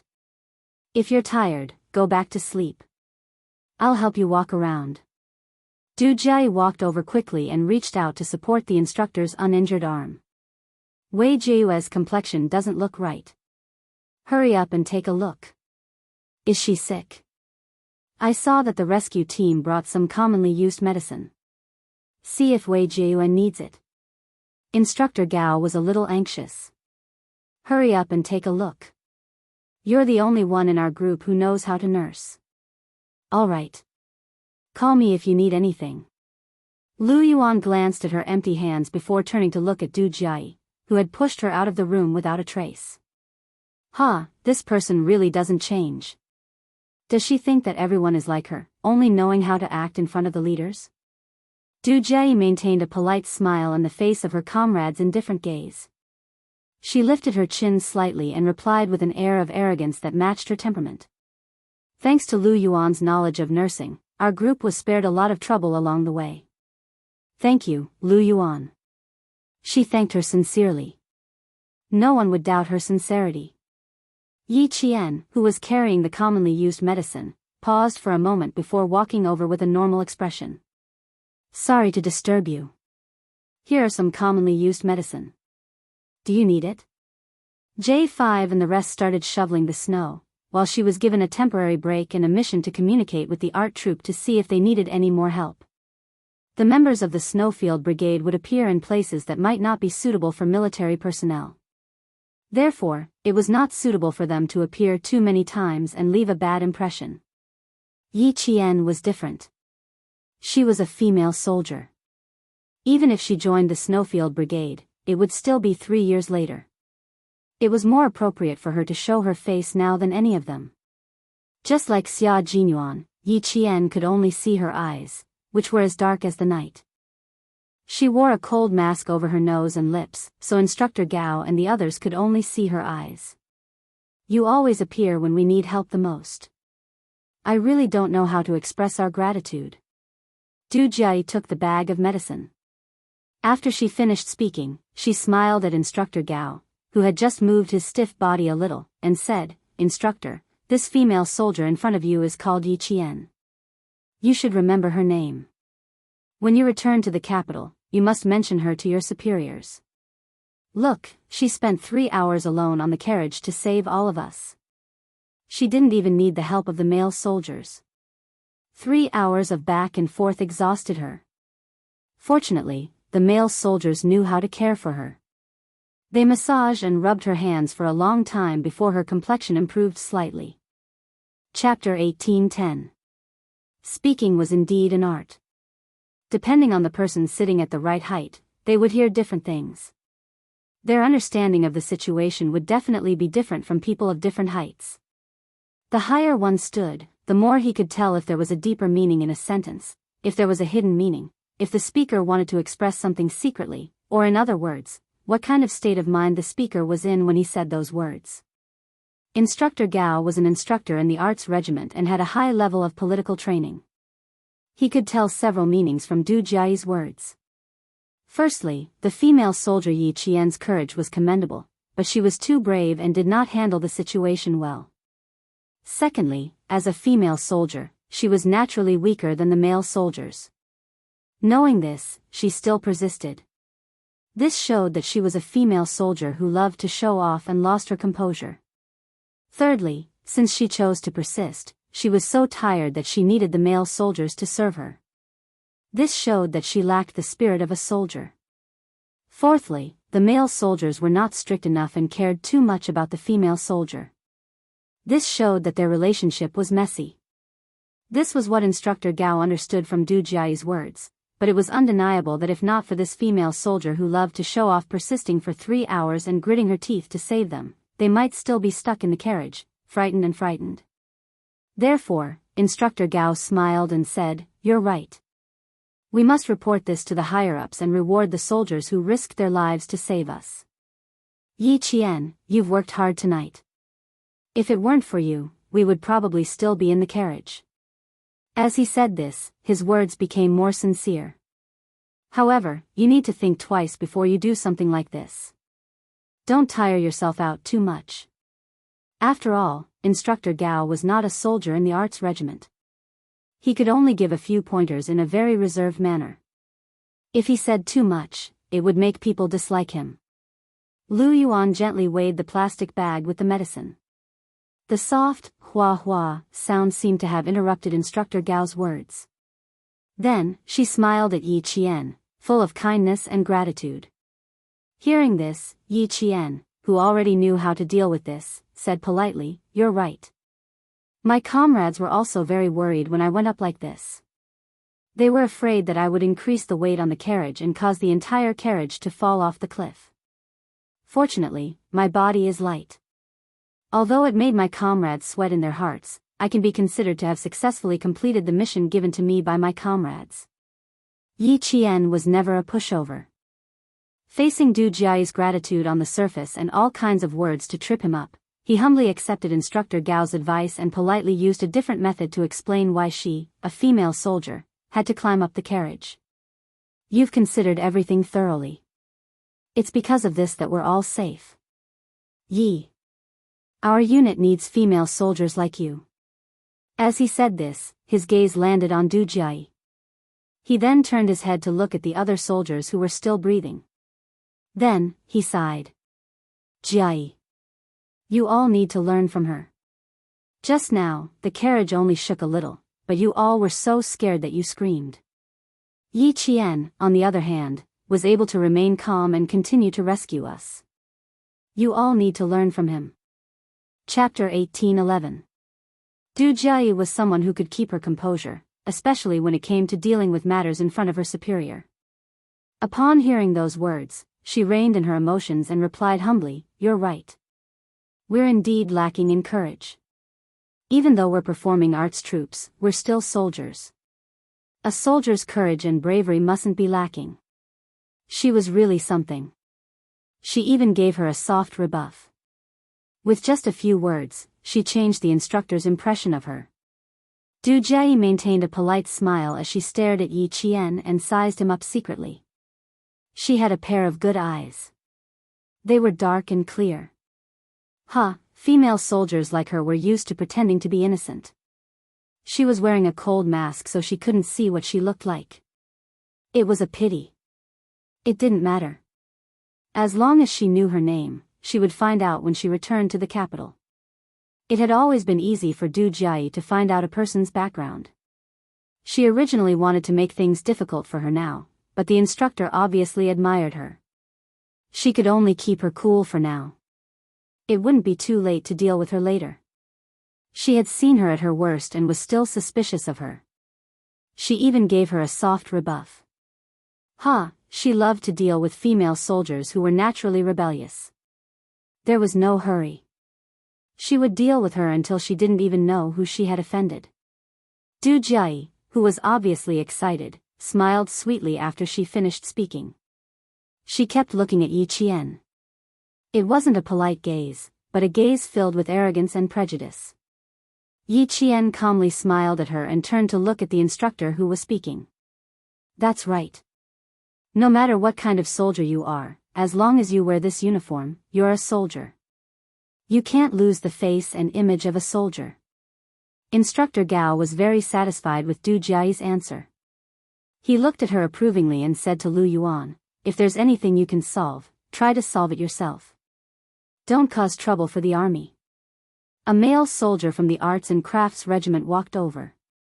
Perhaps he had something to say to Instructor Gao, so he greeted Du Jiayi and nodded at Yi Qian with a smile. He said, "Sorry to disturb you," and then helped Instructor Gao over. Lu Yuan answered Instructor Gao with a straight face, "Understood. Don't worry, we won't cause any trouble for the army. I'm always at ease when you guys handle things." After Instructor Gao finished speaking, he left with the help of the male soldier. When he got up, Lu Yuan immediately said politely to Yi Qian, "Come and rest with us for a while. The male soldiers are exhausted from shoveling the snow. We'll take over their duties midway and shovel the snow together. What do you think?" Du Jiayi, who hadn't left, seemed to have heard a joke. She pursed her lips and laughed. "As long as the male soldiers aren't afraid of us causing trouble, just let us know if you need anything. We definitely won't embarrass the female soldiers. We have to show them that female soldiers are not to be trifled with." She looked at Lu Yuan and said with a faint smile, "Lu Yuan, you can't be like last time where you fainted before you even started working. We can't embarrass the Arts and Crafts Regiment. We have to show the soldiers in the army that the female soldiers in the Arts and Crafts Regiment don't just know how to sing and dance. As the female soldiers in the Arts and Crafts Regiment, as long as there's a need for us, we can beautifully complete the tasks given to us by our superiors.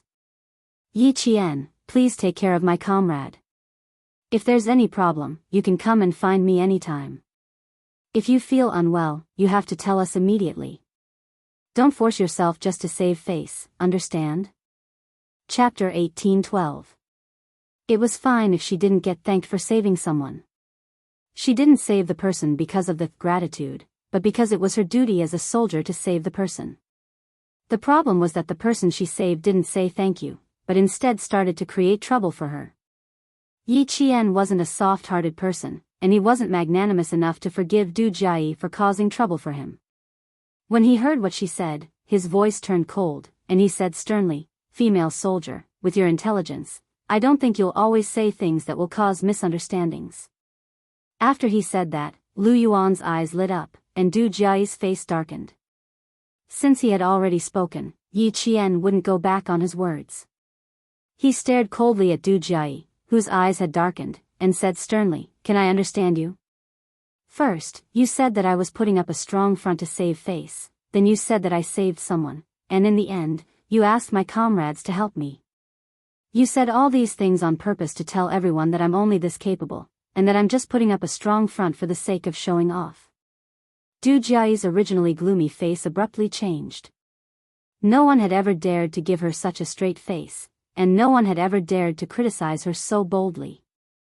Moreover, no one had ever criticized her in front of the leaders.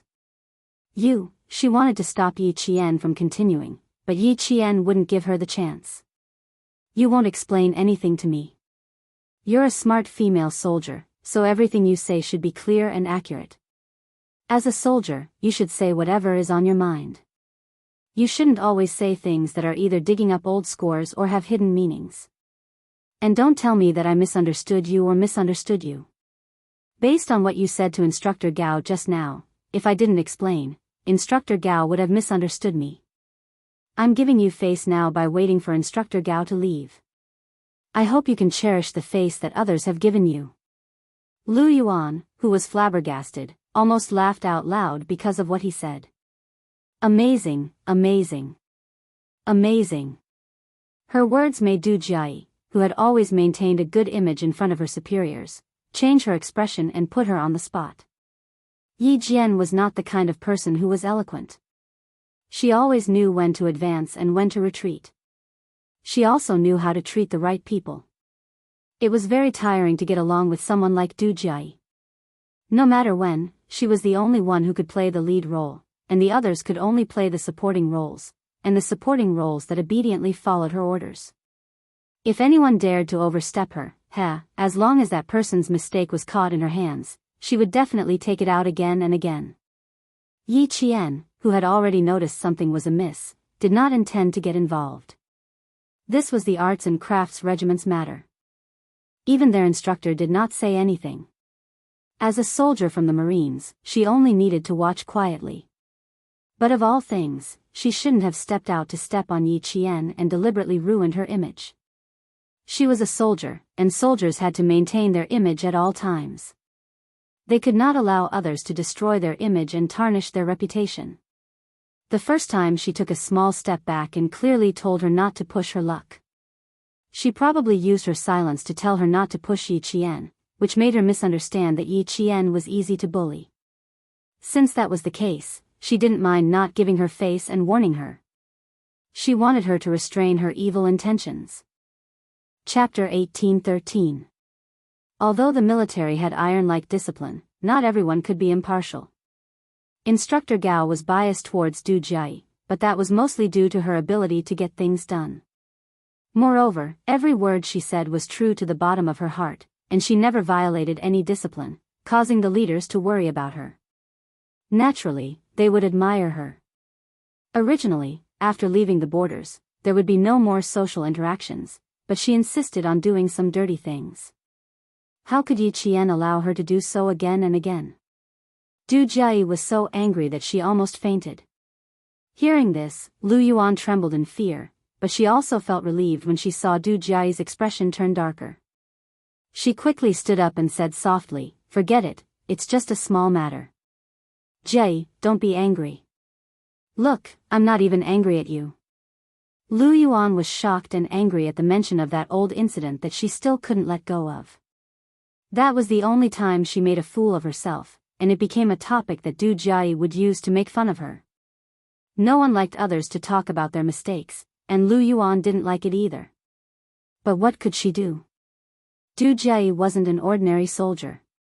She didn't like Yi Qian from the start. Now that she heard what he said, her uncertain expression made her even more afraid. "I'm sorry, Yi Qian. I really didn't mean anything by it. I'm just a straightforward person, and I'm not good with words. If I've offended you, please forgive me." Du Jiayi's uncertain expression only took a few seconds to adjust. Her bright eyes under the hood were filled with sincerity. "I'm very, very sorry.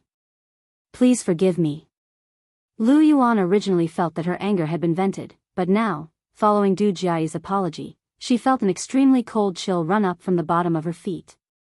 Based on her understanding of Du Jiayi, the more amiable she was, the more it meant that she had set her sights on someone and would make that person suffer. Seeing her gaze on Yi Qian, Lu Yuan's fingers trembled violently. It was one thing for her to be scolded by her. That incident was indeed her fault. But what about Yi Qian?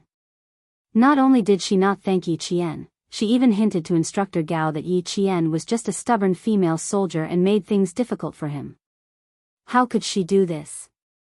It was one thing to trample on those new recruits from time to time, but how could she make things difficult for Yi Qian, who had saved her life? Now that Yi Qian was angry, she still thought that Yi Qian was wrong. He even targeted Yi Qian. Du Jie. Do you really think you're a big shot?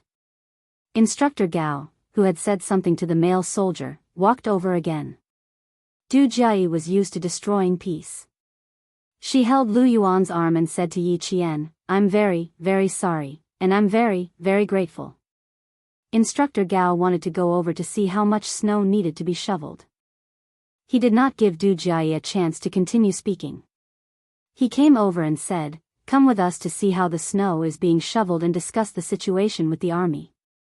He reminded Lu Yuan to take good care of Wei Jieyue and left. Finally, Instructor Gao showed concern for Yi Qian. You have to be careful too. You've been exposed to the cold wind for a few hours. We brought some winter coats with us. Put on a few more and sit next to Lu Yuan and the rest. You can keep each other warm. Lu Yuan noticed that Du Jie's eyes narrowed slightly. She gave Yi Qian a faint smile before leaving with Instructor Gao and the male soldiers from the Arts and Crafts Regiment. Yi Qian, just you wait. I wanted to punish you lightly, but now. Just you wait. I'll deal with you slowly. Chapter 1814. The smile in her eyes did not shock Yi Qian. Instead, it made Lu Yuan clench her fists. She did not know if it was because she was too agitated, but her chest felt stuffy. Even after taking a few deep breaths, she did not feel better. From the moment Du Jie apologized to the moment she left, Yi Qian remained indifferent. Even his aura did not change. Therefore, Instructor Gao did not notice anything strange when he walked over. Du Jie was not the only one who knew how to destroy peace. Yi Qian, who had lived 2 lives, knew how to do it too. Du Jie saw Yi Jinli's familiar shift between smiling and Yi Jinli's mood a second ago, so she apologized again and again. Coincidentally, Du Jie saw the familiar shift between Yi Jinli's mood and smile. Because she knew that she had encountered a tough character who could see through what she wanted to do with a single glance. Just as Yi Qian said, Du Jie was a very smart female soldier. Compared to the ignorant Yi Ying, she was much smarter. When interacting with such a person, one either had to be submissive or warn her not to go overboard. Yi Qian was not one to be submissive. In her previous life, she had lived a cowardly life. In this life, she wanted to control the world and live a carefree life. Of course, as a soldier, she could not act in vain. Acting in vain was destroying one's own future. She would not do something so foolish as to destroy one's own future. With a faint smile in her eyes, she sent Instructor Gao off. Turning her head sideways, she saw Lu Yuan staring at Du Jie's back view with an unfathomable gaze. Even she could tell that they had some conflicts in the past, so how could Instructor Gao not be able to tell? I'll go with you to see your comrades. Now that the roads are disrupted, a small cold will cause big problems. The smiling voice pulled Lu Yuan's attention back. Yi Qian looked at the female soldier who was looking at her with a complicated expression. She pretended not to notice anything and glanced at Wei Jieyue. She whispered, "It looks like something is wrong." Lu Yuan originally wanted to say a few more words to Yi Qian, but hearing this she immediately trotted over to Wei Jieyue's side. She saw that Wei Jieyue and Ma Min were leaning against each other with their eyes closed. They were so tired that they had fallen asleep. Wearing an oxygen mask to sleep, Wei Jieyue did not have a fever, but she looked very tired. Fortunately, the Zhang soldiers had already set up the tents that were originally for the sentries and were calling them over to sleep. He woke up the 2 people who were fast asleep and helped them to the tent. Sleep in the tent. Watch your feet first. Yi Qian reminded Wei Jieyue, who was so sleepy that she was stumbling. He put his arm around her shoulders and put her weight on him to make her feel more comfortable. Du Jiayi is the daughter of a high-ranking official in the capital. She is 24 years old this year and has a brother who is 9 years older than her and has real power in the Nongguang military region. We belong to the Nongguang military region's art troupe, so everyone has to give in to us. Fortunately, you're not from the Nongguang military region's army. Her sister is 7 years older than her, and her brother is 1 year younger than her. He's also quite capable. Last year, he graduated from university and worked in the provincial government. Du Jiayi has a sweet tongue and knows how to coax people, so she's quite popular in her family. You can check which official in the capital has the surname Du and has 2 sons and 2 daughters. Then you'll know her background. Also, her mother, Madame Li, is also a very powerful person. If anyone dares to bully her daughter, she will not let them off easily. However, this family is very prideful, so they will be amiable on the surface. Just like just now, no matter how angry she was able to put down her pride and apologize to you. Chapter 1815. Yi Qian, who was listening quietly, had a dark look in his eyes when he heard the words Madame Li. They were only 5 meters away from the tent. Wei Jiu spoke quickly and softly into Yi Qian's ear. Even Lu Yuan did not hear her. Why did she have to tell Yi Qian? Because this was the only thing she could do to help. She only hoped that Yi Qian would be more vigilant and avoid them in the future.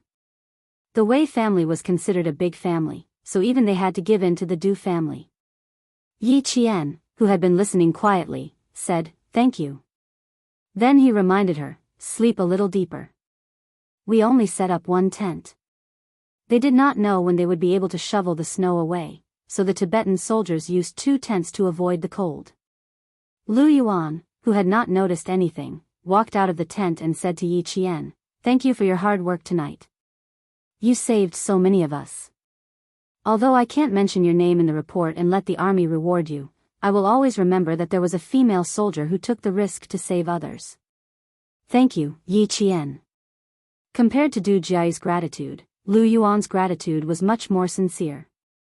She straightened her back and looked at Yi Qian with a sincere expression as she saluted him. "Thank you. Yi Qian. Thank you. If not for your timely appearance, she and her comrades would not have dared to climb onto the roof of the carriage, and it would not have been possible for them to save so many people in just 3 hours." She stood at the side and listened to the creaking sound of the carriage. She was so scared that her knees went weak. On the other hand, Yi Qian, who was lying on the roof, was so calm and brave. Even when they screamed in fear, he was still calm and collected until he saved everyone. Even if Du Jiayi had her eyes on Yi Qian, she was not afraid. She belonged to a different division and branch. No matter how powerful she was, it was impossible for her to cross divisions and branch to cause trouble for Yi Qian. Looking at Yi Qian, who was working for them, Lu Yuan, who felt apologetic, bit her lip, as if she was making a big decision. After a while, she said, "Du Jiayi and I were both female soldiers for 2 years. We were friends for a year, so close that we could share meals together.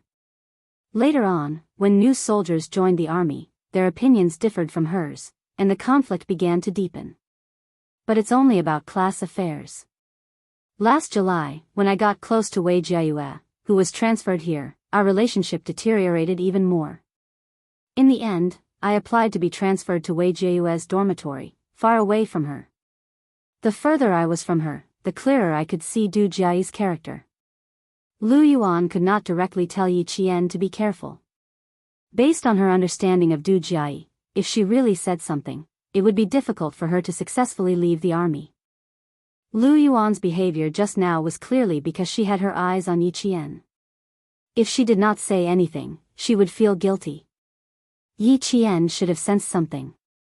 Otherwise, he would not have said something so indifferent, causing Du Jiayi to be at a disadvantage and earning Instructor Gao's praise. Whether or not Lu Yuan knew or sensed something, Lu Yuan could not lose her conscience. "I rarely get along with people, except for Du Jiayi. Fortunately, you're not from our military, so we won't see each other much in the future. If we meet again, just pretend we don't know each other and avoid her." Actually, Yi Qian, who was in a mess, did not have the heart to listen. But she was talking about Du Jiai, so she had to listen. Because Yi Ying's mother-in-law's surname was Li. Her husband's surname was Du. Sun Dongqing had complained in the village that Yi Ying's sister-in-law was not easy to get along with.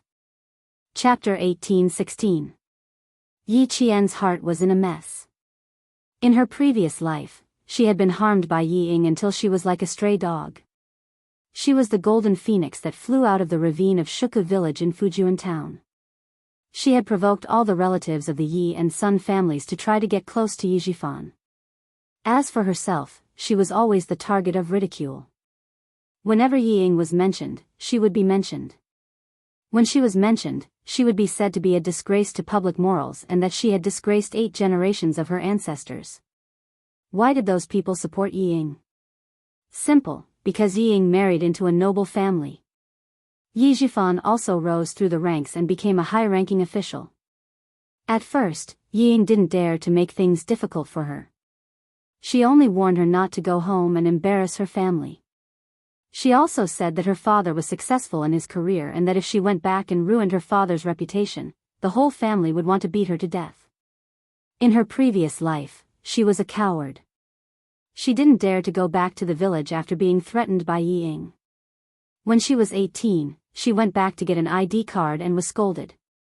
When Yi Ying returned from studying abroad, she went back happily but was chased away. Later on, she slowly grew up and learned how to resist. Yi Ying got married. The most tragic days came. Yi Ying, who got married, seemed to have found the strongest backing. She started to use all her power to make things difficult for her. She made things difficult for her and wanted to take her life at all times. She knew that it was Yi Ying who had caused her to lose her job, be evicted, blocked her way, and even set her house on fire. Only then did she realize that Yi Ying did not make things difficult for her before she got married. Most of the time, it was just that her words were a little harsh. She got a job but couldn't get paid. She was chased after getting off work in the middle of the night. Her door was broken into when she slept at night. These were the real difficulties. She used to be ruthless. If she had the chance, she would make Yi Ying's life a living hell. She would make her lose everything. She used to beg the heavens to give her a chance. She even went to Buddha and made a wish that Yi Ying would lose everything in the future. And now.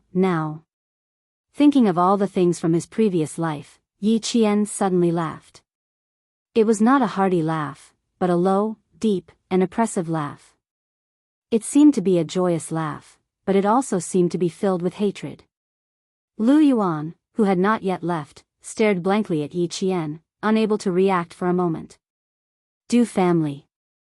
If this Du family was Yi Ying's in-laws in her previous life, then could she directly cut off Yi Ying's path to climb up the social ladder? Would he be able to solve all the worries in one go and make Yi Ying in this life truly have nothing? In her previous life, she had so much hope, but in the end, her wish did not come true. In this life, since the heavens had allowed her to return to the starting point, to the source of all tragedies, how could she let them down? How could she let them down? Because of Yi Zhifan, Yi Ying was able to marry into a prestigious family. In this life, how could he fulfill Yi Ying's wishes? Just you wait, Yi Ying. The show is about to begin. Lowering her head, Yi Qian raised her hand to wipe away the tears that were about to overflow from her eyes. She gently closed her eyes and calmed the waves in her heart.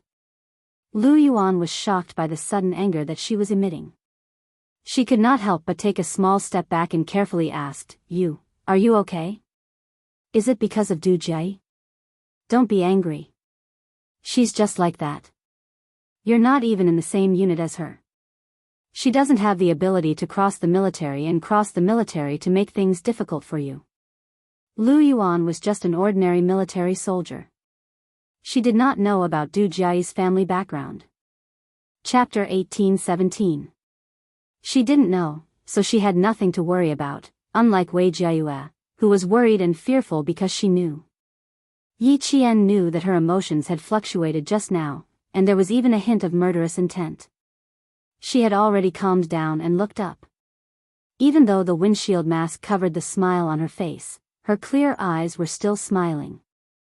Thank you for your concern. I just thought of something, not because of Du Jie. Oh. Oh, that's good, that's good.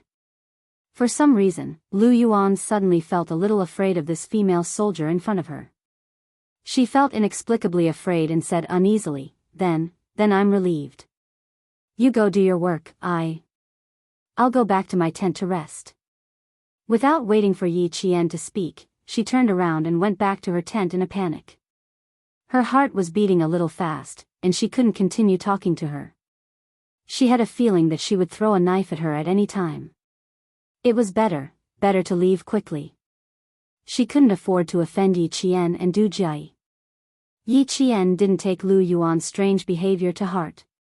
He turned around and saw her enter her tent, then stand by the roadside and look up at the male soldiers on the snowy mountain. There were 4 engineering shovels in the car, and together with the 2 that Yi Qian brought over, there were enough shovels for 6 people to shovel the snow together. J5 and the other members of the Snowfield Brigade were the first to shovel the snow, while Xianxia, the Tibetan soldiers, and the 2 male soldiers from the Arts and Crafts Regiment were on guard. They stared at the snowy mountain in the dark like a hibernating monster. Once they noticed that the snow was loose, they would immediately inform the male soldiers who were shoveling the snow. Xianxia's gaze would always inadvertently fall on Yi Qian. The usually sharp Yi Qian was walking directly towards him. The 2 leaders of the Arts and Crafts Regiment were instructing their soldiers to unconditionally cooperate with the soldiers from the army to clear the road together. As Yi Qian walked closer, he heard a male soldier from the Arts and Crafts Regiment say worriedly, The Matza army hasn't arrived yet. I suspect that there might be an avalanche ahead. Maybe they're also trying to save people. The Tibetan route through Mazadaban was a very big S-curve. If the curve ahead was blocked, they would not be able to see anything. There's no need to be suspicious. Since we haven't arrived yet, there's definitely an avalanche ahead of us. Let's clear the path for the 2 vehicles first. The rescue commander frowned as he looked at the huge pile of snow.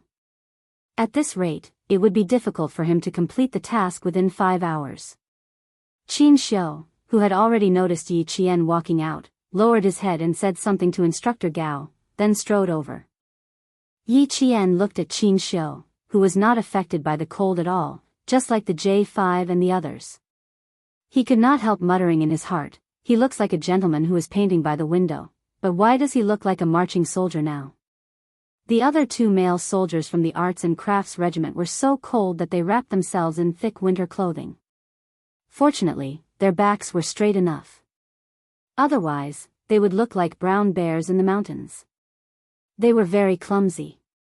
Are you looking for me? Xianxia came over and asked, Are you worried about when the road will open? Yi Qian raised his eyebrows. You kept looking at me just now. I thought you were looking for me. If he was looking for her for no reason, then why was he looking at her? He only looked at her occasionally, and it was not on purpose. He only looked at her from the corner of his eyes.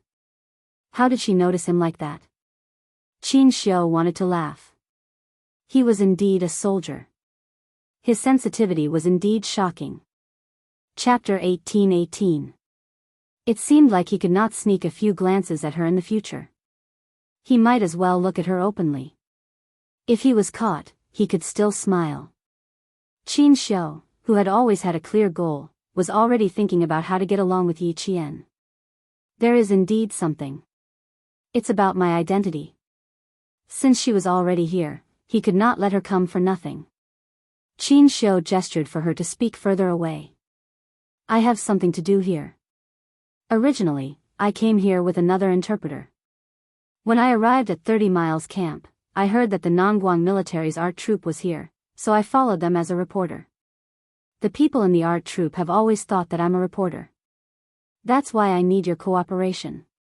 Yi Qian's face was serious. I will definitely cooperate. I regret coming here to look for you now. Actually, I could have pretended not to know you. It would have made things easier for you. If she pretended not to know Xianxia, she would not be watched by Du Jie. Speaking of Du Jie, she thought of her background. Yi Qian could not help but purse her lips. Xianxia was also a person of status. She often appeared on television. It was impossible that Du Jiayi did not know Xianxia. Are you sure that everyone in the art troupe thinks that you're a reporter? Since they had worked together before and knew Principal Chao, Yi Jian, who had always been quiet, could not help but ask. Xianxia pointed at his windshield. There was a deep smile in his eyes. Although Xianxia couldn't see his handsome face clearly, he could tell from his elegant eyes that he was a handsome and elegant man. He chuckled and said, "With me like this, if I hadn't spoken first, would you have recognized me? I didn't take it off on the way here. It was too cold. No one wanted to get frostbite from the cold. If everyone was like that, then there was no weirdness." That was indeed the case. Yi Jian could not help but smile. That was also the reason why she directly confronted Du Jiayi. Du Jiayi had been staring at Yi Qian for a long time. Who would have thought that this Yi guy would know a reporter from the National News Department? Looks like he's not a simple person. That's right, only someone with a powerful family would dare to go against me. Thinking of this, Du Jiayi's eyes darkened. She was thinking about Yi Qian's family background based on his style of speech, aura, and posture. The more she thought about it, the colder Du Jiayi's eyes became. From the looks of it, the female soldier Yi Qian's family background was not simple. No other female soldier had such a strong aura. No wonder he was so daring. It turned out that he had a powerful background. Previously, he had thought that she was trying to show off and was trying to be brave. Now, it seemed like that wasn't the case. Instead, it was because she had confidence, and even more so, she knew that even if something really did happen, nothing would happen. She would naturally deal with it. It was because of this confidence and her family background that she dared to behave like this. For a moment, Du Jiayi was a little annoyed at herself for being too careless. Go back to your tent and rest. Bring that female soldier back with you. Instructor Gao instructed her in a low voice. When the road is clear, the soldiers will wake you up. If we can continue moving forward, our plan will remain unchanged. If not, we can only go back the way we came and come back in spring. Choosing to come to the northwest of the border in the middle of winter was not a wise decision. The journey was too dangerous and would cause a lot of trouble for the various military outposts. Du Jiayi, who had specially come to look for Yi Qian, would not agree. She pondered for a moment before saying, "Instructor, I think we can continue moving forward. Think about it. The worse the environment, and the more we experienced such an earth-shattering avalanche, we did not back down. Isn't this the courage and bravery that a soldier should have? I think the best way is to move forward and not retreat." Chapter 18-19. Du Jiayi was not a woman who would retreat when faced with difficulties. She always knew what she wanted and what she needed to do to get what she wanted. There was no doubt that such a person would not be eliminated by society. She would always keep pace with the times and would never be at the bottom. However, the terrifying thing about Du Jiayi was that once she found out that there was someone or something that was stopping her in the process of getting what she wanted, her destructive power was not something that ordinary people could imagine. Therefore, such a person was the most dangerous person because you would never know what she would do in the next second. Would she attack her friends? Would she suddenly turn her back on her friends? Would she suddenly turn her back on you one day? She knew what she wanted, and she knew how to get it. She also had the ability to control things, so when interacting with her, one must always be clear-headed and carefully avoid her minefields, lest one be blasted into nothingness one day. Since such a person came with a purpose, how could she retreat so easily? In addition, she was already out of danger. If she continued to move forward, she could deepen the leader's impression of her. As smart as Du Jiayi was, she would choose a beneficial path for herself. Obviously, the instructor was also moved by her words. He looked around and his gaze fell slightly on Xianxia, who was talking to Yi Qian. He said in a low voice, "What you said makes sense. There are also 2 reporters from the news department. Especially the reporter surnamed Xin. Although he doesn't like to talk much and doesn't walk around much, there were several officers who accompanied him to join us. It can be seen that this reporter Qin has some status in the news department. Your brother asked me to give you a slap. Since you're not afraid, then go ahead. It's not easy to get credit for the military arts, but since there's an opportunity now, there's no harm in fighting for it. Instructor Gao was acquainted with the Du family and had a good relationship with Du Jiayi's brother. With such a relationship, Du Jiayi's days in the regiment were much better than others. After speaking in a low voice, Instructor Gao frowned slightly. His voice was even softer than before. The person you're looking for is only known to be serving at the border. He might not be here now. If you want to find him, I'm afraid it will be a little difficult. He didn't know who she was looking for. Her brother didn't tell him, so he wasn't afraid to ask too much. I'm sorry to have made you worry. This person is indeed not easy to find. However, I was entrusted by someone to do my job. It doesn't matter if I can find it or not. I'm only responsible for looking for it, not that I have to find it. Du Jiayi said disapprovingly. Aunt Xiao was a sentimental person. This time, she asked her to find her son by the way. Maybe she would forget what she asked for. But since he had already promised, he had to put in some effort and not be careless. Besides, Family Xia and the Du family had different political views. Auntie Xiao had asked her to look for her son, so she wasn't a good choice. It had been 10 years since she last saw Xia Jinyuan. Who knew if he still recognized her? However, if she saw him, she would definitely recognize him. She didn't know how many times she had been bullied by him. Every time they had a group of people, he would never give her any face. He would always gang up with the Han family to bully her. She had been bullied so much when she was young that the memory was still fresh. She always wanted to get back the face she had lost back then. Since Auntie Xiao asked her to look for her son, she would do it. Instructor Gao didn't say anything else. She had always been a person with her own ideas. As long as she didn't cause trouble, it didn't matter.